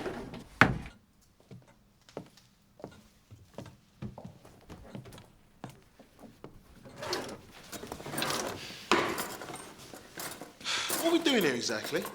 A very old, very wise detective once gave me a piece of invaluable advice. What's that? Follow the money. What's that? Who stands to gain, Charlie? Who's next in line? Come on, Jeannie, let's face it, the Freezer twins killed each other. And Baz was unfortunate enough to get caught out in the middle. That's it. It's no more sinister than that. You really believe that? Do you believe anyone's told us the truth since this began? But we're not going to find anything here anyway, are we? The place is empty. I'm sorry, but as much as I don't like not being paid, if you ask me, case is closed. What about the bomb, then? Why was it already in Meredith's room and Jasper's body? OK, so what if Jasper's dead, Meredith is impersonating him, he fakes the bomb but doesn't realise Jasper's already sabotaged his plane? Follow the money, Charlie. Who stands to gain? It's too complicated all round unless someone else is in on it. Oh, come on, Jeannie, it's giving me a headache. We can't give up now. It's just getting exciting. Look, feel my heart.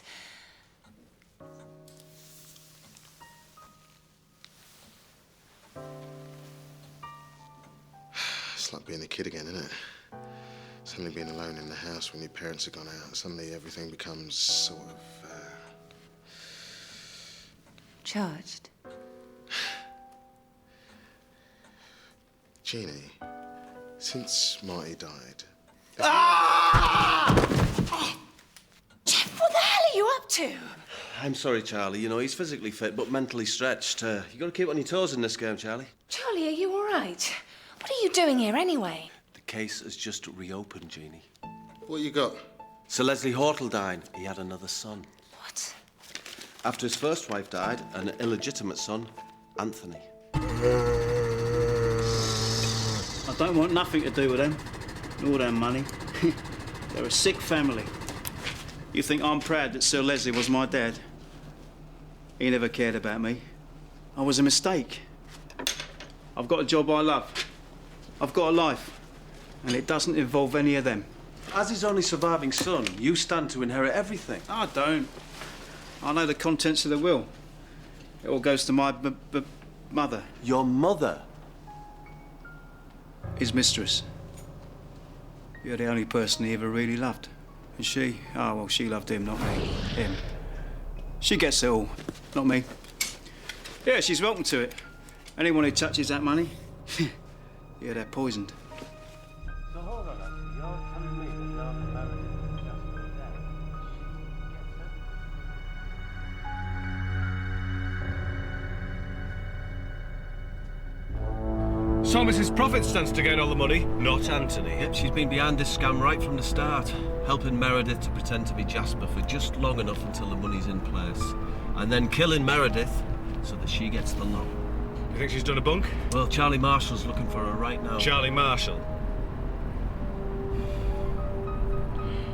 I don't know if you've noticed, but do you think him and Jeannie might be... I wouldn't know. It's just the way that she looks at him. It's, I wouldn't know, Marty.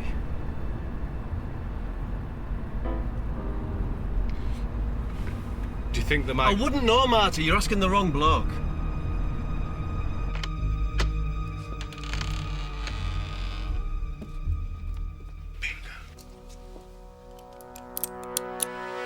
Yeah, he can look after himself, I'm sure. Yeah. No, of course I will. Bye. You still haven't found Charlie yet, then? Nope. So no sign of Mrs. Prophet, then, I take it? Nope. So what we're going to do? We just sit here. Oh, unless you want to send us on one of your wild goose chases. It was me who found out that Hodfieldine had an illegitimate son. Yeah, and we wasted a whole day traipsing after him when it was his mother who stood to get the money, and now she's got away, and that was £1 million to me. Yeah, £1 million to you, but nothing to me. You selfish get, Marty. What about Jeannie? Well, maybe you'd be happier with Snellgrove. What? He wants to come down here and sort everything out. Do you know, I think he would be more use than you, Marty. You know your problem? You're never in the right place at the right time, are you? I've been doing all the legwork on this case. Sherlock. Oh, up yours. All you've done in this case, Marty, is get in the way. Right. Well, I'll get out of the way. Now, Jeff, the case is yours. What? That's it. You can have it. I'm off. Marty, I'm sorry. I didn't mean... Charlie's call, come on.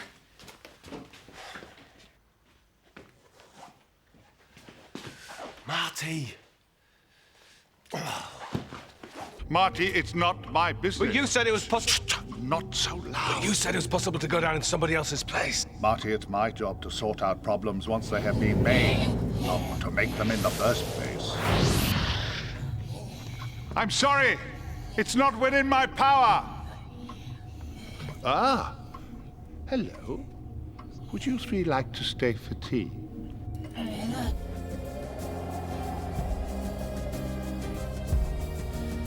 Look, the long and short of it is, I'm not sure I want to be a ghost anymore, so you go down. How? What do you mean? Look, you go down in my place, be a great ghost detective, but remember, Jeff's the only one who can see you, and don't stay beyond daybreak or it becomes permanent. Right. You don't know what it was like, knowing that I was next in line and knowing that nobody would get anything if they didn't outlive their father. As the years went by, it got more and more desperate, trying to stop them from murdering each other. And then, finally, 5 years ago, it happened. They had a fight. And Meredith killed Jasper. He came to see me about it. Told me he'd share his fortune with me if we could come up with a plan. It all went fine. Charlie. Until Meredith got impatient and killed his father. Jeff, what's going on? I could never forgive him for that. So you sabotaged his plane and made it look like Jasper? And now you've got all of us here. What next? Are you going to kill us all? £1 million. What? If you let me get away. £1 million. No. Oh, think about it. What do you mean, think about it? What? It's a lot of money, Jeff. The case is solved. What about me? What about Sebastian? And you must believe me. That wasn't part of the plan. It was Meredith's fault. Charlie, your partner's dead. You can't let her get away with it. There's right and there's wrong, you know. It'll come back and haunt you. Oh, look, Jeff, I don't know anything about right or wrong. I'm just trying to make a living. Baz would understand. Oh, would I? Would he? I wouldn't be so sure, Charlie. Think about it. Give me some time alone to put my things in order. And you go outside and think about it. Mrs. Prophet. Look, leave it, Janie, please. Let's just leave. Come on, let's leave.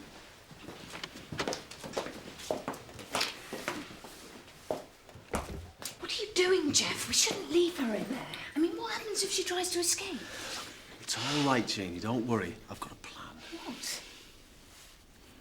Well, at least I did have her. Just wait there a minute. There's definitely something more to this that she's not telling us. What are you doing here? Well, I made a deal with Marty. Oh, Said if I Marty, kept no, her- what are you doing here? You should be in there keeping an eye on her. Oh, sorry, I'm not used to this ghost lark. No, just get back in there. How? Walk through the door, you're a ghost. It's £1 million, Janie. There are some things more important than money. Like what? Hang of it. Of course you can. Just do it. Feel the force or something. Okay.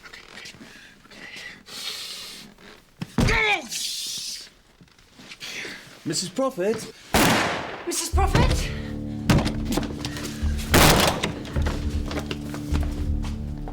Oh, no.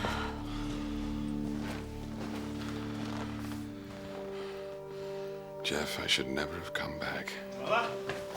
Mother? She called me. Mother?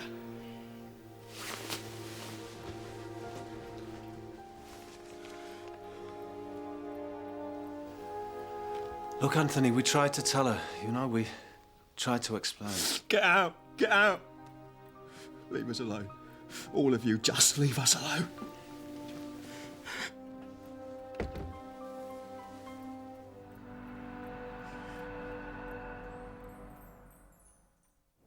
Well, ladies and gentlemen, first of all, thank you for coming to the first of my self-defense masterclasses. And they are masterclasses indeed, for I am a master of self-defense. Now, self-defense, what is it? Well, it's the defense of the self, the physical self, not the emotional or spiritual self. There's other people and other books available on that subject. Things never quite go how you expect, do they? Very, very small. I've come to expect that. Very small. And it was because I was not aware. You got to think. For this assailant, Jeannie, he was living inside. I started to ask you once. Whether I've been seeing anyone since Got away Marty. with it is because I was Yeah. not aware and I didn't anticipate what was going on in my Well, surroundings. there is He was sort living of in a someone. dustbin. And the lighting was bad. I hadn't noticed any of that. I hadn't bothered to think. So before you know it, this little I thought chap's it was out of his much. dustbin and gone mad. Well, hey, Jeannie, Right on my be mind. happy. Imagine You that. deserve A it. small, sweaty thing hanging from your neck happened to me. It shouldn't happen to you. Being aware of your surroundings and anticipating the various outcomes that could arise depending on how you behave. Posture's important. For example, you're slouching now. You're easy meat. To me, you're like a slug. Listen to what I'm saying. Now, I hope that by the end of this course, ladies and gentlemen, like myself, you will be able to say, I will never, ever be vulnerable to a surprise attack. Oh! Jesus, man! What are you doing? Jesus! Get off us! Will you get off us?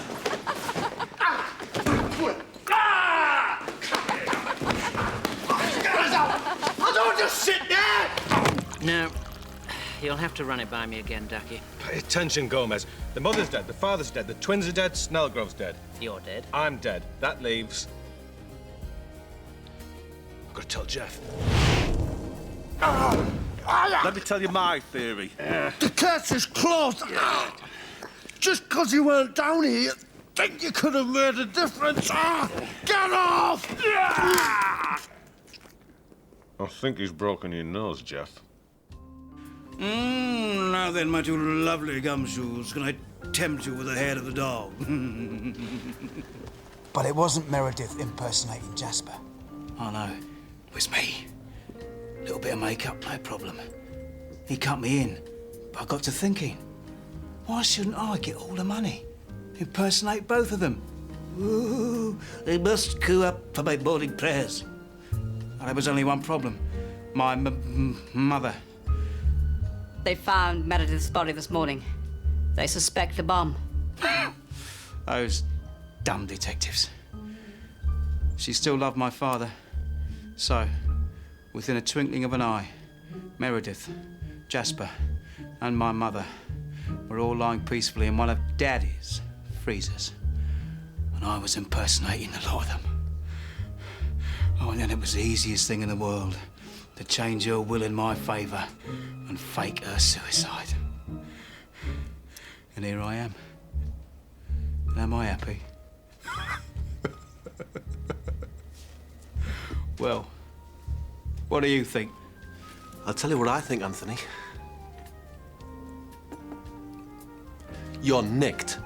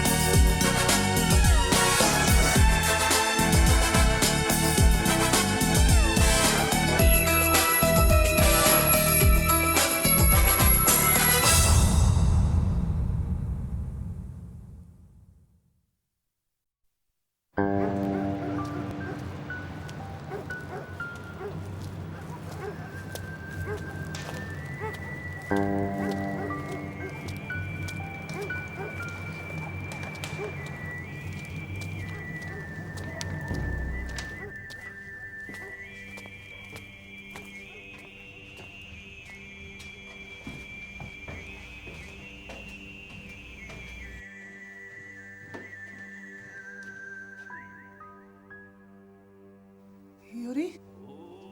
Yuri?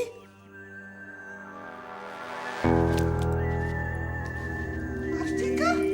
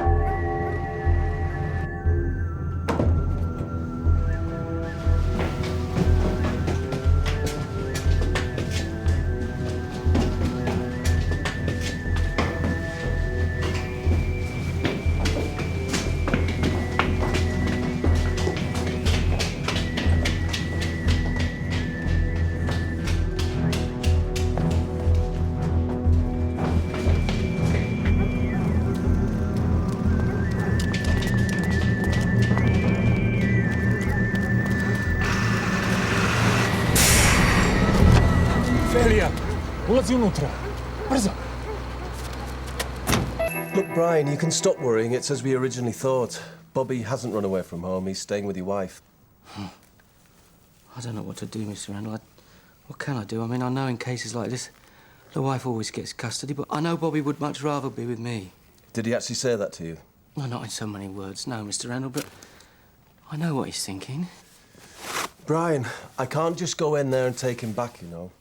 I can't break the law. She did pay for the dog, didn't she? So Bobby is legally hers. It's not right. I mean, it's my Bobby. My little Bobby. Brian, I'm sorry. Could you excuse me a moment? Take as many as you want, Brian.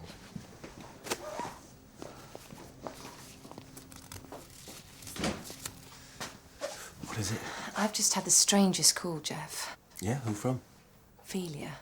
Ophelia? How is she? Latvia? You can't go to bloody Latvia. Yes, we can, Marty, and we will. Ophelia's baby's been kidnapped. But she doesn't work for us anymore. Anyway, it was her idea to go back to Latvia. You saved that baby's life once, you know. It's even named after you.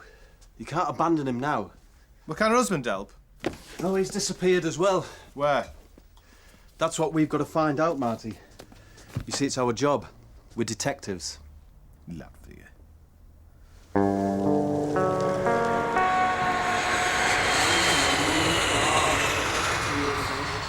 We'll have to hire a car. Apparently it's a 2-hour drive from Riga. Hire a car? It could be expensive, Jeff, you know. And if you use one of the well-known rentals, that's going to look conspicuous. So, leave it to me, and I'll find something nice and local and cheap.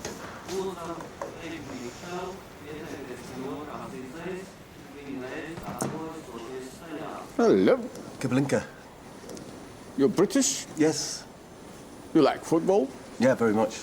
I like football. I follow English team. Right, Manchester United, I suppose. No, Manchester United. There, I support the Borough. You know them? Middlesbrough? Me too. Great team. Good team. What's the purpose of your visit, Mr. Randall? A holiday, you know, a bit of sightseeing. You should try Jurmala, Baltic Riviera. Some very nice beaches. But don't swim. It's polluted. Oh, right. But you know all this, of course. Of course, yes. Mr. Randall, to tell you the truth, I don't care what you're doing here. Have a nice day. Thank you.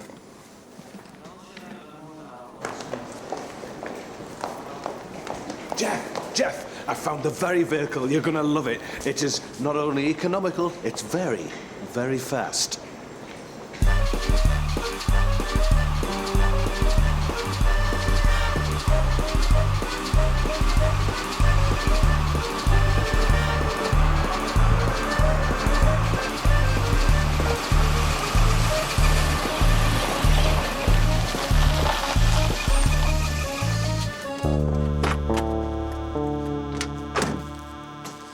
Ophelia. Hello, Jeff. Hello, Jeannie. How was trip? Oh, it's good to be out of town. I like countryside. Even though it smells of death.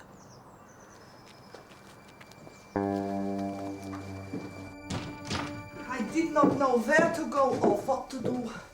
A friend brought me in a truck.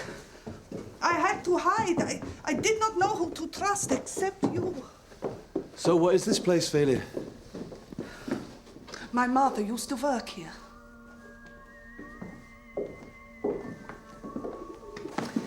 It was opera house. And the communists gave us money for opera. But now, the world has changed and I don't know where I am. Is there still no sign of Yuri? No, Do you think he might have taken the baby somewhere? I don't know. I don't know. I don't know.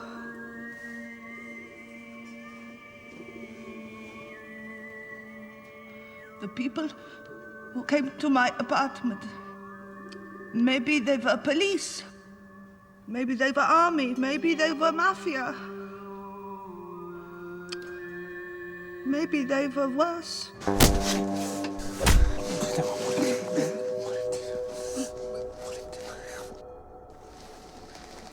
You see, it is not so bad. You should have told us before, Mr. Truck Driver. You spared yourself this pain. Thank you for your help.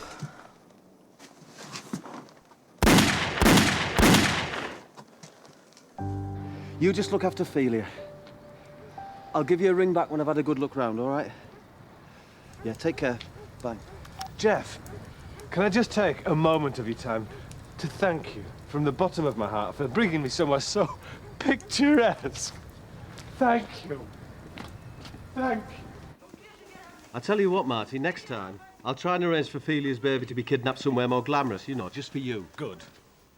But in the meantime, he was kidnapped in Latvia, so that's why we're here. You're never satisfied, are you? Are you?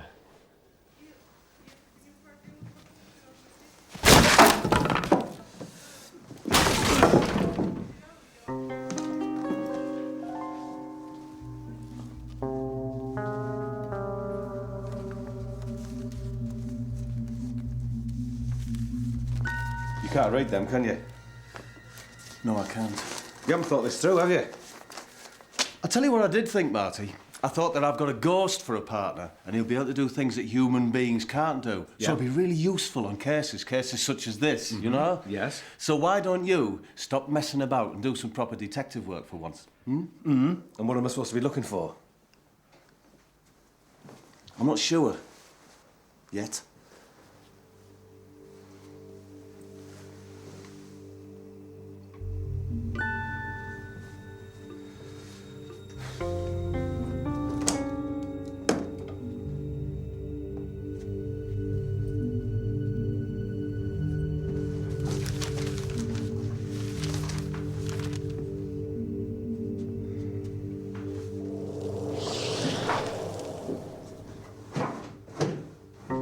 Jeff! I think I found Feely's husband. In here, Jeff. Move this wardrobe, he's behind it. What?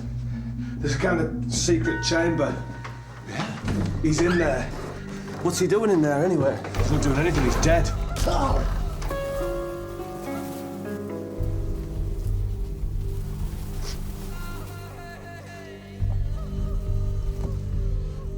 He's dead, all right, mate. What is this place?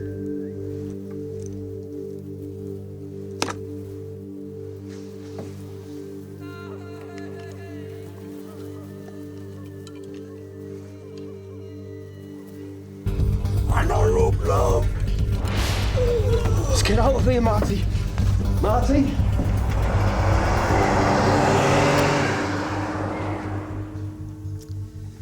It was good at first. He was a good baby, my Martika. My little Marty. I did not smoke and I did not drink. And he was not a mutant. His father was a good man.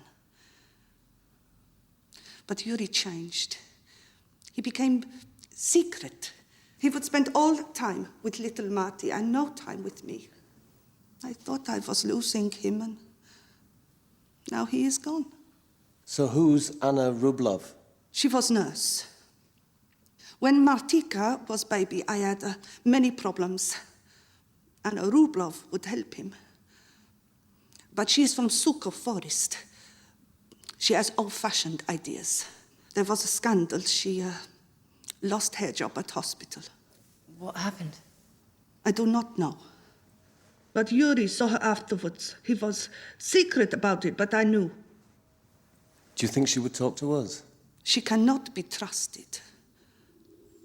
But she is like everyone else. She needs money.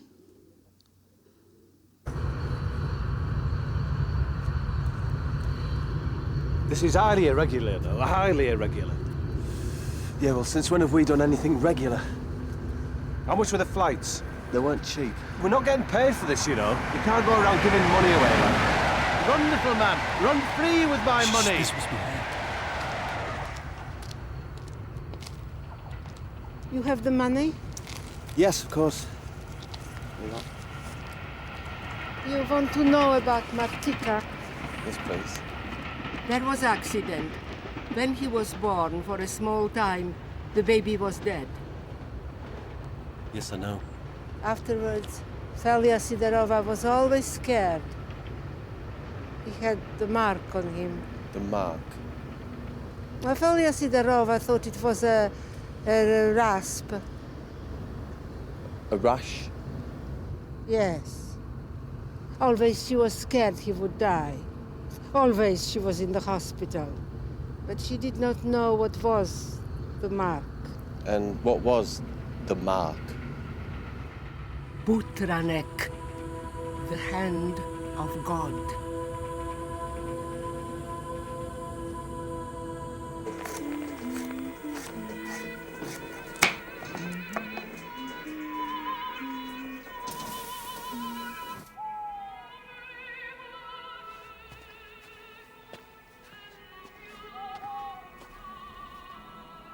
So you definitely want me to cook? Yes. You would not like my cooking. Nobody does. But my washing up is much admired.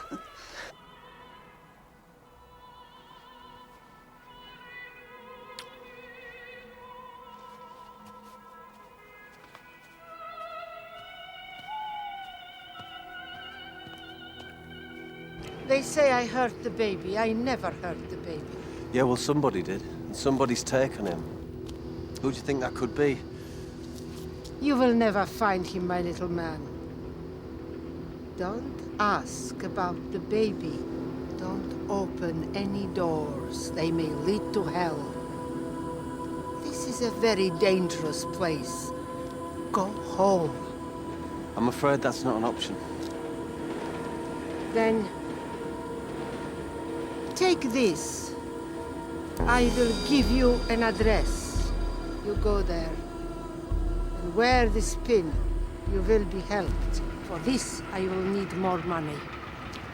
Oh, well, you've come to the right bloke there, hasn't she? She's come to the right bloke there, I say. A man with more money than sense.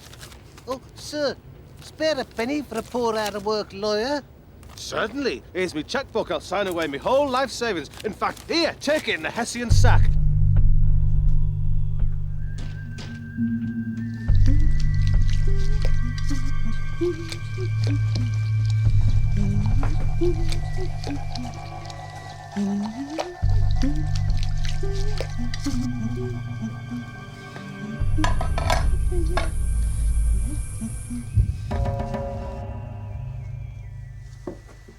Bang. You're dead.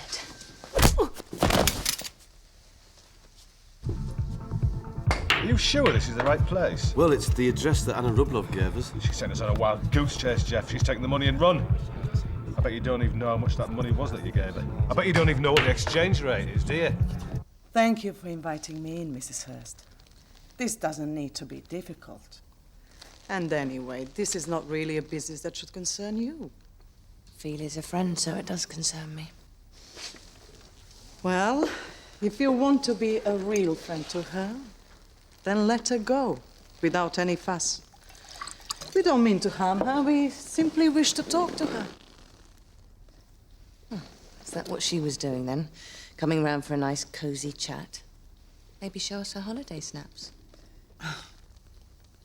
The alternative is that we kill the both of you.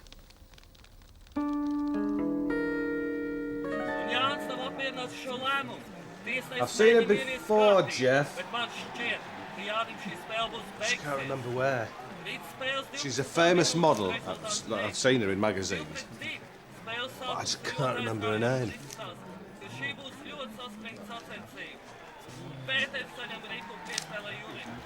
Marty, what would a top model be doing in a dump like this? You've got to admit it, Marty, it's a bit of a dive, isn't it? Oh, yeah, and I've forgotten someone's going to help us, aren't they, for a small fee.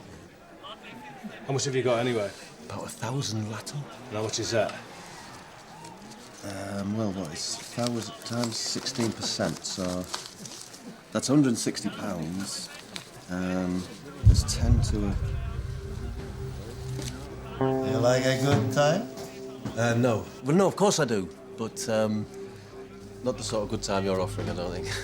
She is well, a beautiful girl. Yes, very beautiful. She's famous. Paula Sunset. You know her? No, hello there, Jeff Randall. You want video?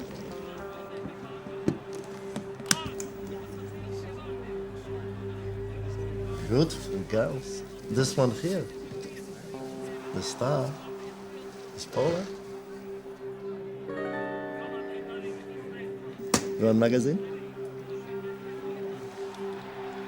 No, I won't. I won't, really. I've got a magazine I got on the airplane, the in-flight magazine. There was an article in there about making jewellery from dried fungus. And I can't wait to read that article, I really can't. What are you doing here? Nothing. The place was recommended to me. Maybe you like to gamble. I don't think so.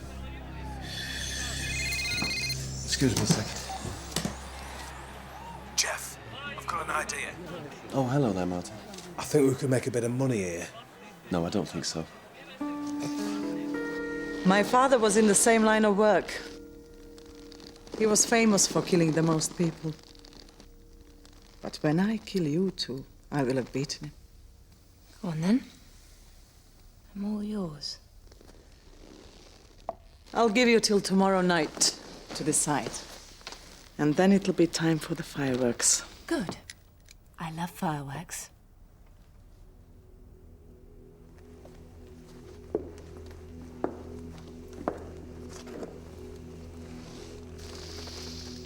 I like you, Mrs. Hurst.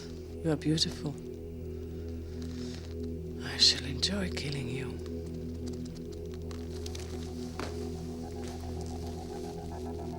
Good night. Thank you for the drink.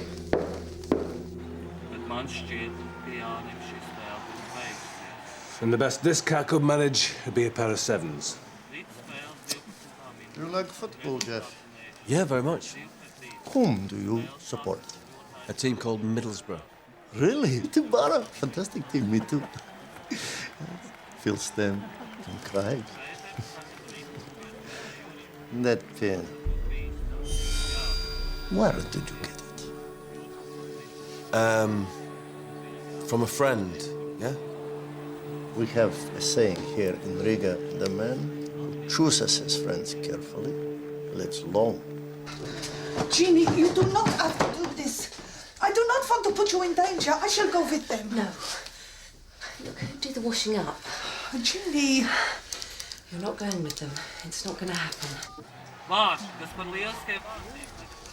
I am businessman, Jeff. I give people what they want. I make people happy. I made Paula happy before she was peasant girl. Beautiful, but poor. Right, he's got 2 aces now, but you can still beat him. I'm just not sure about this. Now, her beauty spreads happiness in the world. And she wears fur coats and gold. The Butras say what I do is wrong. What's a butra? How can it be wrong? To make people happy. Oops.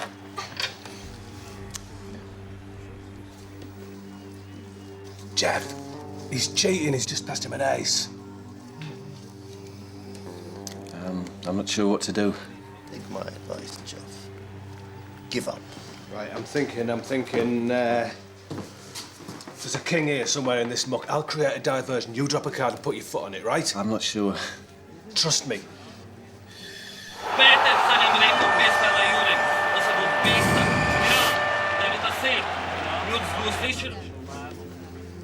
Right. I'm nearly out of money, so I'd better see you.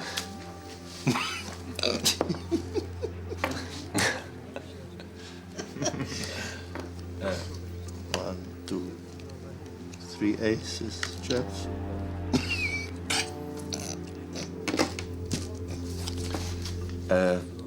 4 kings. Jop твою мать. Pička ti materina. Šta ti misliš, ko si ti, bre? I do not like chits. What do you mean? This is what I mean!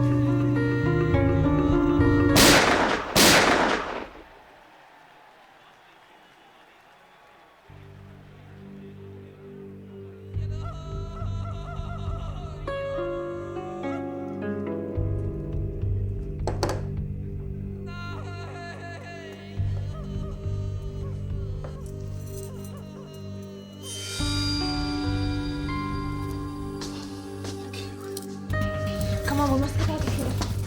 Get the money! Just get the money. You forgot some...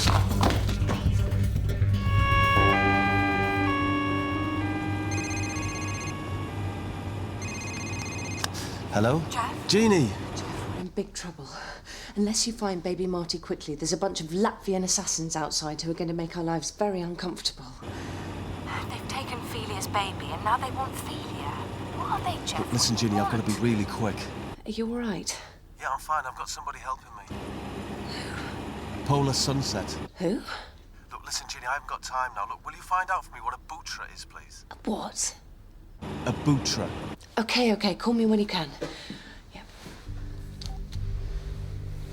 What's a butra?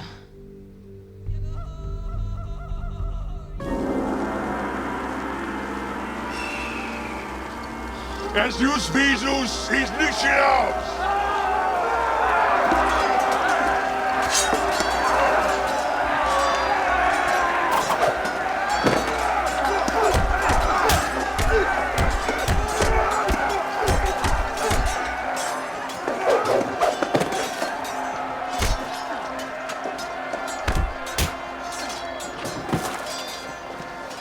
We will be safe here until the morning.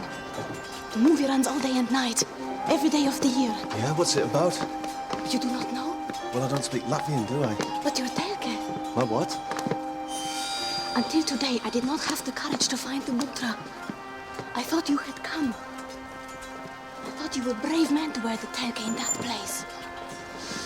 Look, I think you'd better start at the beginning, love. It's a kung fu feature, Jeff.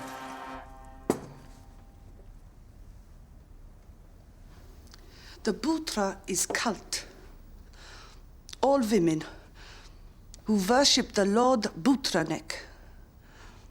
Es Jesus is Nichinaus.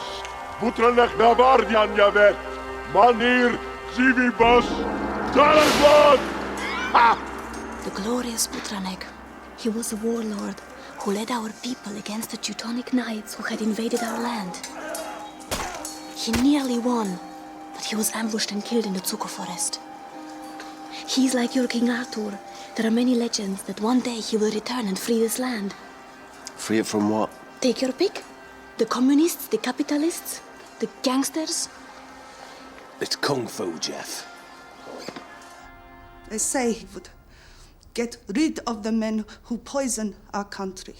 They say he would save our country, but in truth, the glorious Butranek was monster. They will just replace one evil with an even worse evil.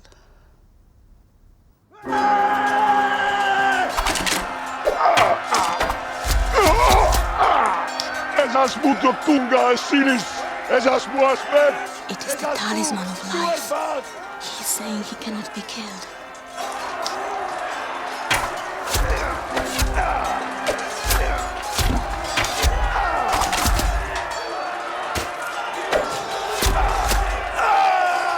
The legends tell that he's reborn down the years, that always he is with us.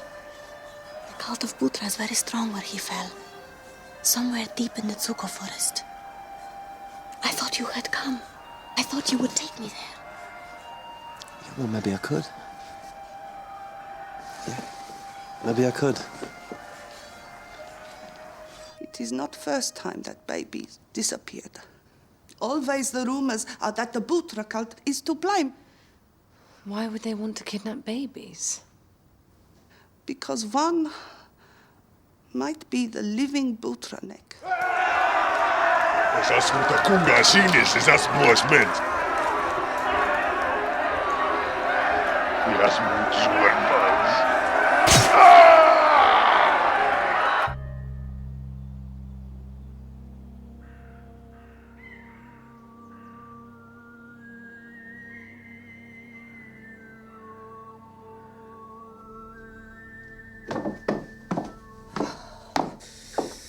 Anything doing?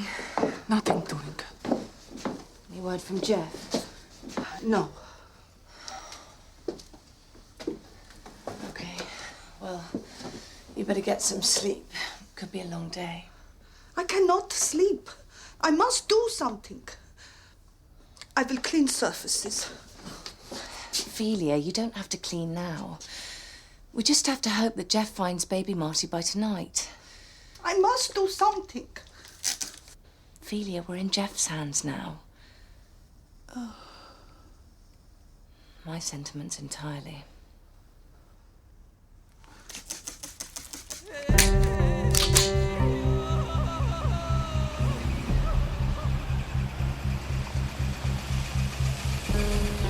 People say bad things about the Butra, but for a girl like me, they are the only hope. They will help us, Jeff. I know they will help us. Either better do, otherwise my friends are in big trouble. They will help us. And then you and me. Look, are you sure you know where this camp is? I am sure, but I may need money. Oh, here we go again. The Butra always need money. Randall Hopkirk always need money. Well, for once, Randall Hopkirk have got money.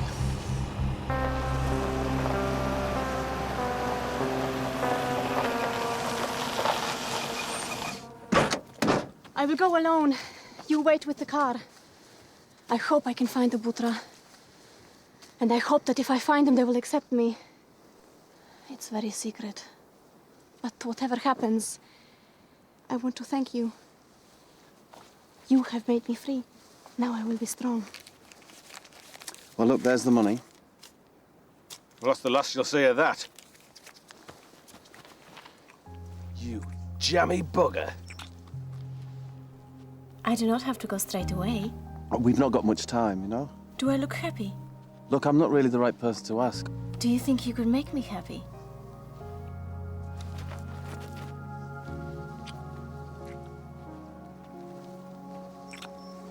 I could make you happy. Do you know, I think you could. But then I'd only be depressed straight afterwards, wouldn't I?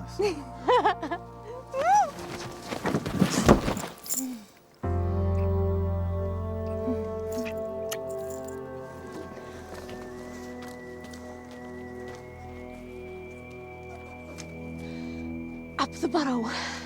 Yeah, up the burrow. That'd be nice, wouldn't it?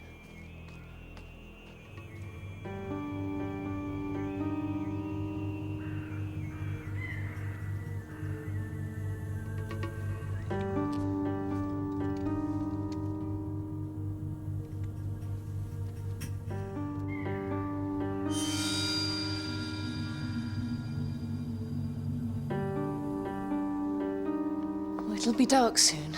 Maybe we could try to make a run for it. We are safer here. We have one gun, they have many. They will cut us down. You're a real optimist, aren't you?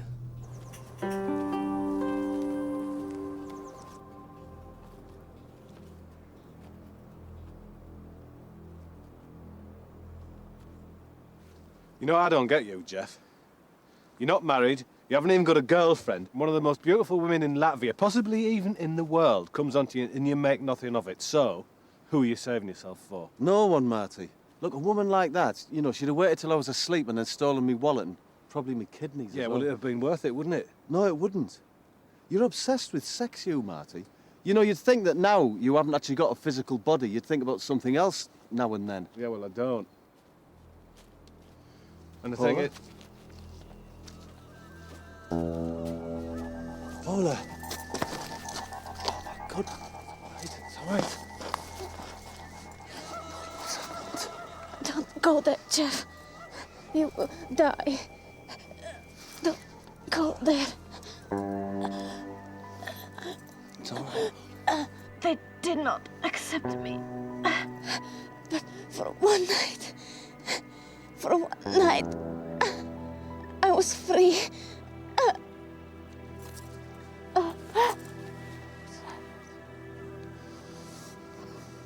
Sometimes I wish all my cases were just missing dogs. We're out of our depth. I've been trying to tell you that from the start. Yeah, but we can't go back, can we? What about Ophelia and Jean? Well, maybe we should go back to them then. No, there's no time. Even if we weren't lost, there's no time. Our only hope is to find little Marty. So what do we do? I don't know, Marty. I'm in your hands. You've got to think of something. I don't know. I don't know what to do. Right then, so Jeannie gets killed, Ophelia gets killed, I get killed, but you're already dead. You've got to think of something, Marty. This is serious. All right. I'll find him. I'll find Booterneck.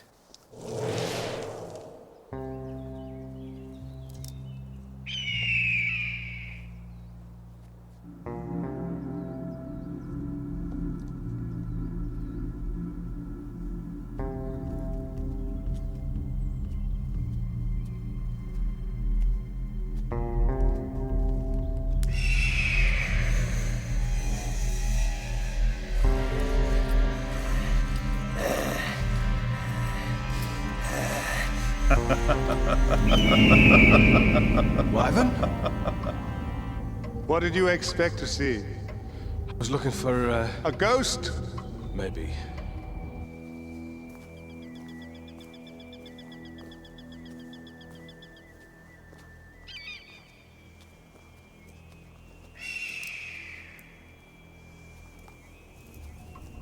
It has always been mankind's greatest dream, Marty, to cheat death. To beat the Grim Reaper at his own game. Immortality. So is he here, this Booterneck character? Did the talisman work? That depends upon what you want to believe. Does any god really exist? Do I really exist? Do you really exist? Yeah. Does he exist? This is a topsy-turvy world where many little men believe they are emperors. But there is only one true ruler here. The bright angel of death. What do you mean? Your Mr. Booterneck may have gained a little toehold. He may be hidden away in a little wrinkle of eternity. Where? How many times do I have to tell you, Marty? There is no where, no here. It all exists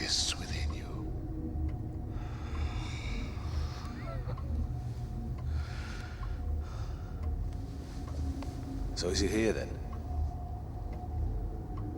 Sometimes I think I am in love with my country. Sometimes I think it is bad place. Crazy, mixed up place. We have been invaded too many times. Look!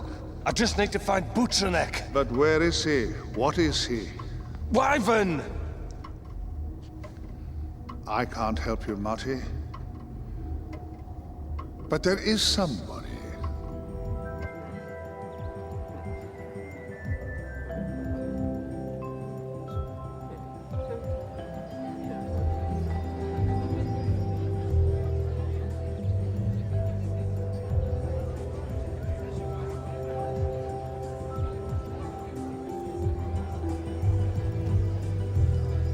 Yuri? Do I know you? Marty. Marty?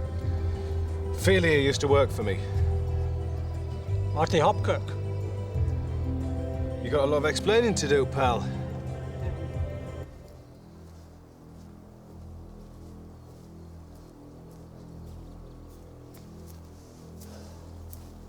They told me so many lies, so many dreams. If I died, I would meet Butranek. I would be his general, a god like him. My blood and his united. He isn't here. He is dust. And a drink.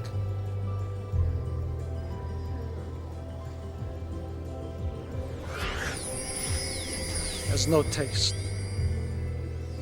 Do they have him? Do the cult have his son?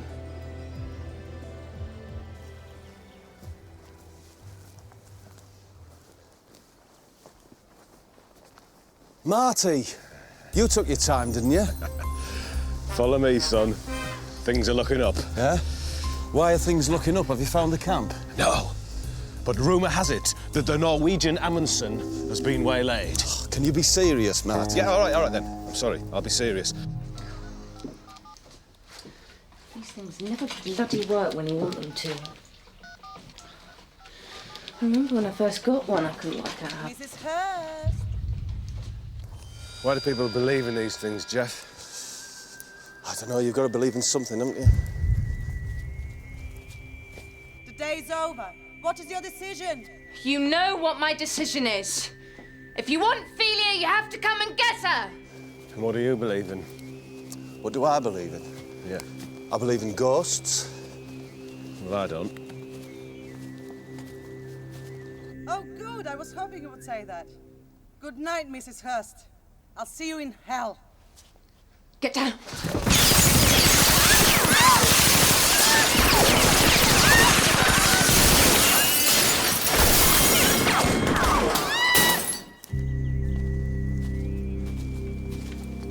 Looks like this is it, Marty.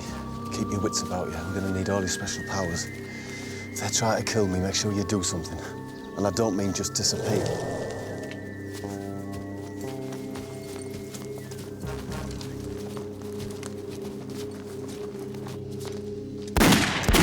Don't face them! They will count your bullets! Are you all right? Yeah, it's nothing, just a scratch. I borrowed this jacket off my sister Wendy. She's gonna kill me. No, they are going to kill you. Wendy is going to bury you. Come on, let's go.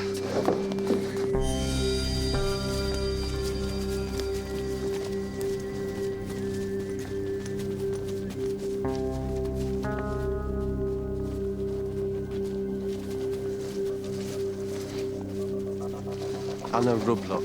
Small world. And ripe for plucking.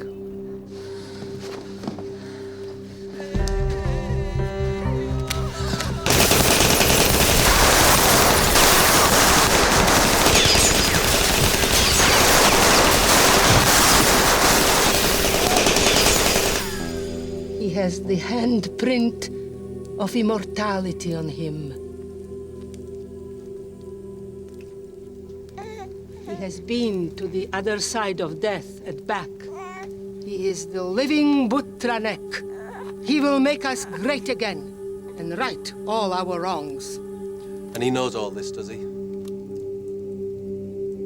He knows everything. He is the Lord, and I am his wife. When he is old enough, we will create a new dynasty. Are you sure you're the right woman for the job? We are all his wives. All of us here.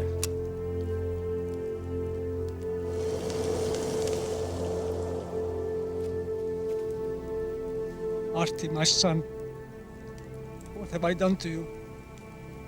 Quis asmu istrais? Hey!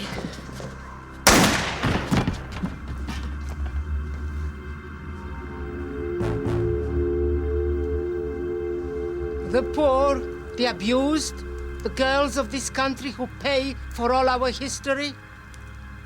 We are an army. And Ophelia? I need her blood. His father's blood was given willingly.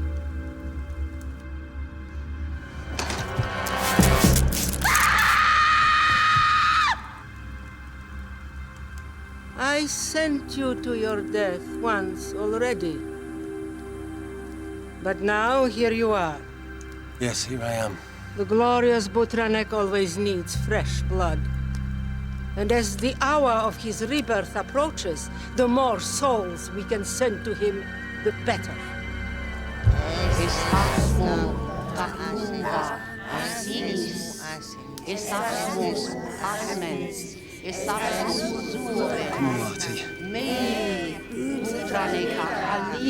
If you don't mind, I won't watch. Even though I was a nurse, I never got used to the sight of blood. Sorry.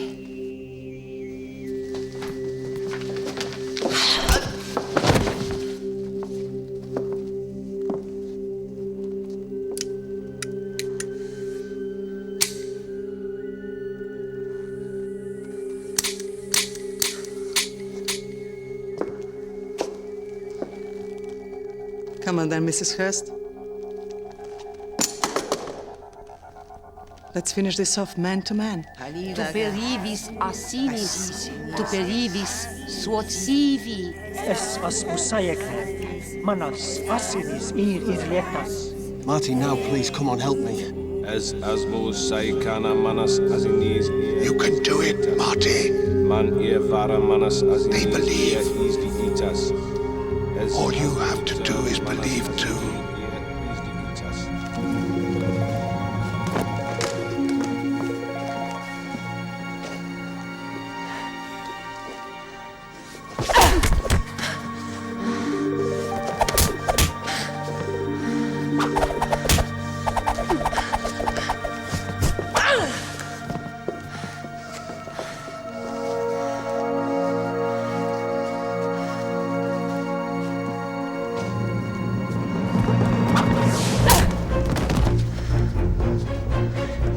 Manir vara, manas asinis idletas. Asinis, asinis, manas asinis idletas. As asmutas manas asini idletas. Manas asinis idletas.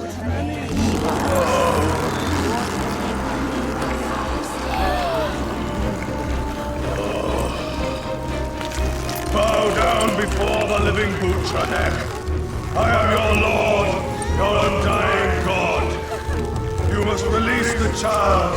He is not my vessel. Do not mock me.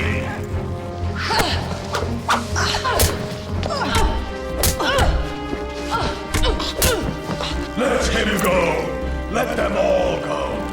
When I have chosen my vessel, I shall appear again and tell you. But now, let them go.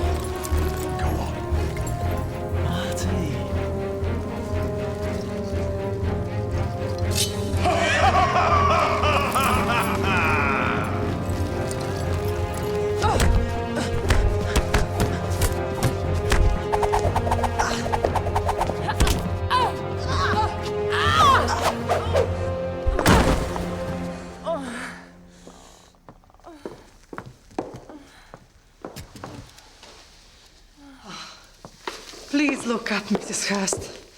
I'd love to see your face as I kill you. How would you like me? Contorted with fear? How about bravely defiant? Or maybe just laughing? And what's so funny? The fact that Feely is about to shoot you in the arse. I'm not falling for that one. You should.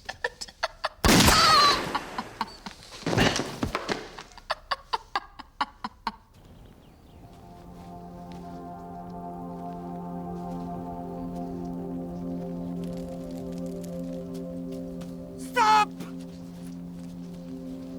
No more blood, Anna. Please.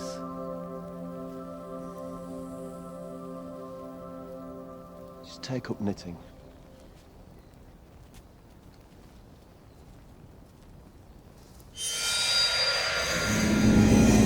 I am the Lord Boutranek. Only kidding. It's me, Marty. Oh, is it? No, that was very impressive, Marty. It's very good. Thanks. I had a bit of help, but in the end, I guess they saw what they wanted to see. You believe in something enough, and sometimes it'll happen. I'll see you back at the car. See ya.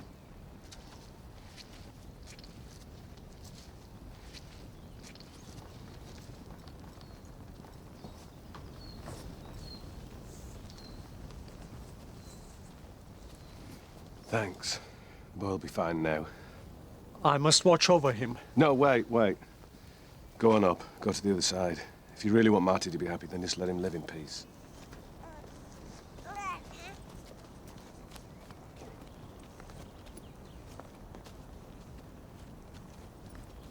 You're right. But hurry. The sun's coming up soon. Thank you, Marty. Thank you.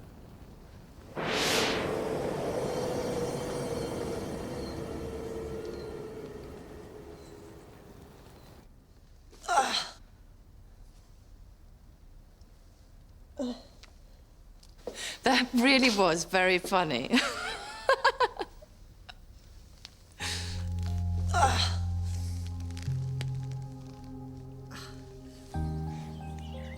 See these trees, Marty?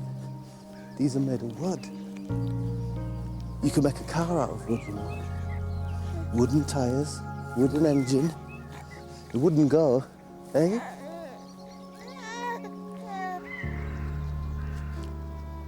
Well, I am glad it is over, and I have my baby back, my beautiful boy. I am happy. What will you do now, though? Where will you live? I have sister in Bahamas. We will be safe there. Do not worry, Jeff.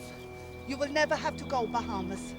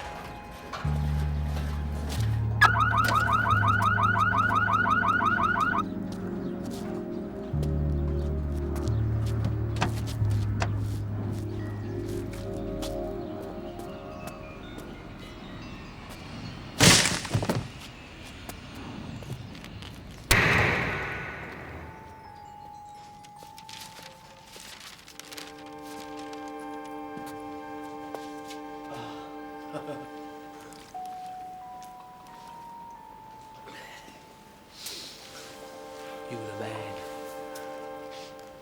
Oh, yes. Boom, boom, boom, boom, boom, boom, boom, boom. Ka-ching. Nothing. Who's that?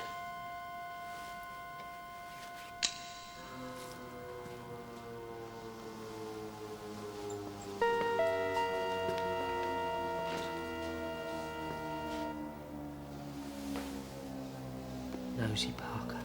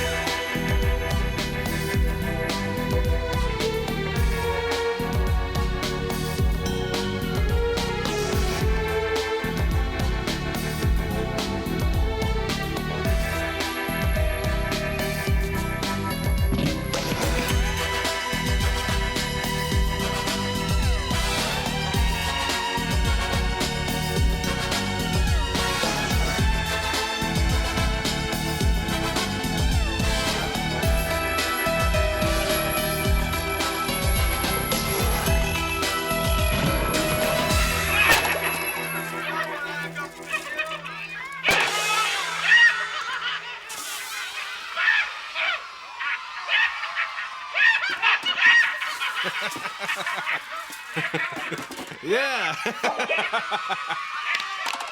Come on. Do it.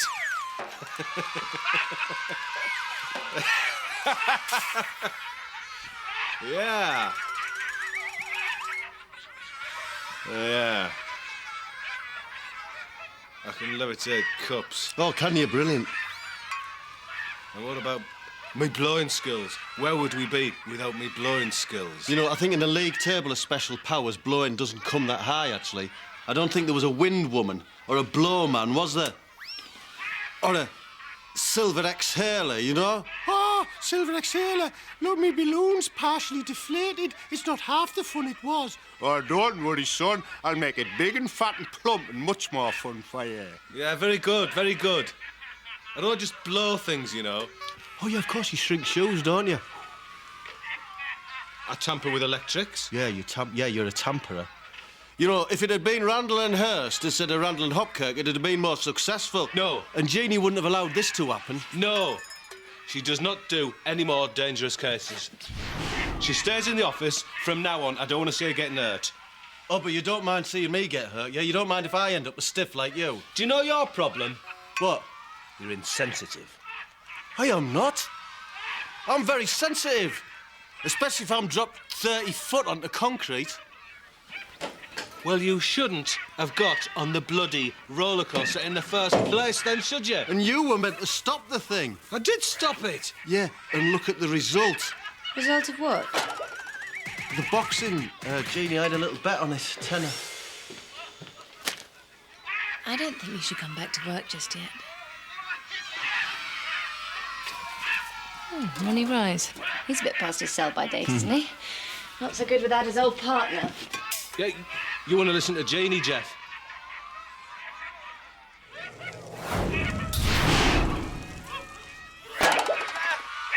Oh, you're managing with, aren't we, then, love? If you just let me take your case, Jeff. Yeah, well, maybe after I've got this thing off, you know? You know, kind of suits you. It's very advanced, isn't it? Oh, look, Jeff, I'm perfectly capable of dealing with the office myself. No, I'd rather I was there. I promised Marty that... I knew him better than you, and I know he wouldn't have wanted me to be a glorified secretary. Yeah, maybe you're right, but... Oh, no, stay for a little while, Jeannie. Don't want to miss Helium Harry. Yeah, but I just thought maybe you might be able to tidy up for us a bit. Do you? Get well. Slowly. Jeff! It's me, look! This is what it's like being on telly! Oh, it's better. Oh, sweet relief. File dividers, photocopy paper, staples, felt tips. You go back to the office, he said. I'll go alone, he said. Splat. He said... Excuse me. Is this, Jeff Randall's office? Yes. If you're busy, I can come back. No. Harry was just leaving. I'm sorry, Harry. I forgot my appointment with Mr. Boyle. Stuart Boyle. Harry, can you come back tomorrow? Please. Is Jeff around, or...? No, he's not, I'm afraid. Oh. I'm Jeannie Hurst, his partner. Really? I mean, professionally. It's got Hopkirk on the door. It's a long story. So, you know Jeff? Oh, yes. We were at school together. The thing is, Miss Hurst... Jeannie. Jeannie. I'm in a lot of trouble, and I'm sure I can help. As I say, Jeff and I are partners. sorry, it's difficult to explain. You see, I've just had a letter from my father requesting an urgent meeting tonight. What's so terrible about meeting your father? He's been dead for 6 years, Miss Jeannie.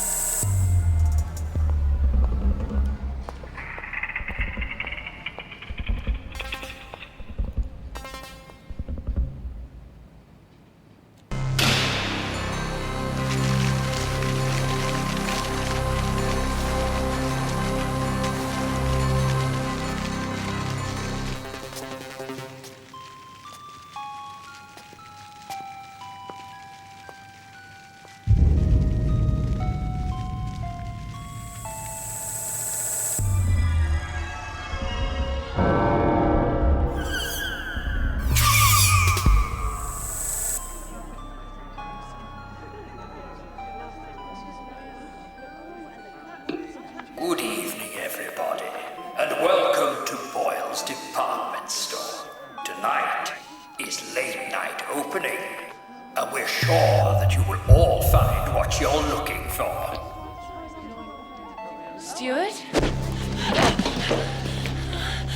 In fact, we guarantee that after you shop at Boyle's, you'll never shop anywhere else again. Ground floor. Haberdashery, leatherwood, and needlework.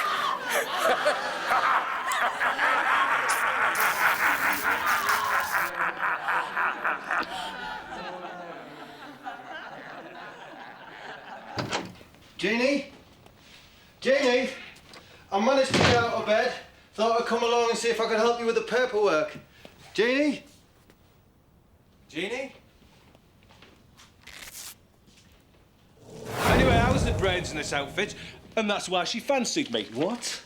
All the use of the little grey cells, the powers of deduction. That was me. Yeah, it was divorce cases, Marty. It's hardly the name of the rose, is it? Well, that's typical of you, isn't it? No imagination. I was the one with all the ambition, and that's another thing that she loved about me. Marty? Where is she? Well, I don't know. You're the one who's supposed to be looking after her. If she's gone off somewhere on her own, whilst you've been malingering and pretending you've got a bad neck, then I hold you entirely responsible, right? Marty, give it a rest. Get lost. Up yours. Screw you. Yeah, sit on that. Yeah, you knows army. Yeah, I've seen your dad's plums. Yeah, well, I've seen your mum nude.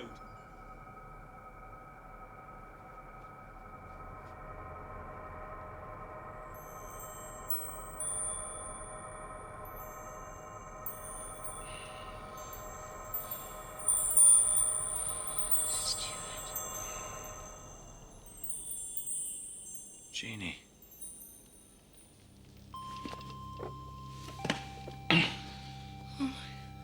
You all right?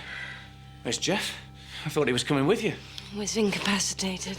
Well, if I'd known you were going to come on your own, I'd have... Look, I can assure you that Jeff has full confidence in me to take on any case. Do you think he'll come? Knowing Jeff and how overprotective he is, I should imagine he's already on his way.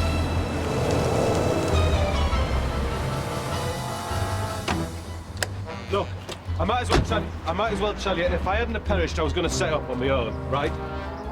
Anyway, what are we doing here at Healy and Harry's? Come on, what are we doing here? 5 years, and I would have had a nice swanky Jag, a nice red one with a dashboard. pop star clients, an assortment of exotic firearms and weaponry, a bachelor pad at the top of the post office tower. A bachelor pad? You were going to be married, you don't remember? Oh, that kind of married pad. Me and Jeannie, yes, me and Jeannie, solving crimes committed by criminal masterminds. You know, if you weren't dead, I'd feel sorry for you. You useless piece of...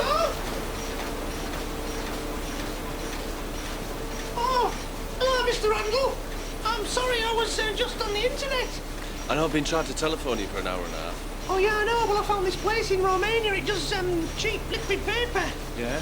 Look, Harry, did you visit Jeannie yesterday? Oh, yeah, I'm sorry, but I've not done that order. She turned me away. She said she had another client. What? I knew it. You've been letting Jeannie see clients on her own again, haven't you? When you said your father was dead... Well, we thought he was. Shot wasn't doing well. We found his car on a cliff. His clothes on a beach. A note. But they never found the body. Boyles is now open for business. Well, it looks like he may finally have washed up on the beach. Don't miss our special perfume promotion. A classic fragrance exclusive to Boyles, which we like to call Revenge. Jeannie!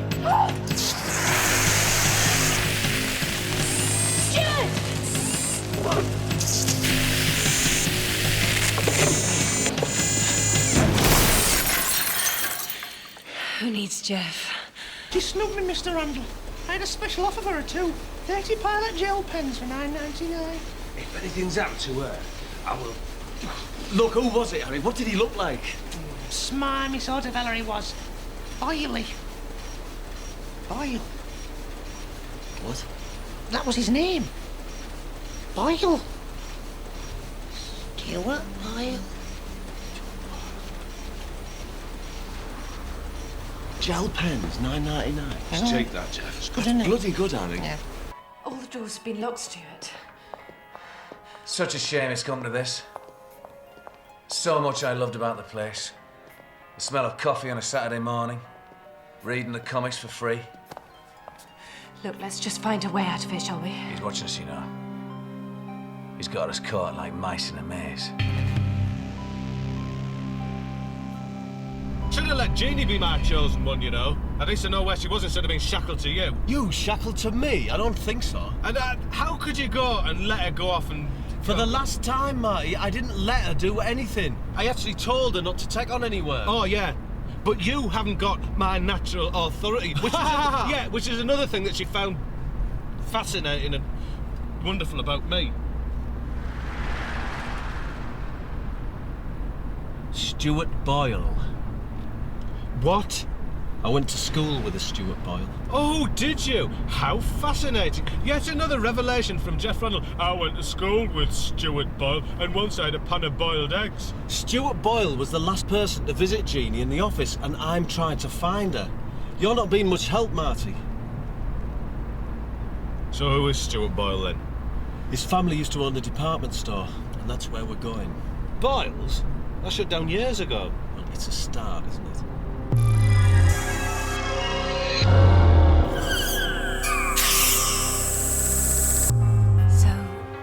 Tell me about your father. What was he like? Disappointed most of the time. I think I was the opposite of everything he thought a son should be. Can't see why. No sporting trophies, no girlfriends, no mates. Stop, you're breaking my heart. I begged him to let me take over to help, but as far as he was concerned, I was just a loser. You did all right back there. I did, didn't I? So, are there any girlfriends now? Knickers and vests. What? I think there's a way out through knickers and vests. There's a...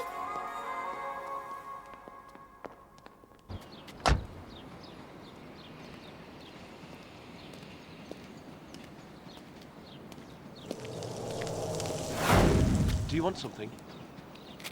Do you want something, Marty? Well, I can't leave you in charge of finding Jeannie, can I? Oh, yes, of course. You've been very helpful up to now, haven't you? Hey! Whose nearly wife is it in there? We don't even know she is in there, do we? Well, are you going to find out? Are you going to find out? Yes, I will. All right, then, find out.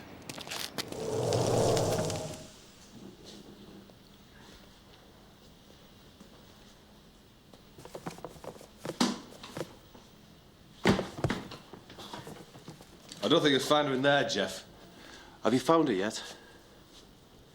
Have you found her, Marty? I haven't had a chance to look round yet, have I? Oh, so you've just been messing around as usual? Hey, I could search this place in 10 seconds with my powers. Watch.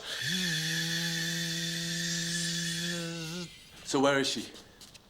I don't know. I was just showing you how long 10 seconds lasted. Oh, so it's just a kind of joke, is it? Look, you do it your way, I'll do it my way. You just keep out from under my feet. You'd be lost without me, you know. I'm lost with you, Marty. At least when you were alive, I could have said have the day off. Why are you getting so angry? Because of Jeannie, I'm worried. Why are you getting so angry? I'm worried about Jeannie, and to be honest, I've got more right to be concerned than you. No, you haven't. You're dead. How dare you? I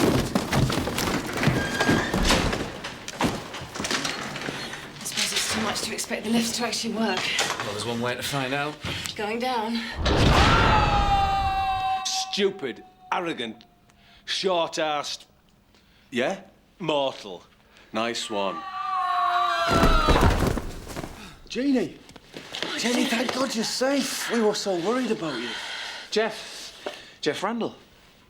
Yes, hello. I'm very relieved to see you. Stuart Boyle. You're, different. Years have been kind to me. I was explaining to Mr. Boyle how I often take on my own cases. Jeff, something's wrong. This whole place is rigged like a funhouse. Except my father never had a sense of humour. Jeff! Well, let's get out of here. We can talk about this back at the office. Ground floor. Special offer on entrapment and imprisonment. Starting now.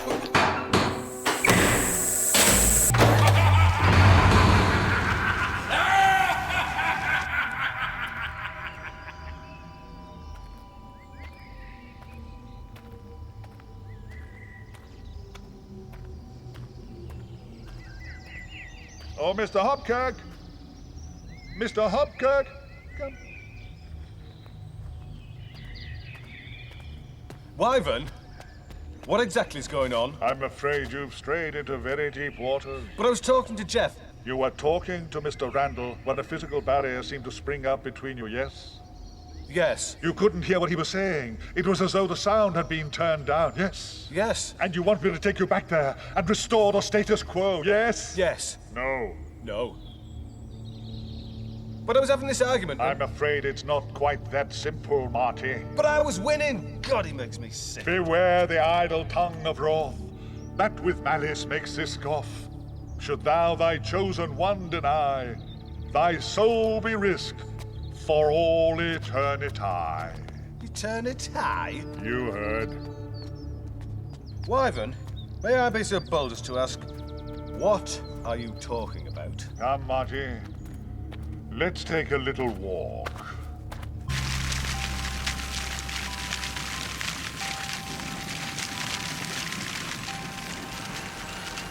I keep trying to impress on you, Marty, how important your bond with your chosen one is. I should have chosen someone different.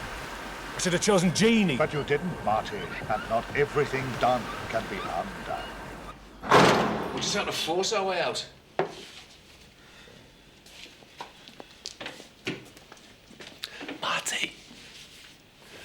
Marty.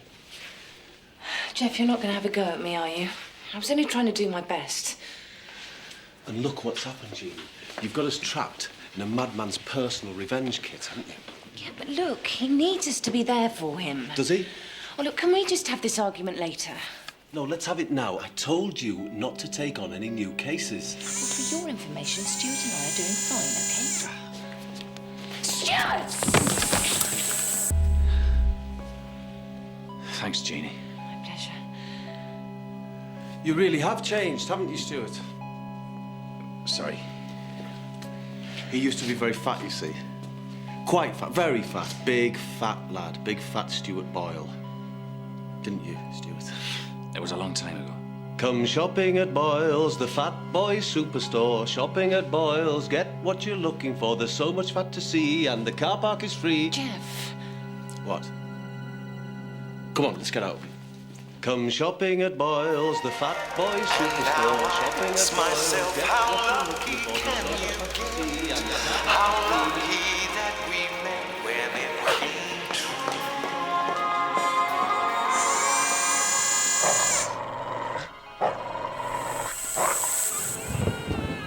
place, anyway? This is a place where people are brought in times of spiritual crisis. Oh, shh. Far from the madding crowd astray. Ah, fire door, Stuart. Traditionally susceptible to assault by cricket bat.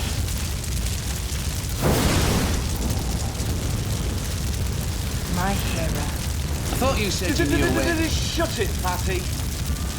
So you see, Marty, you've been brought to a special place for people who find themselves suddenly single.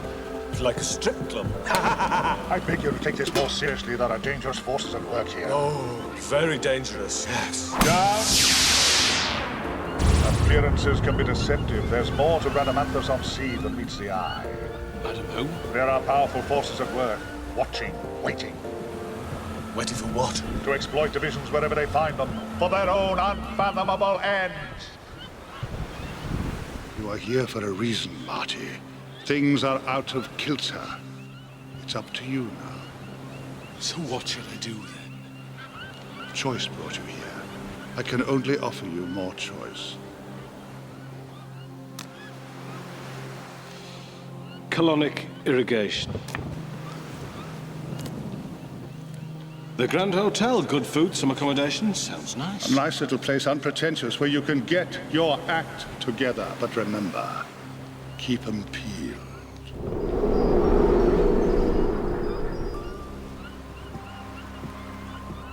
Look, it's obviously not this way. Look, it's not difficult. Exit. You follow the signs to exit, then you exit. Ah! Very impressive, Jeannie. Come on, let's get out of here. Boyles regrets to announce that the exit to the car park is temporarily closed. All other exits are closed. Forever!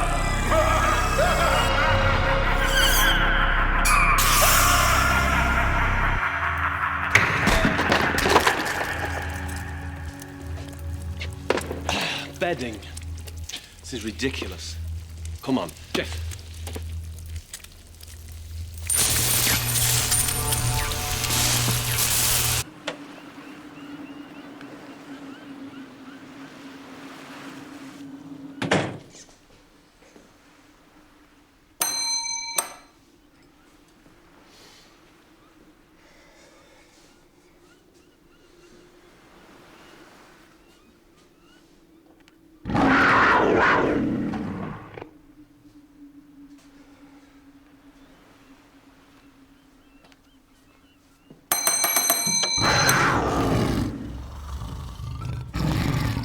What?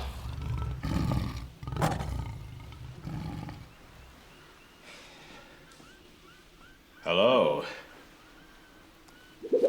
I was sent here, All but... right, I don't need your life story. I've one room, it's not en suite. The front door's locked at 10:30, whether you're in or out. That suit you? Yeah, I suppose. So, you had this place long, then? What's it to you? Just being polite. What it's worth. I had something very like it in the mortal realm. Of course, I wasn't alone. I might just as well have been for all the good my other half was. Really? After I passed on, he became my chosen one, obviously. There's still far too much to do around the house. And you know what mortals are like? They expect more of you when you're ethereal than they did when you were corporeal. Tell me about it. Man was a little sod. Always expect me to get him out of scrapes he got himself into. All our residents have similar stories to tell.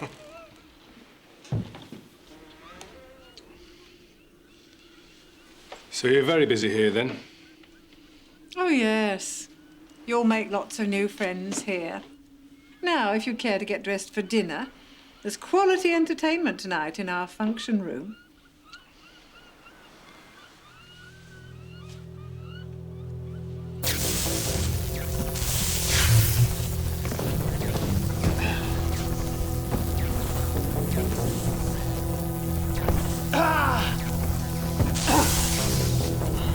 Come on, Jeannie. Come on, Jeannie, it's easy. Now.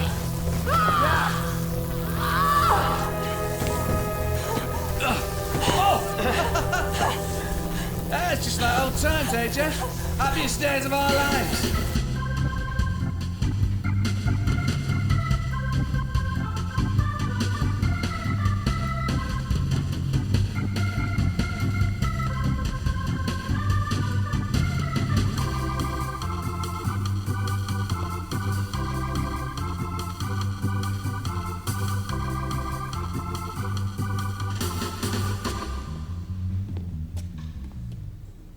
Evening.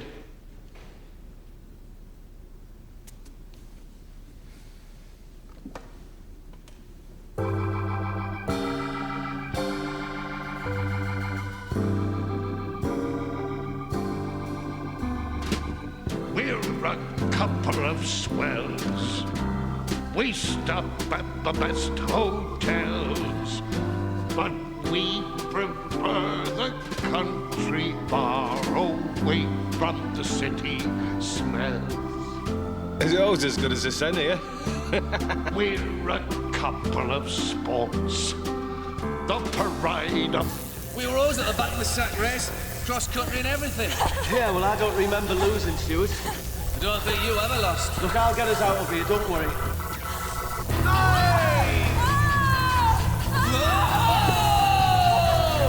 I knew you'd look out for me, Jeff.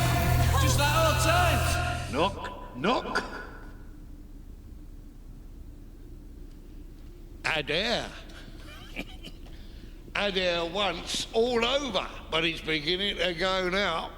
God, I used to love him when I was a kid, Noel.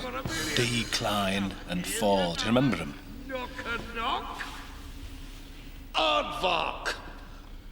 Aardvark 1,000,000 miles for one of your smiles.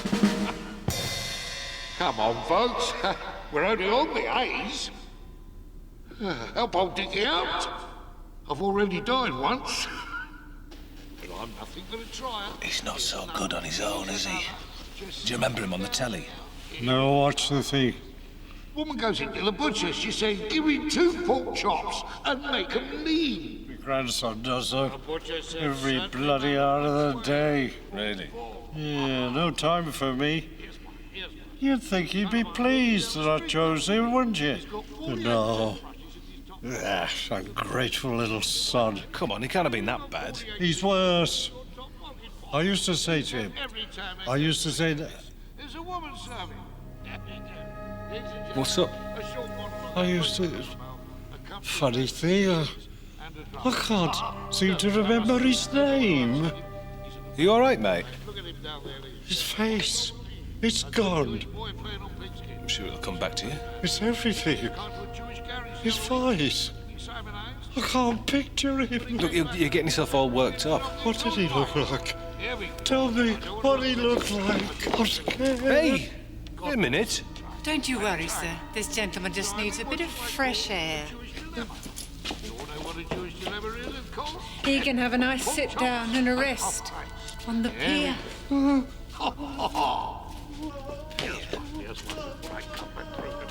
It's the middle of the night! We go to the doctors.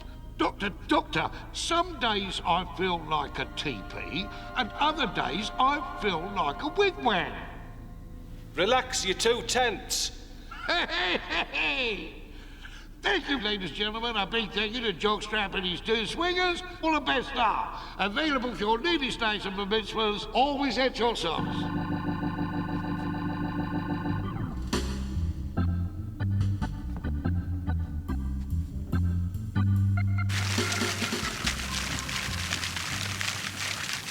We've got to go down. Terrafan was always going to be safer. Yeah, but what if that's exactly what he wants us to think? He's had a lot of time to set up all sorts of traps down there, you know. Jeff, I think you should let me decide. It is my case, after all. Jeannie, we go up. You're wrong, Jeff. I know you are. Hey, Jeff. This, mate. Do you remember the toy department? Yeah, it was fantastic. Remember my 12th birthday? You know, when my dad said I could have the whole place to myself. Me and my best mate. No, it sounds very dull. I waited all day, Jeff. I think Jeannie's right. I think it makes more sense to go down. Oh, you think Jeannie's right, do you? I suppose you want to hold a hand on the way down, do you, Fatty? Don't be an arse, Jeff. Look, stick with me. I'll get us out of here. I've done pretty well so far. You've been a hero, Stuart. He was pretty useless as a kid, and he's pretty useless still, if you ask me. I say we go up. You do what you like. I'm getting out of here.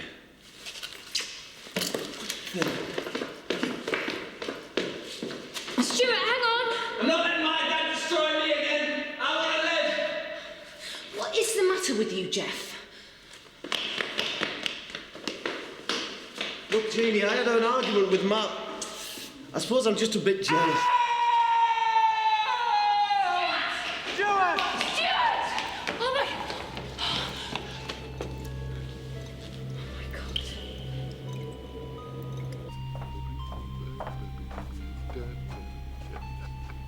Oh, here he is. Enter. My #1 fan. Sit down, cowboy. Take the weight off it.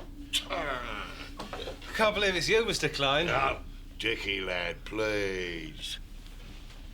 God, I used to love you when I was a kid. I can't see me eyes. It's like a madhouse in here. Oh, happy days, happy days. Do you know, I was heartbroken when you went. You and Freddie Ford had such chemistry. Don't mention that bastard's name. Treacherous turncoat. He was my chosen one. We could have carried on with that double act beyond the grave. I had oceans of material for him, and what did he do? Got another partner. Ronnie Rise. Talentless. Still going strong, though. Yes. The thing is this, Marty. That lot, our chosen ones, are beneath us. In every sense of the word. Boom, boom. Same thing happened to you, did it? Yeah. It's the arrogance I can't stand. You know, they think they're one step ahead of you just because they're still alive. No matter what they say, you're better off here. Better off rid, aren't we? We most certainly are, Marty. How do you know my name? Well, you told me. Hey, have you ever done any stand-up? You may have noticed I have a vacancy for a partner, Marty. Well, I'll think about it, but in the meantime, I've got to get off to bed. Yes, you get some rest, relax. That's what you're here for. Oh, Marty. I can't see me eyes. It's like a madhouse in here. Jeff, I think I owe you an apology. No, you don't, Jeannie. I should never have said those things to Stuart. You know, we were quite close, really, quite good friends, but... Well, you know what it's like. It's difficult. I didn't want to be known as the one that hung around with the fat boy. We've got to get out of here, Jeff. Yeah, come on, let's try the toy department.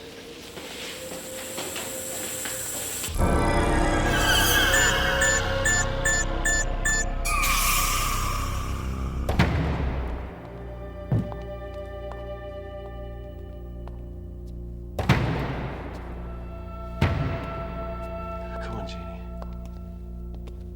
We'll be all right, come on. We just need to get out of here.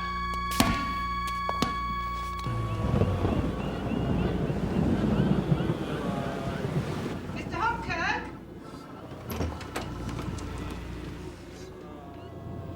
What are they doing out there on the pier? You shouldn't be here. Time for a nightcap, Mr. Hopkirk. Is it?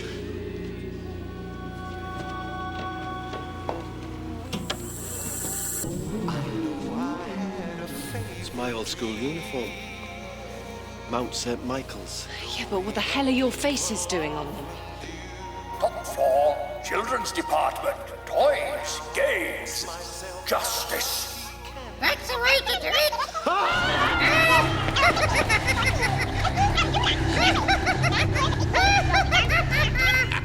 So, she says, order shot. Hang on, I've got to get through Catterick Garrison yet.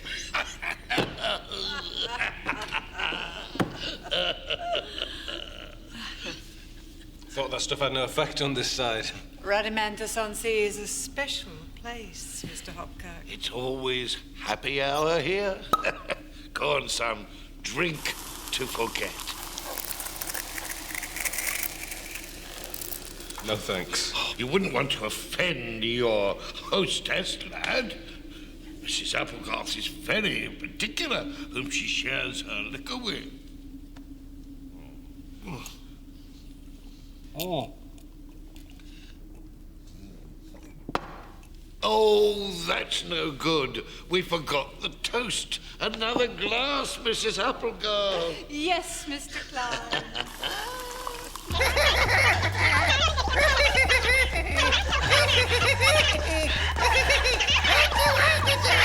Please stop! All right, Mr. Boyle. It's all just a game, Jeff. But you never wanted to play before. Remember? Stuart. And we thought you were dead. Cheated, Jeff.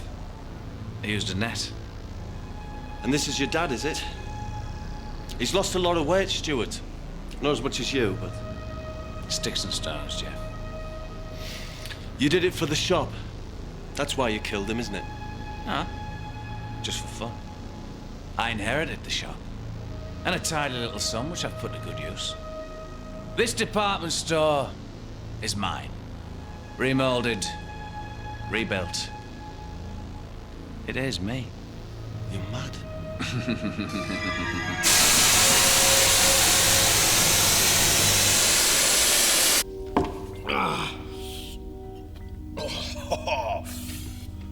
Will you not join me, Dickie?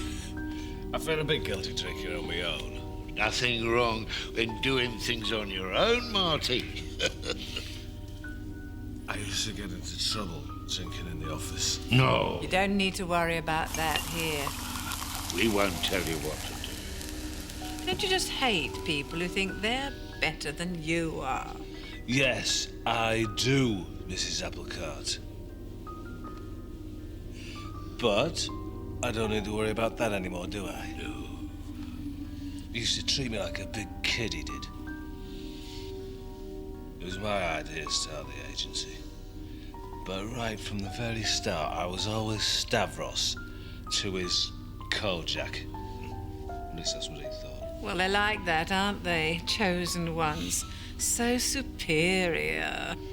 Stupid little detective. He can go to hell. You're the better man. The very best. It should have been my name on that door, you know, first. Hopkirk and...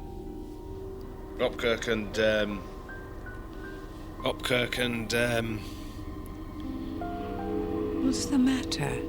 I can't remember his name. Whose name? What's his name? You're looking a bit peaky, old son. I think a spell on the pier might do you some good. No! Fresh air. I can't remember his name. Oh, what is it? What's his name?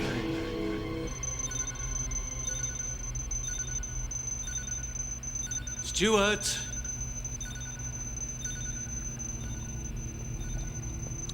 Stuart!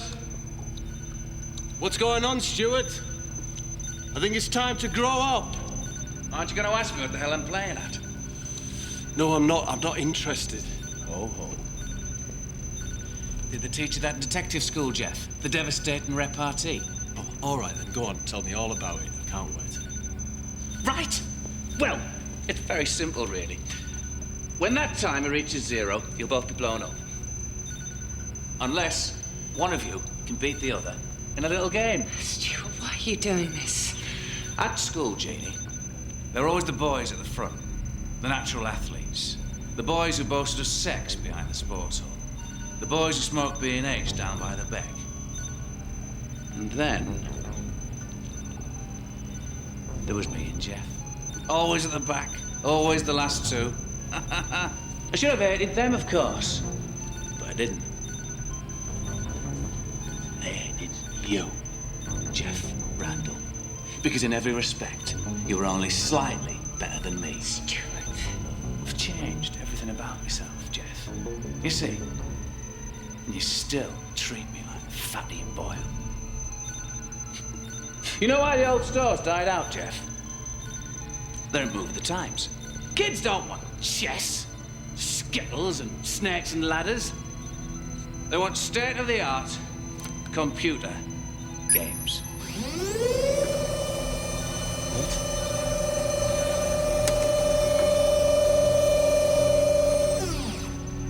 Pong. Bing pong. Stuart, you really are. I can't remember. Au revoir, cowboy. Or should that be goodbye?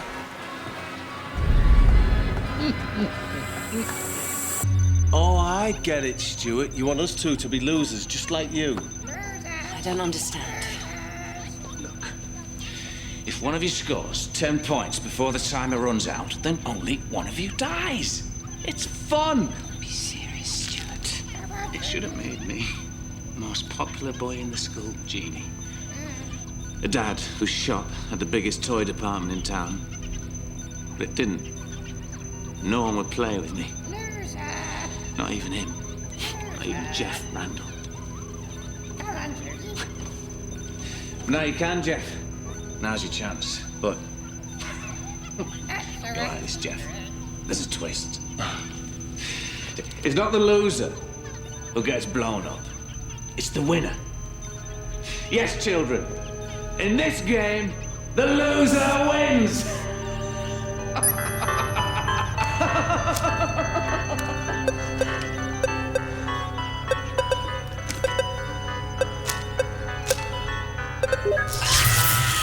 Jeannie! Look, Jeannie, let me win. Save yourself. You're not dying for me. I won't give you the satisfaction. Come on, Jeff. Not gonna let her win, are you? You never let me win. You've changed. Why me, Stuart? Why not Chris Sikora? He made your life hell. Why not him? Not bothered about Chris Sikora. He's dead. What about Sean Keeble, then? Sean Keeble hated your guts. Why not him? Keeble's sorted. You're out of your bloody mind, Stuart. And consider this therapy.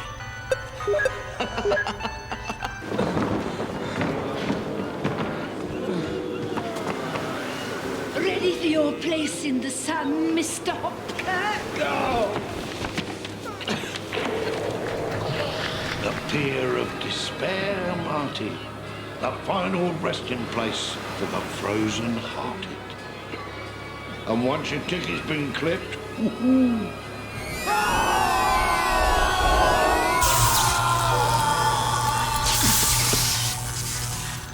7-all. Time is running out. For the last time, Jeff, you're not dying to save me. No, it's only right, Jeannie. This was all my fault. I think you'll find it's my fault.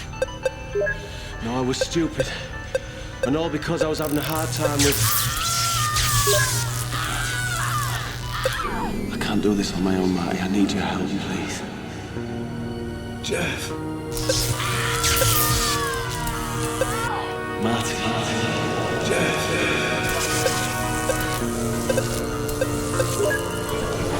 Jeff! Marty.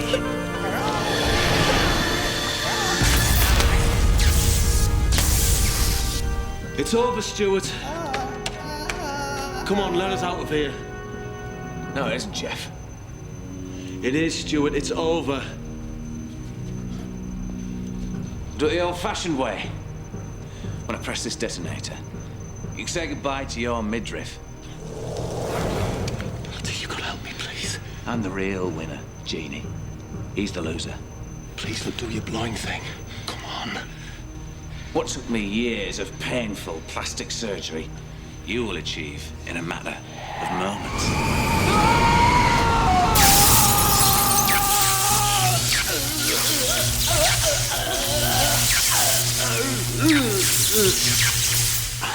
Yeah.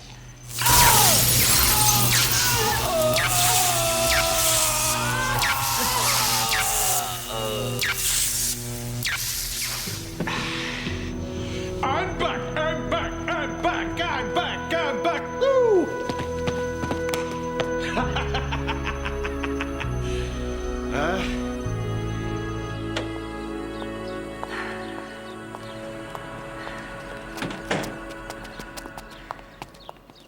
So, where's the car then? The car has been stolen.